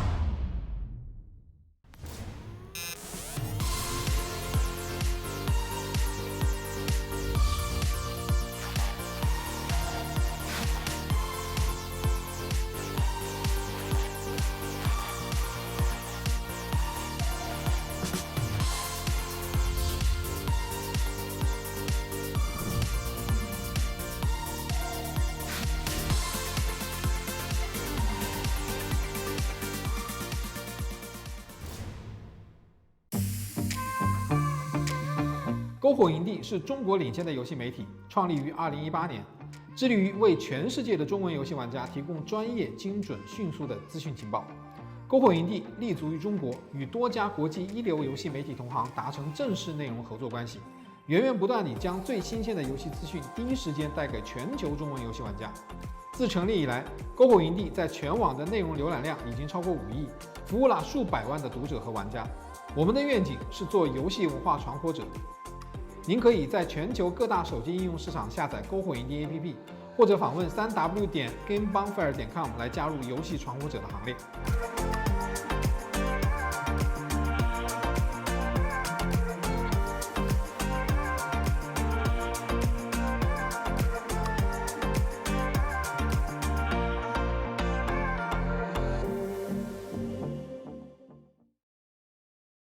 As a part of Play For All, GameSpot will be bringing you the latest gaming news and announcements, interviews with developers, the biggest press conferences, and lots more. Play For All is our yearly online event that combines the excitement and announcements of E3 with charity live streams the following week with lots of special guests who are going to help us raise money for able gamers. So join us in June for E3 and Play For All on GameSpot.com, YouTube.com/GameSpot, Twitch.tv/GameSpot, and as a part of the E3's official broadcast. See you then. Welcome back to E3 live from LA. It's been quite a show. It's not over yet. We're going to look back, ladies and gentlemen, at some of the most historic and iconic moments in E3 history. But I have to apologize for the people who are going to do this, all right? I don't know if you understand what GamesBeat is. It's a great site full of great people like Dean and Mike. But there's also a person there named Jeff Grubb. And Jeff Grubb is not a man you want to know, ladies and gentlemen, but he's in this video, and I'm very, very sorry for it. So without further ado, my apologies, but here is Jeff and Mike from GamesBeat.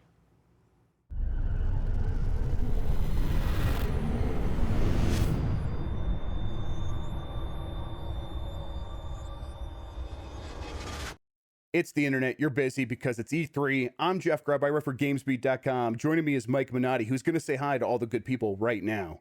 Hi, good people. Mike, it's time to learn to love E3 again because we're jaded games journalists. I understand you put together a bunch of stuff to thaw my cold, dead games journalist heart, memories of E3.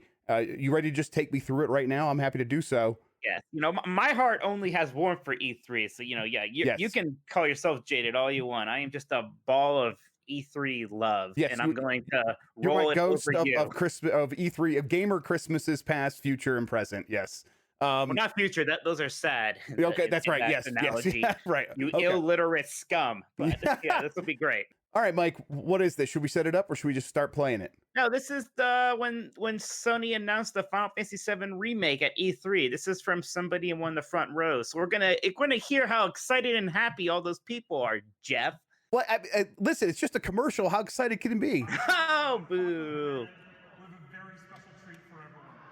Oh, this is like from the audience. Okay, this is right, exciting. This is a reaction trailer. So people didn't know what this was at the time, and everybody wanted them to make this because, like, what PlayStation 4 had like a tech demo that was basically the intro of Final Fantasy VII, like redone, right? Yep. And everyone was like, "Oh, so that's like a game?" And they're like, "No, it's not." So everyone was disappointed, but then we got this. So you see that. Yeah, you can hear people. You see the big sword, and people are starting to realize what it is. That's right. That's fun. Even that playground there, like if you know Final Fantasy VII, you're gonna recognize that. So yeah, it's kind of very slowly dawning throughout the audience. I think most of them who really like Final Fantasy VII knows what it is, and they're recognizing the name. Nojima, yeah. That's a great reveal, right? They don't start with Cloud. You start with Barret, then you get. This is when everybody really knows what's up, even if you weren't aware yet. All right. Right. Yes. Even if you were like a very casual fan, someone who never played Final Fantasy before. Yeah. Okay. I've got a slight chills, Mike. Slight chills. And I know you're not a weeb like I am, but come on. What is this, Mike? What? It says Super Smash Brothers Mega Man trailer. Oh, this is the most excited I have ever been from E3. I love Smash Brothers, but Mega Man is my favorite video game character. And this was back when there were very few third-party characters. Like this point right here, like I knew who it was from that. Yes. I lost it, Jeff. I was so you can ask my brother because I was watching with him. I absolutely flipped out. Like I play a ton of Smash Brothers. Mega Man is literally the character I would have wanted in that game the most. And at this point, there was no indication that was going to happen. We had only gotten Snake and Sonic as third-party characters at this point ever in the series. And look at he's doing all his great moves. This incredible remixed version of Mega Man 2 music. The beautiful CG art. This is still the best Mega Man has ever looked, by the way. Is this like Smash Brothers version of him? The kind of like it like captures the proportions of the 8-bit sprite. Like he's kind of staunchy. Mike, I'm sick of hearing about things that you love. If you're not gonna bring anything that I oh, okay, wait, what's this? Okay, all right, maybe this might do it for me. This might be my favorite moment from any E3 ever. I've been a long time Legend of Zelda fan, and It's always been like one of my most important franchises, but I also agreed with the assessment that they needed to change things up. And when they said they were going to change things up and they delayed Breath of the Wild, because they're like, we found a new way of doing things, we're going to try to change it. I didn't really believe it. And then they released this trailer and I was just all in. It might be the best trailer for anything ever, period. I don't know. Honestly, it's almost just like good filmmaking, this trailer. Like it is insane. They know, like, here we go. Yeah.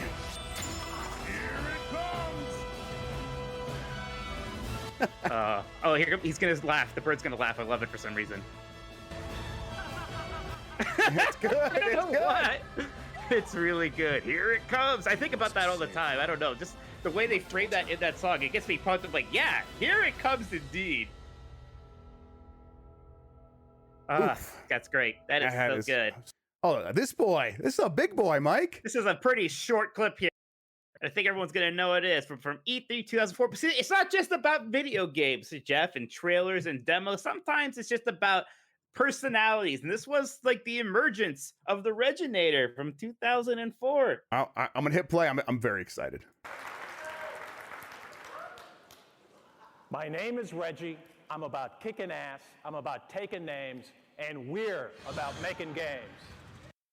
That's all we need to know. For those who don't know, Reggie invented the Bigfoot pizza, I think. So, of course, just... I like how that's what you brought up. For those of you who don't know, I thought you were going to talk about how, like, important Reggie was for video games, Nintendo. He invented the Bigfoot. I think it was the Bigfoot, and I don't think he invented it, but whatever. Yeah, his name's on the patent. No, he was in his basement, staying up all night. Yep. He's like, I got it. I cracked it. All right, before people get mad, we better do something from Microsoft now. If ever there was a sequel that was anticipated, it was Halo 2. After Halo 1 came out, it was a very big deal. This is the game that made me get an Xbox. I got an Xbox for Halo 2. Absolutely. Everyone's very excited. The only thing people didn't like about Halo 2 is the ending, right? Which, yeah. Cliffhanger stuff, yeah. Spoiler warning. Spoiler warning. 2021.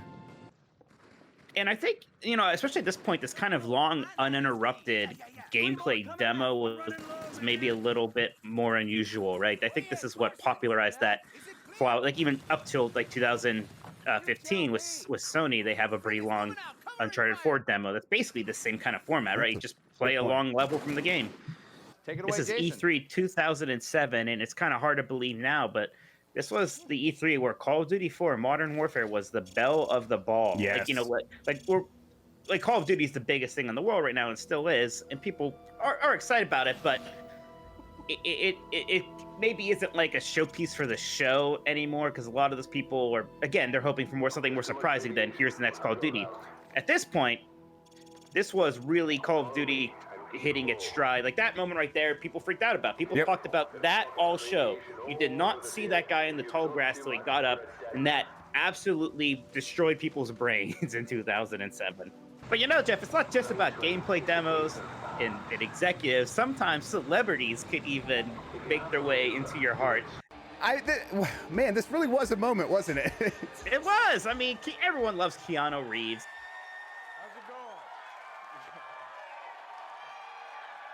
I'm not one to gaga and go over celebrities, but this is pretty neat. And remember crowds?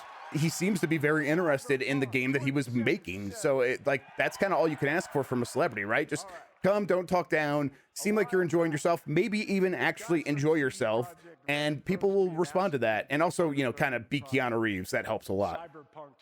You think we're going to bring him out this year to have him apologize? But yeah, that's pretty great. Why don't we go back again, though, pretty far back to E3 2000 to see what was, gosh, I was pretty young at this point, but I remember thinking this is the most excited I think I've ever seen people be for a video game. Like, this seemed like it was by far the biggest deal in the world at the time, and it's Metal Gear Solid 2. And Metal Gear Solid was such a big deal. It was, probably the best PlayStation game, getting the sequel on PlayStation 2, seeing all this stuff, and it just looked so good, so cinematic, yeah.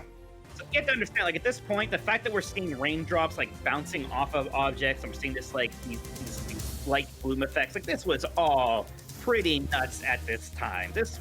Yeah, games just didn't look like this before this point, and and it was this perfect storm of the best artists in the world working with the best technologists in the world to make a video game. Yeah. All right, Jeff. You want to close this out with maybe the first E3 moment? I do. Back in 1995, again, the first E3, and this was Sony's big moment. It was following Sega's little show about the Saturn, and their surprise that it's out now, which just confused everybody. And this is how Sony responded as they were getting ready to launch the original PlayStation. I want to ask Sony Computer Entertainment President of America, Steve Reyes, to join me for So this guy right here had just given a long, boring presentation, and he did that on purpose to really emphasize what's about to happen right here, where Steve Reyes is going to come out and say one thing. $299. Got chills there a little bit because that's it right there. This is them understanding immediately. This is PlayStation, not out yet. Sony, not really in video games yet, especially not as a hardware company. But they already understand how to do this E3 show, come up and make a huge impact.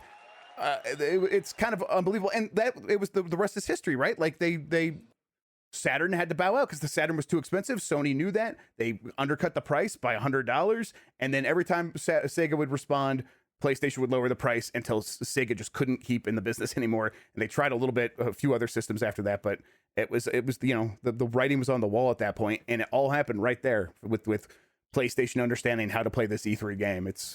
Yeah. See, there's all sorts of fun. I didn't even talk about giant enemy crabs and weird Elder Scrolls 6 announcements years before we'll ever see it. But there's all sorts of fun stuff, Jeff. Imagine all the fun stuff that's happening right now and what will happen in the future. So just admit it, Jeff. Admit that you love E3. All right, I'm a fan. I admit it. I'm not just a games journalist. I like games too. Don't tell anybody. No, we're telling everyone. Okay. I'm calling your mom, calling your wife.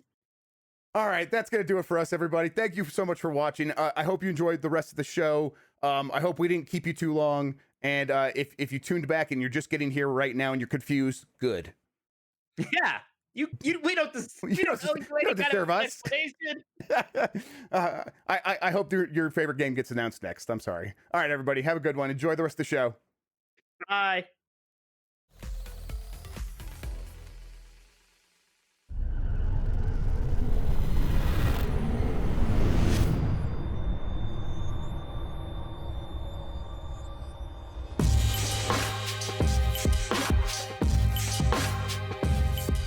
Hi, I'm Mana Ikeda, and I currently work for a Japanese video game company called Artplay as the current art director. And previously, I worked on Bloodstained Ritual of the Night as the communications manager, and I also drew the box art. So that's just kind of a summarized version of myself.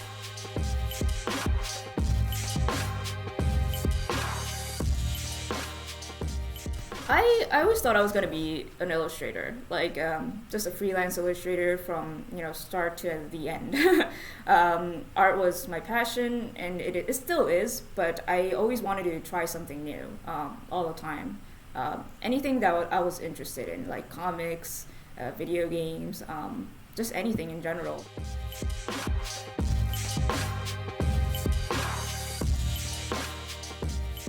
For me, art directing is something that improves the overall gameplay, and and also the game designer will know, like, oh, there was these kinds of ideas, because when I started to do this job, like, they didn't really have an idea of what they really wanted to do visually. So it's basically like, oh, I want to make this kind of game, but I don't know what it looks like.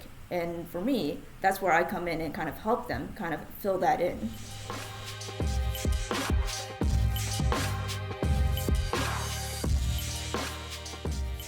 I started as a fan, and I really wanted to, my artwork was very inspired by the games that they created in the past. So at that point, I knew what I wanted as a fan. And with Bloodstained Ritual of the Night, it was a game that's based on gothic horror, and the past, and the people that were working on the past Castlevania games were working on. And for me, I was a huge fan of Castlevania and the gothic feeling of that entire series. And I haven't seen a lot of games that were like that, and it was very unique. And since my artwork was inspired by that kind of game, I drew a lot of those kind of dark horror game kind of style.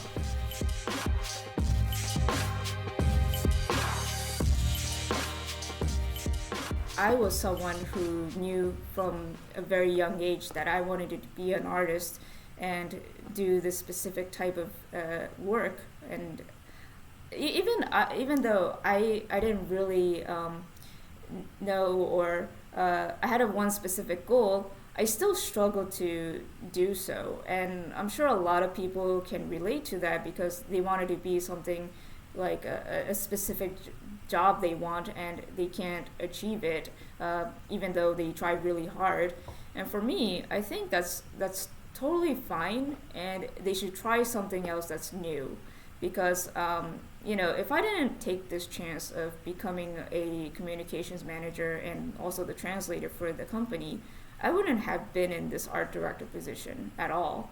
I would have been like, I would be like, no, I want to do art as a career. I'm not going to take this translation job. And I still, to this day, be a freelance artist taking on these mundane work that, that I had no art direction whatsoever in.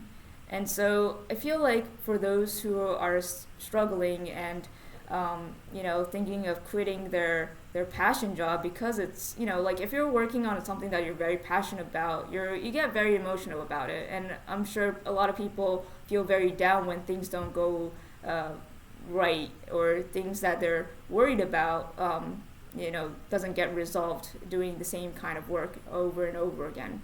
So I feel like for those people, like in a very similar situation as when I was struggling as an artist, I feel like they should try something else that's new. So for me, video game was like my second passion, and I really wanted to be involved in some way. So I decided to take on that job and be a translator. But in the end, people, when you're very passionate about something, people recognize that. And I was both passionate about video game and art. So in the end, I became an art director that I never thought I would be able to do. So I feel like for those people, take the chance, even if it might not be something that you really want to do as an end goal. You should take the chance if it does change your career.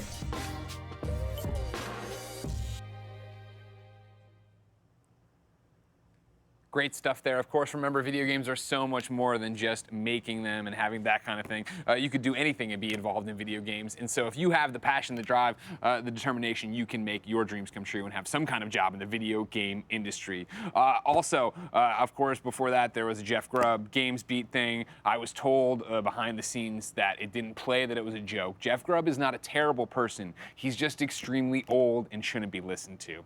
Ladies and gentlemen, I want to remind you, don't forget to check out e3expo.com/shop for limited edition E3 apparel like this. Because you might be saying, I'm having a great time watching you do this, Greg. Man, if only I could commemorate it in a way that I could wear all the time when I go to the old baseball games or the sock hops. Because you're going to walk in there and old Toby's going to be behind the bar cleaning the glass. I'm painting a picture. And he's going to say, man, what is that shirt I guess what's the hat you're wearing, this shirt you got? If I know there's Vegas bets if I'll take my shirt off during E3, but they mic me up too well. I can't do it. But maybe get a bomber jacket, Look, doesn't that Tom Cruise? He's got another movie coming out where he's flying around. Don't you want to look like him? But a guy version of Tom Cruise who went to E3, and I guess he didn't go technically, COVID and everything else. Ladies and gentlemen, there's so much more happening here. Don't worry about that. There's no way I can get the script back on track, is there? Because I'm talking about the E3 shop that you should go do too, right? Let me just go for it, all right? With more of our gaming and movies theme today, let's talk about the lines between gaming and cinema continuing to blur. Oh, Jordan Vogt Roberts, the man behind the lens directing upcoming projects Metal Gear and Gundam, sat down with the folks at Entertainment Weekly to talk about the future of these film and these IPs and these shirts that you can get and wear to the sock hops.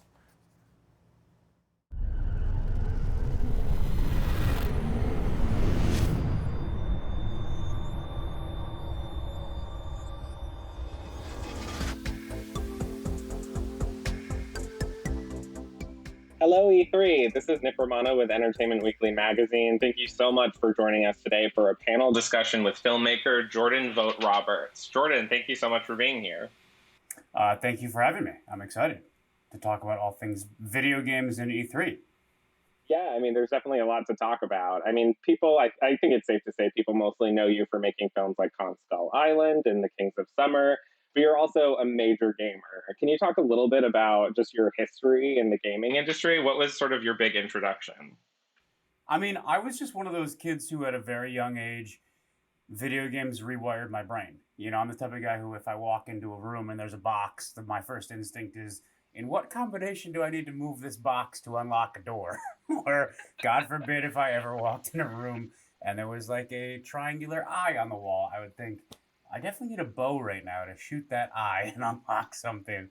We know that you're working on a movie adaptation of Metal Gear Solid. You're working on a live-action Gundam. I mean, is it safe to say that your filmmaking moving forward is sort of more inspired by video games? You know, ironically, Metal Gear is something I've been trying to, you know, Sisyphus push up the hill for 7+ years. That game and Kojima-san's world means the world to me. And that's something that I'm very proud of what we're doing. And I think that it is very sort of Kojima punk rock, twisty. And then Gundam likewise is, you know, the godfather of like otaku culture in a lot of ways, without exaggeration. You know, like it is the grandfather to modern anime and thus most Japanese things that we love.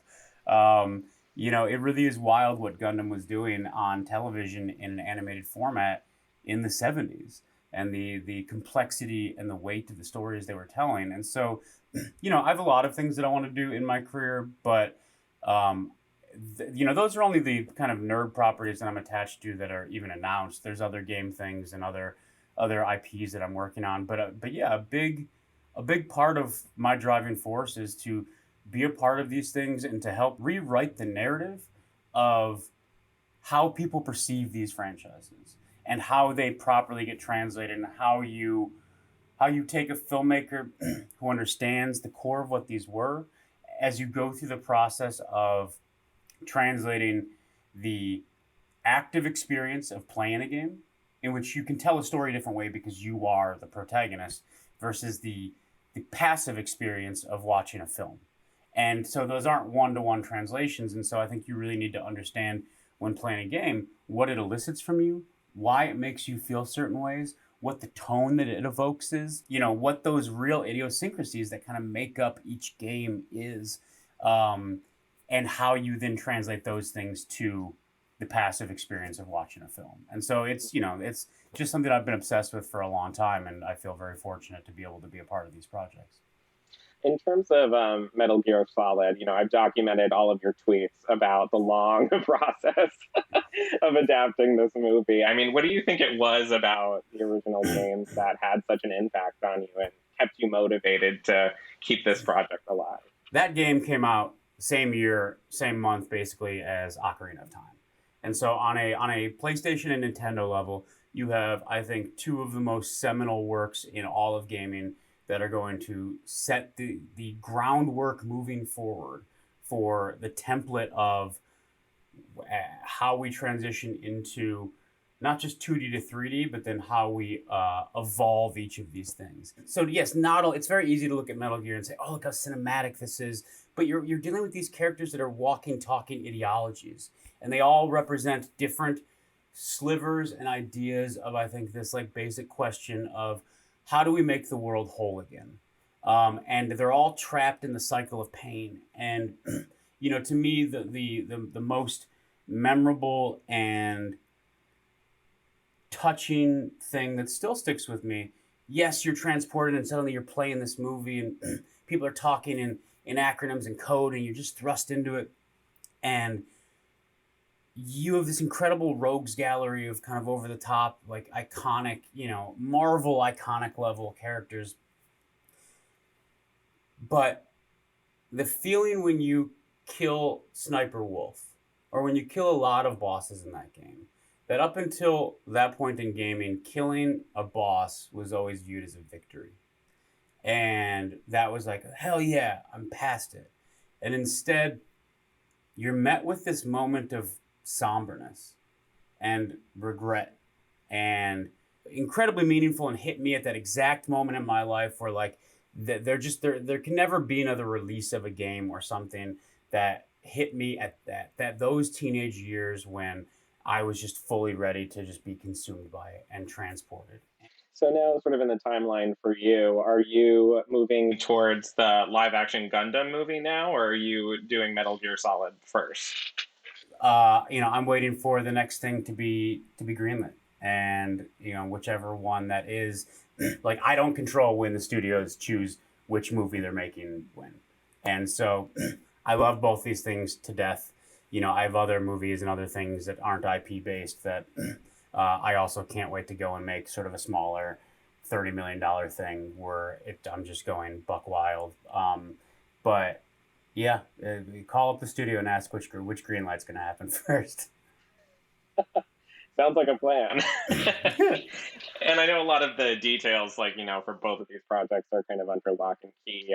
I was curious if there is anything you can sort of tease about your approach to Gundam, especially because the mythology is so vast, and it feels like you could kind of drop a pin anywhere and kind of start there.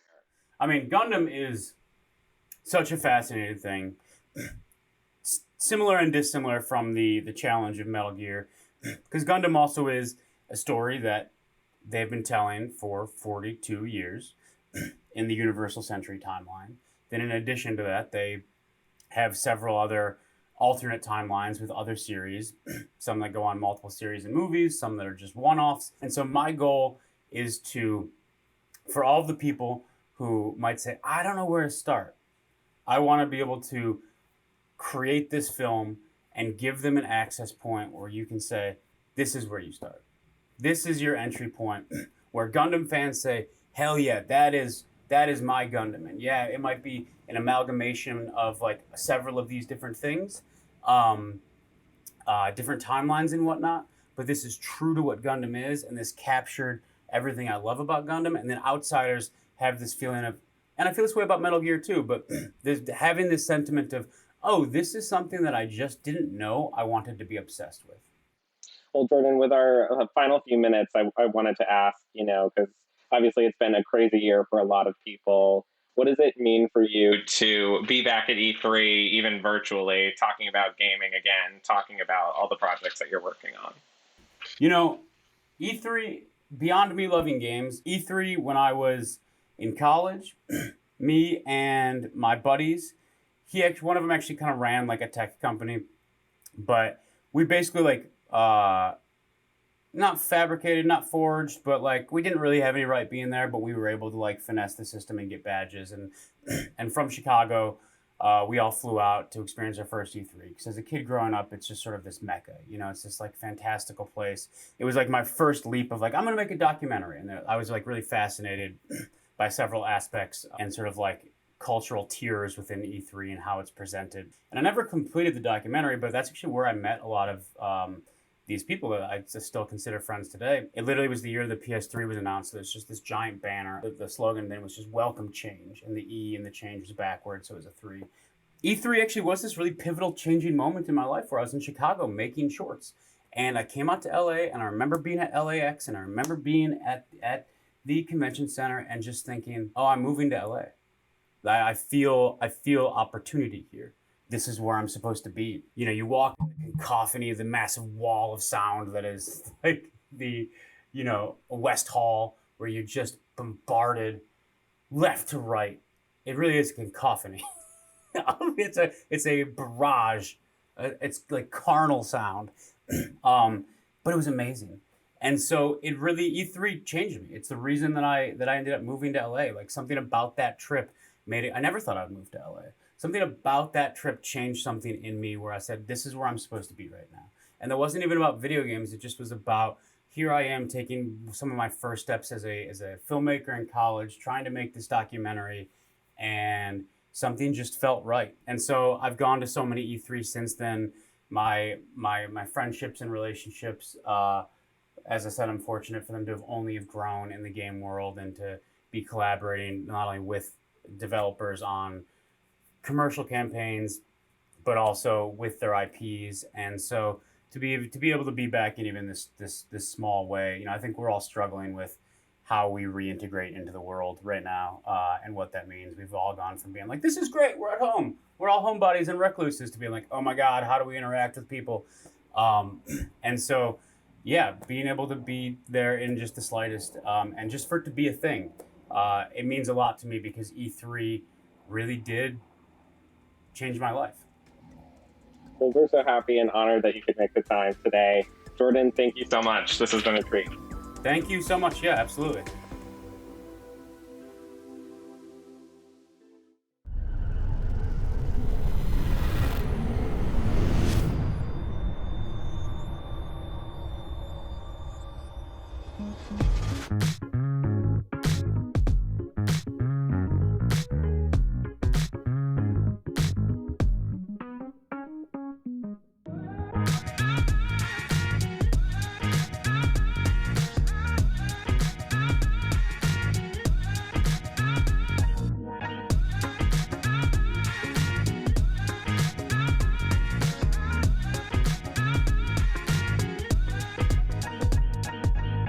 As a part of Play For All, GameSpot will be bringing you the latest gaming news and announcements, interviews with developers, the biggest press conferences, and lots more. Play For All is our yearly online event that combines the excitement and announcements of E3 with charity live streams the following week, with lots of special guests who are going to help us raise money for able gamers. So join us in June for E3 and Play For All on GameSpot.com, YouTube.com/GameSpot, Twitch.tv/GameSpot, and as a part of the E3's official broadcast.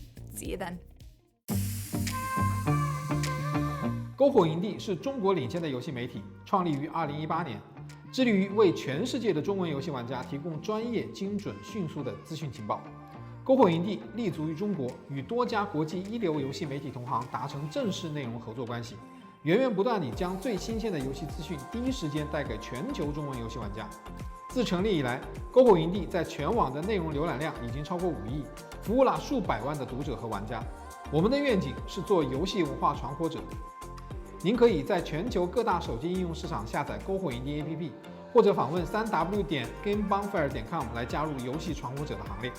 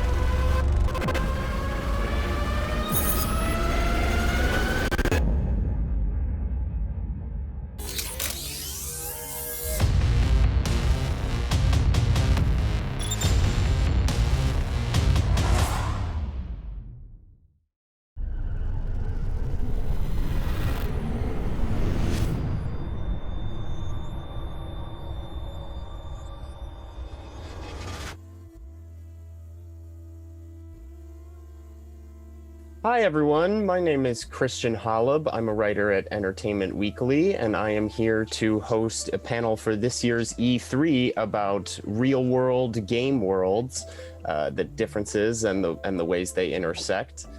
With me here are our panelists, Gary Whitta, screenwriter, Daniel Erickson, former creative director at BioWare, Juan Vega, narrative designer at Netflix, and Rihanna Pratchett, writer and narrative designer. Thank you guys so much for joining. Interesting fuel for this convo, and I just wanted to start out with a big basic question, which is like, how important would you say is it for video games to reflect real world events and movements? A lot has happened in the real world over the past year. I think we can all agree. My sense is that, it was all about escapism, but yeah, how would you guys kind of generally talk about the importance of making games that reflect aspects of the real world, especially as our real world is changing so much? I think that's a very difficult question to answer in kind of a holistic way. It really depends largely on what kind of game you're setting out to make. You're right. Games have always been and remain in large part escapism. They're an escape from the real world. One of the reasons why Animal Crossing was such a hugely popular game during this, pandemic year was it was like, hey, the world sucks right now, but forget about all that. Here is a very, bucolic, idyllic place you can go to where everyone is your friend, and the worst thing that can happen to you is maybe you get stung by a wasp. People really responded to that, offer of escapism because the world really did suck. At the same time, in the last, couple of decades, we've seen video games really emerge as a legitimate art form and a legitimate platform for political and social commentary. You generally tend to see that stuff in smaller budget indie movies, and for the same reason in smaller budget indie games. If we were to do an exercise right now and think about like what are the games that that deliver really kind of make you think political and social thematics, they're going to be at the lower end of the budget scale. Whether or not video games will ever really dare to kind of tackle political and social real world kind of issues at higher budget levels is that maybe that's a question for us to talk about. But I think most of the interesting work in terms of games as an art form right now is being done at the indie level, and again for kind of monetary capitalist reasons that really aren't that difficult to figure out. On that note, I think it's interesting that when I think about the diversity front, I don't think that everything has to have diversity as sort of a core piece for it, but I do. What's exciting to me is it always feels like the diversity that is inherent in the artists is something that needs to come forward. And we're getting a lot more space to do that. So the grand exception to some of the concepts that Gary was talking about was working for BioWare. So BioWare had LGBTQ content all the way from the beginning, because primarily Dave Gator, who is the lead writer for Baldur's Gate, was queer. And he, right from the beginning, pushed this as, hey, I'm going to have representation in the game. We're going to have space here. We're going to have, and this was interestingly not controversial and then super controversial, and then came to the point where I just saw today that BioWare changed its logo for Gay Pride, right, for Pride Month. And there were a bunch of comments. It was like, oh, way to pander, big corporate folks. And then all the old school folks jumped in and was like, you do not know who you're talking about, right? This is a historical place. And to Gary's point, why it comes up through the indie movement mostly is because it's easier for smaller voices to come up there, is the more diverse the artists in our industry get, the more naturally we're going to get diverse representation, and we're going to get diverse stories from a more pure perspective than, hey, let's put in a bunch of diverse storylines. Now, in where I tend to work now, which is largely multiplayer, we talk a lot about representation and inclusion, which I think is subtly a different aspect, which is if I'm playing a multiplayer game, I want to be able to come and be me, whoever I am. But I think that's a different space than artistically representing the experience of a diverse group of people. I also think from a writer's perspective, from a creative perspective, we're drawn to diversity in all forms because we want to explore the path less traveled. We don't want to tell the same stories over and again. We want to find the new experiences. We want to take audiences on new and different journeys. So I think writers and other narrative people are often push for that because it's just more interesting to get your teeth into. I think, once the stories reflect what's actually happening in the real world, people will see themselves like through their favorite medium. And I think that's what really builds a connection and what gets people like really involved and interested and, hooked. It doesn't necessarily have to be in their stories. It can be in, diverse stories. It can be in like Rihanna said, like new things to them. But I think it's actually, I personally think it's important to, advocate for who tells the story, and, when you have a diverse pool of candidates telling stories, you're going to have diverse stories, that have a lot of coverage, and it doesn't feel like it's being shoehorned in. Do you think that kind of stuff is changing for the better in terms of people of diverse backgrounds and stuff kind of able to get to the point where they're making games, not just kind of the types of small indie games that Gary was talking about, but, getting positions at bigger companies and hopefully not feeling, alienated or pushed out? I think we definitely see a movement. I think, there's definitely a lot of talent that's allowing people to tell their own stories, right? Make their own Twine games or make their own indie games or demos or vertical slices that gives them that visibility to then, jumpstart and, onto their next platform and their next bigger thing. And then we also connect and we try to uplift each other. I know that there are things like Latinx in Gaming, which is a nonprofit that I helped co-found specifically for that reason, as well as partnering with other places like Game Devs of Color and looking into other initiatives to really support everyone else that's trying to break into this field and tell their stories. Yeah, I just want to add something to that. I think this whole conversation, we've been talking about different aspects here, but they're all really part of the same conversation. We're talking about, do games or can games accurately reflect the real world? And we're also talking about, do video game developers and publishers have diverse and inclusive staffs actually making those games? You can't have one without the other. Let's say that the next Assassin's Creed game took place during the American Civil War and you played a slave on a plantation in the deep American South. That might be a fascinating area to explore in terms of all the political and social themes that we're talking about here.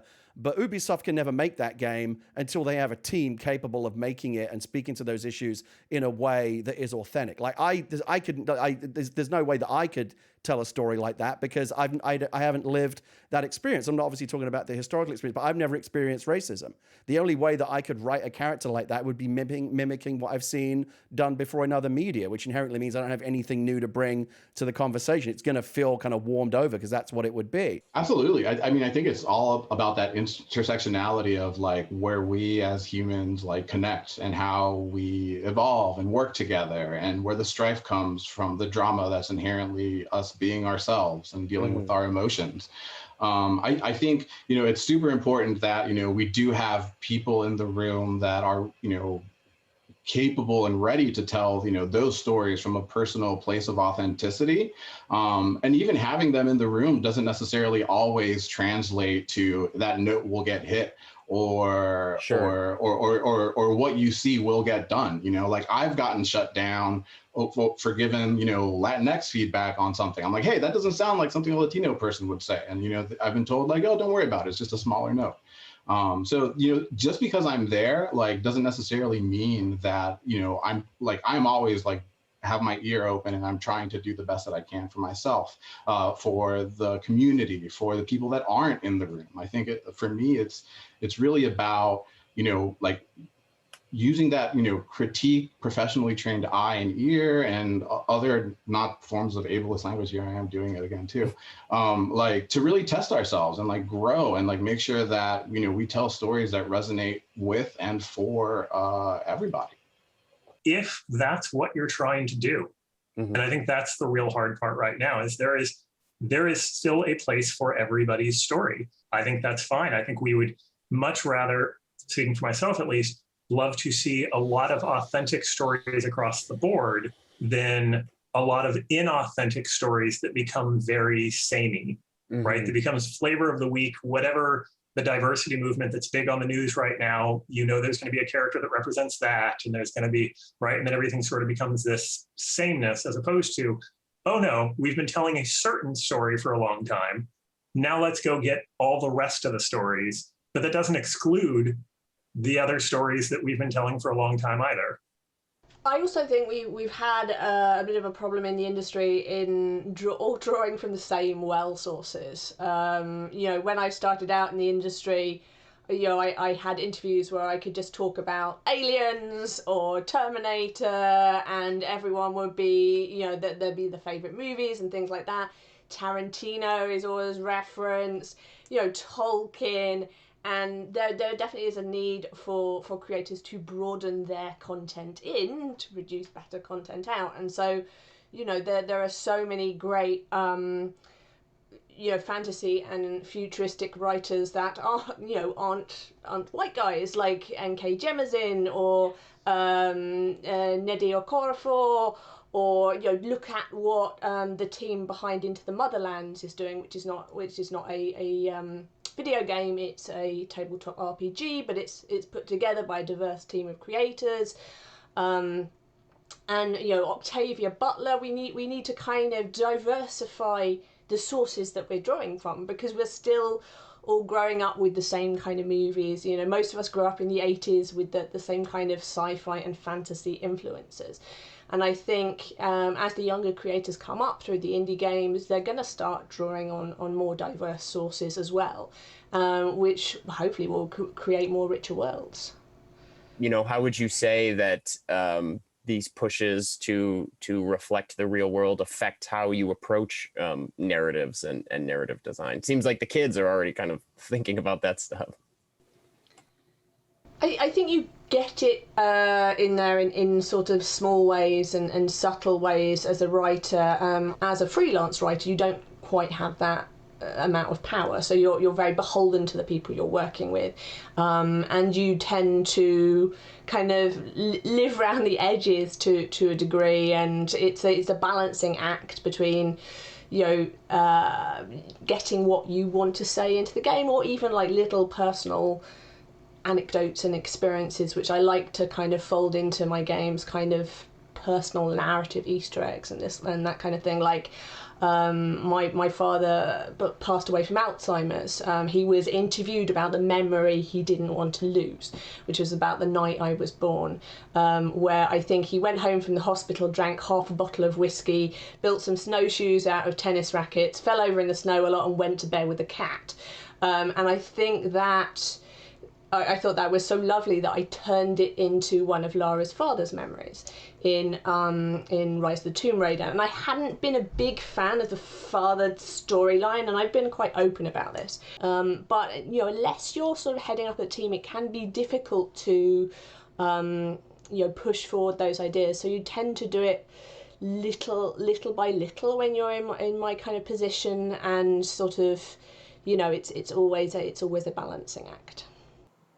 And this becomes part of the irony for that exact thing.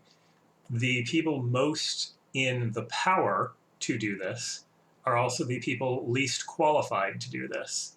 So it becomes, and when I put Fogbank together, I was very aware of this. So it becomes beholden to us to say, okay, I've got the power, I'm in the place, I do care passionately about these issues, so I'm going to go forward with this, but I'm going to go forward with this knowing I don't actually know this. So I'm going to have to bring in a broad support group, and I'm going to have to listen to them, because without this, it becomes a failed message, right? It is the diversity version of the "hello, fellow teenagers" meme as the old person comes down, right? Awesome. Well, I think that is a fantastic note to end on. So thank you, Rihanna, Gary, Juan, and Daniel for joining this discussion about the real world and game worlds. And thank you all for watching.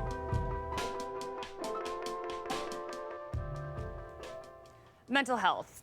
I know it's an uncomfortable topic. It's hard to talk about. Taking a hard look at yourself can be really difficult. Looking in the mirror and knowing something's wrong. But do not be afraid to identify your weaknesses, address your trauma, and do self-work. It can be a painful journey to take on, but you are not alone. We all have our struggles, and there's help out there.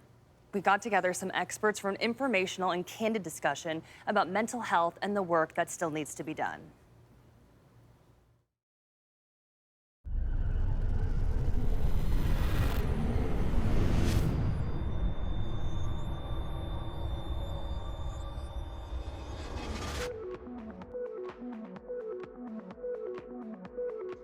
Hi there, my name is Rebecca Valentine. I am a reporter with IGN, and I am here with an amazing panel of folks here to talk about mental health. I have Anita Sarkeesian, Gordon Bellamy, and Mike Wilson here to talk.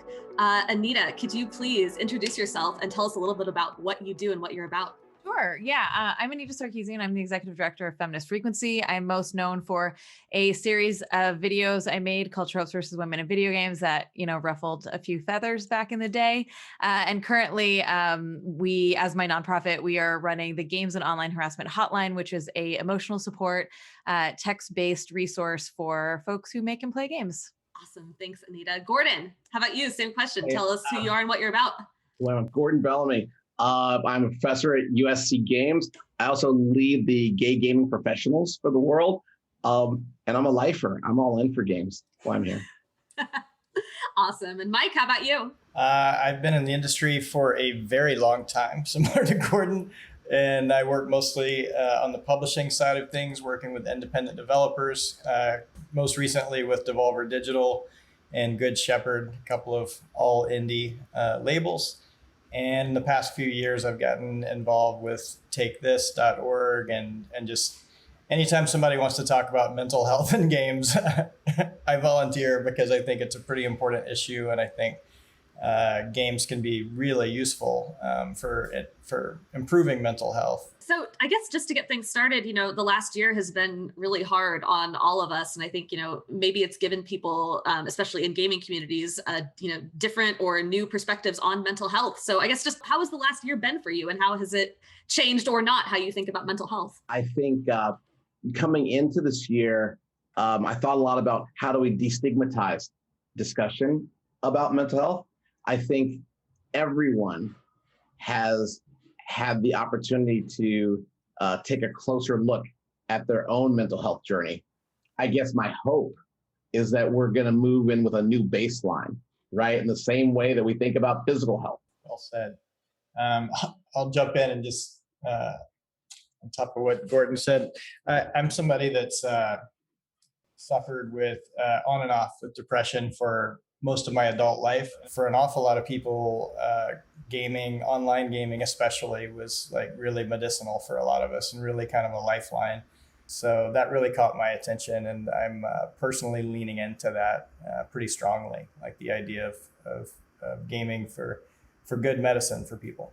To copy Mike, I've dealt with depression for as long as I can remember. And I think that this moment has been really interesting because all of the tools that we have to distract ourselves, or actually speaking for me, is like I travel a lot. I used to travel twice a month. I'd be gone for weeks and weeks at a time. And so it's really easy to not see the depressive patterns in myself, and being like stuck alone in my house for a year. I really had to like spend time with that in a way that, was illuminating and interesting.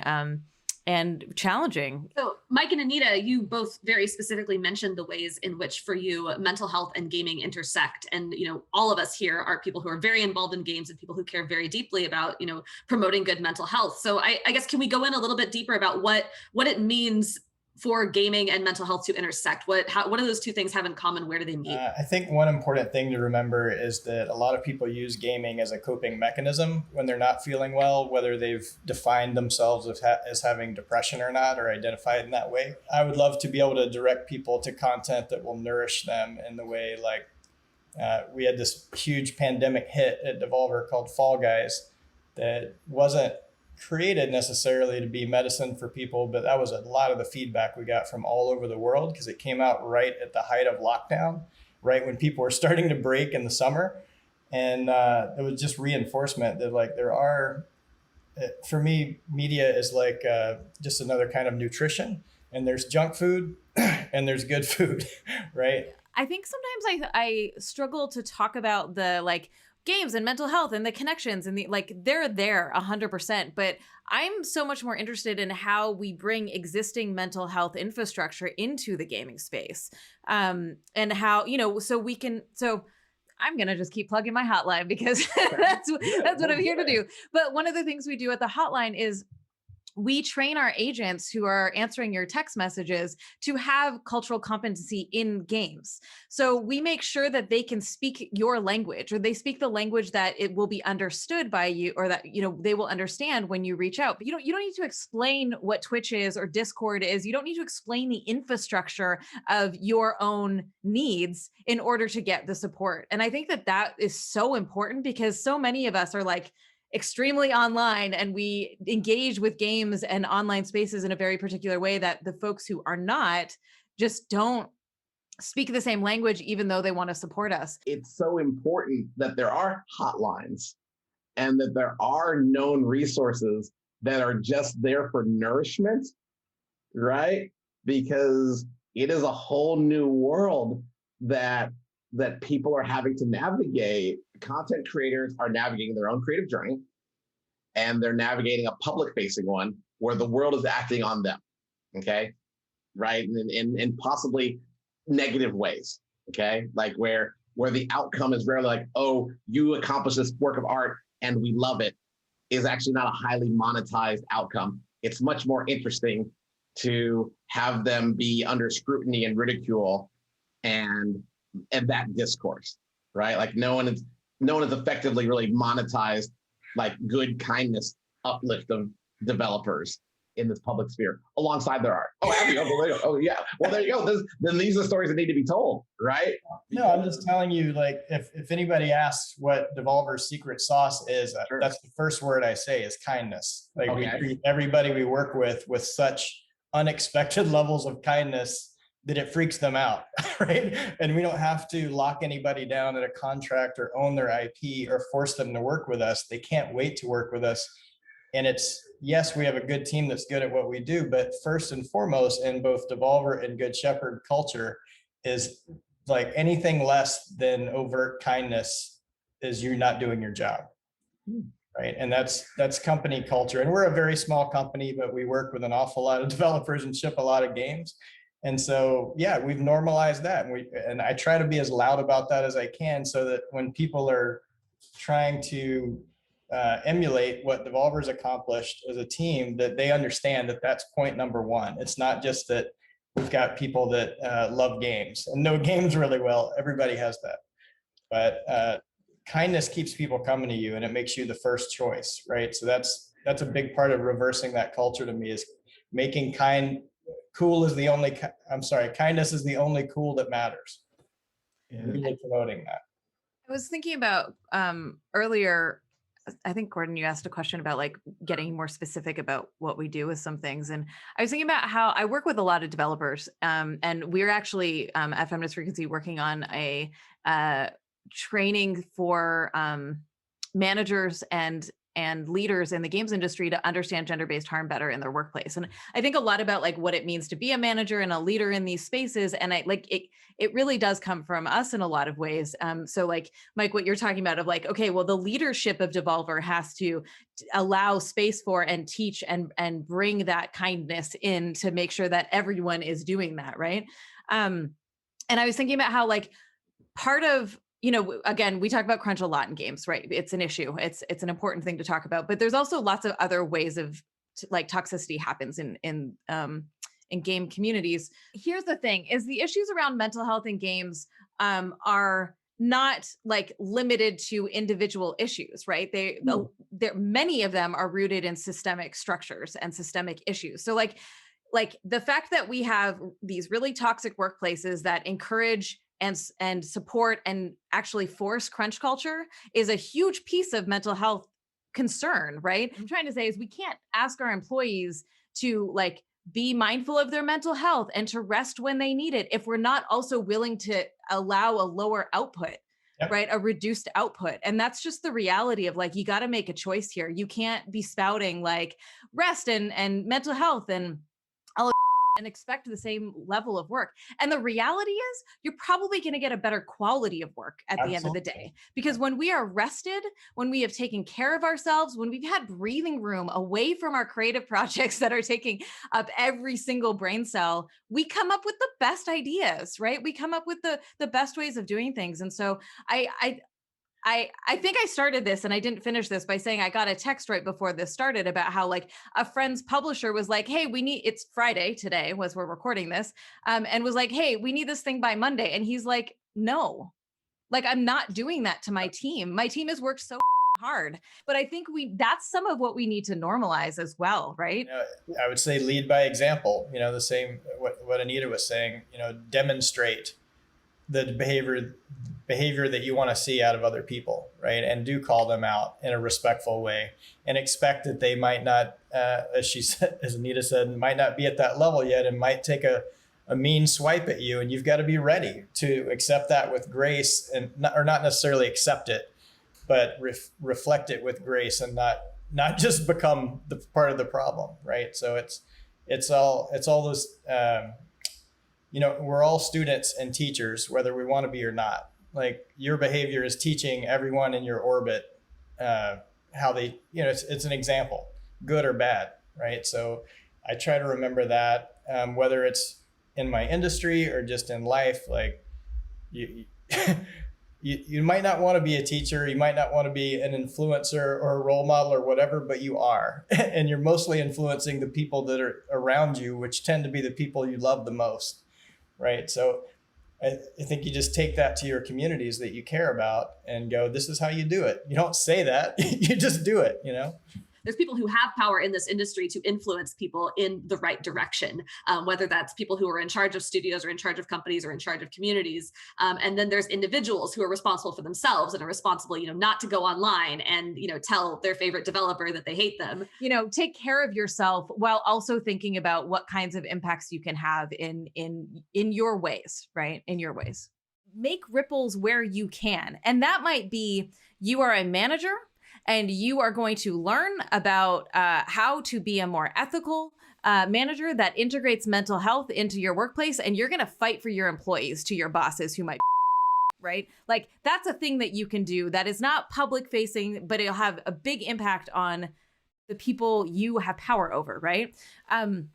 You and your friends are playing like games and you're in a lobby and someone is saying like awful things, like call it out, because if you can, right? If you are in a space to do that, like call it out, be that person, make it not normal and not okay to hear abusive, predatory language in gaming spaces. Now, I say all of that with the recognition that this is a mental health panel and we all need to take steps back. We all need to check out sometimes. We all need to take care of ourselves. We don't all do well in confrontation, So like, don't feel bad if you need to take time for yourself. And if that's like 6 months, so be it. Thank you so much for that. I think we're out of time. Really quick before we go, Anita, I know you have your hotline. I would love all three of you plug a mental health resource that you care a lot about that you think is valuable. Go.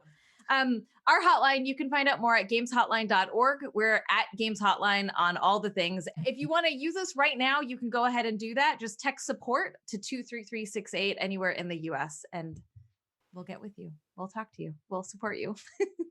TakeThis.org is another lovely organization full of mental health professionals and people from the games industry and that cross section. And they take their work very seriously. And I've been supporting them through Devolver and Good Shepherd, but also personally with my time and also putting my money where my mouth is, because this is an important issue. Well, I'll plug that. Well, I want to just replug both of your orgs. It's great. It's great that there is an ecosystem, right, for people to have choices and nuance. And just to go back to Anita's point, I think that the biggest thing people can do is identify who their we is, right? Who is your we? Finding your communities where you truly feel included and authentic is the most important thing that like all of us strive to do. And I guess sort of plug our nonprofit, Gay Gaming Professionals, for those of you LGBTQIA, of course, but that is just one lens. I think everyone out there continuing to find communities around play, around identity, around discussion, where you feel you are your authentic self is the most important thing you can do. Obviously, these very specific mental health resources can augment that, but they should hopefully just be augmenting your day-to-day experience in and around games. Gordon, Anita, Mike, thank you all so much for doing this. This has been an absolutely wonderful discussion. Hope everybody has a wonderful E3. Take care of yourselves. Bye. Thank you, Rebecca.